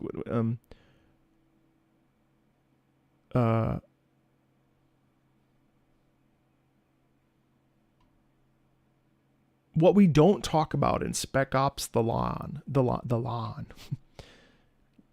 Games that won't leave the dark. What the fuck is that title? And yet, it's incredible. Like, look at how beautiful this channel is. This guy, games that aren't games. What is that title? It doesn't tell you anything about what the video is, except probably if you deduce it, the video is about games that aren't games. So maybe it is a perfect title. All that to say, this is incredible. Look at this dude. Like this dude has figured out how to create beautiful, like visual essays. You know, the quotes, the best looking game ever. Is that about Half-Life or Silent Hill? I don't know. But like, what a genius. It's just crazy how talented this guy. And I think he's a writer. Like, so anyway, all that to say, like, this is an example of or any of the guys, Moon or Nakey Jakey or whoever, like, that can create thought-provoking videos.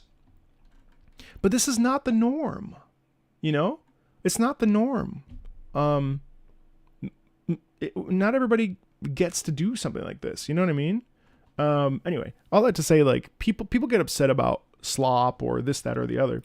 But there's something for everybody. And, you know, I think we overemphasize how much bad shit there is, because there's also incredible shit. Yeah, I don't know. Anyway, those are the kinds of videos you click on. Yeah, so do I. No, I haven't watched any of these.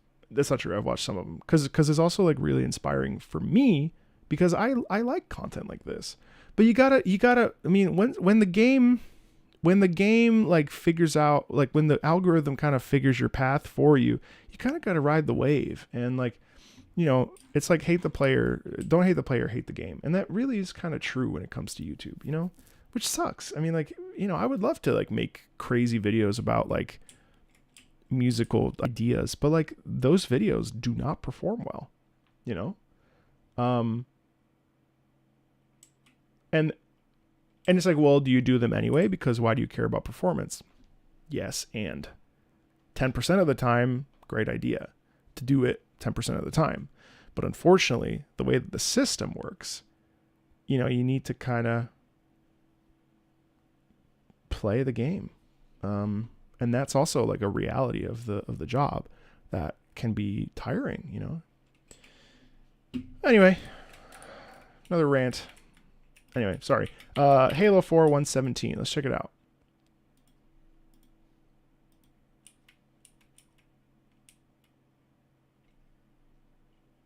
If you try to brute force the system, you won't get recommended and thus no views. Correct. Because the system doesn't want that. The system wants the system.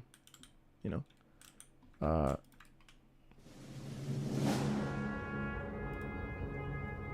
But the algorithm changes constantly.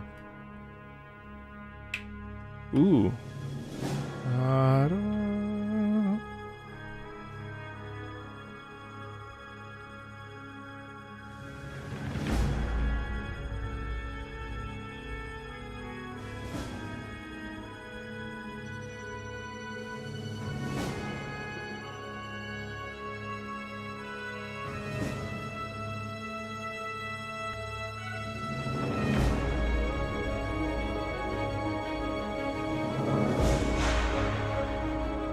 Ooh.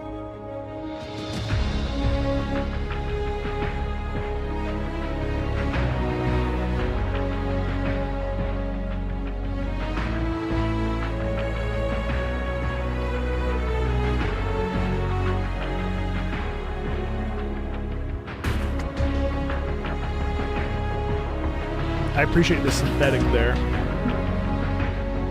Beautiful strings too. My God, it's so like, how do we pick up our mess and get to it, you know?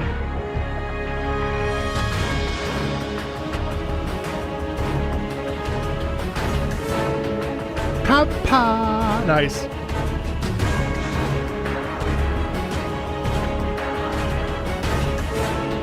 Very American. No, this is a weeb. This is weeb shit. So much weeb shit.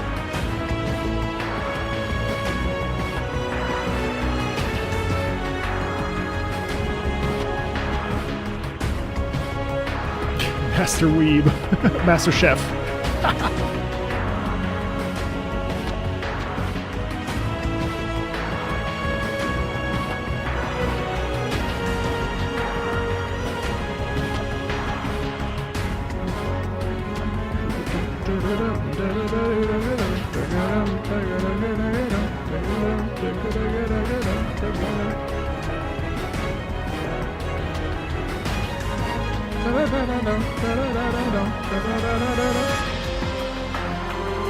It has like ever so slight Metal Gear Solid vibes. Harry Gregson. It's fucking roll.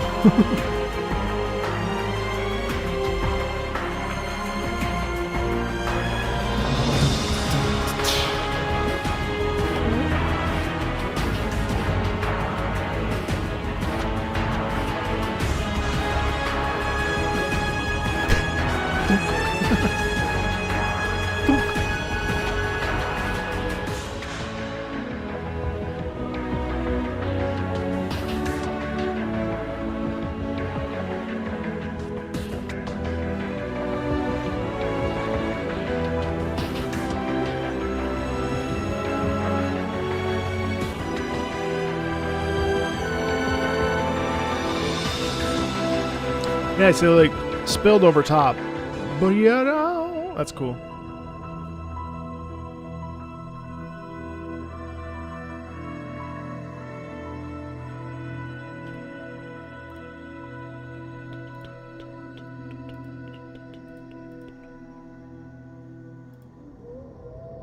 Oh, my camera died. Uh-oh, that's not good. Wait, why? It's only been 4 fucking hours.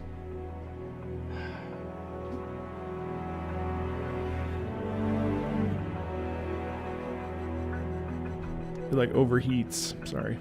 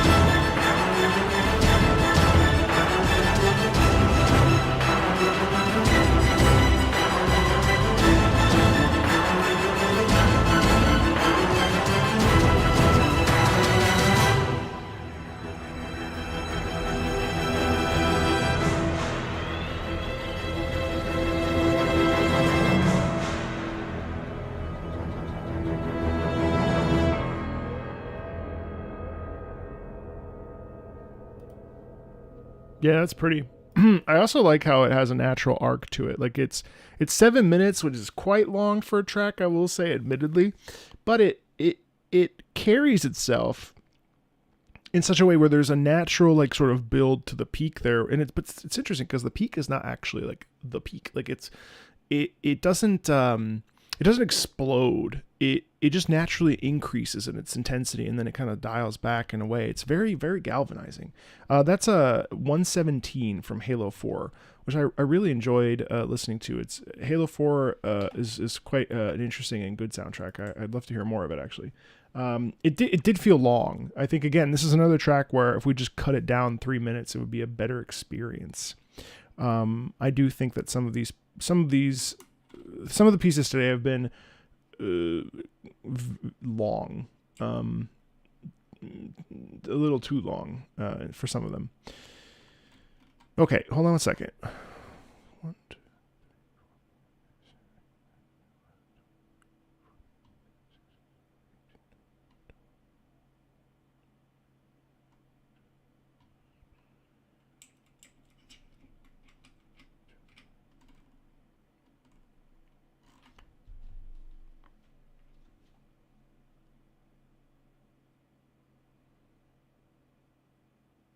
We have 33. Yeah, we're fine. We have got about 40-ish tracks left for the month. And I think what I'll do is I'll stop here. We've had a pretty meaningful stream, almost 5 hours, which I'm very grateful for. It was a really fun time. I was very dragging ass today. Sorry, Sage. I hate to stop right at you. It's not personal. That being said, I would like to pick this back up next Friday, of course, at 11 a.m. EST. And I think we will continue to explore the Traviata and Turn dot tiers, and then dive into more Tosca. And we have about 33 Tosca tracks left, so I think we'll be fine for the end of the month. Rather than finishing early, I'd rather finish on time. So we'll do another several hours next Friday. I just like making you wait because I know you'll be here next stream, you know. Mostly my fault today because I went on some pretty hardcore tangents, so I do apologize for that. But also, we had fun, I think. So anyway, with that, I hope you take care of yourselves. Have a wonderful weekend. I will see you back here next week on I think when's the 17th? Whenever Xenoblade Chronicles X comes out, so that's Monday. I'm going to stream a couple hours of the beginning of Xenoblade Chronicles X because why not? And then Tuesday and Wednesday, we will be back to Monster Hunter Rise. Monster Hunter Sunbreak. And then Friday will be our live stream. Thursday will be our filmed day. Same thing as always. So take care of yourselves. Be well. Thanks for hanging out. Appreciate it. And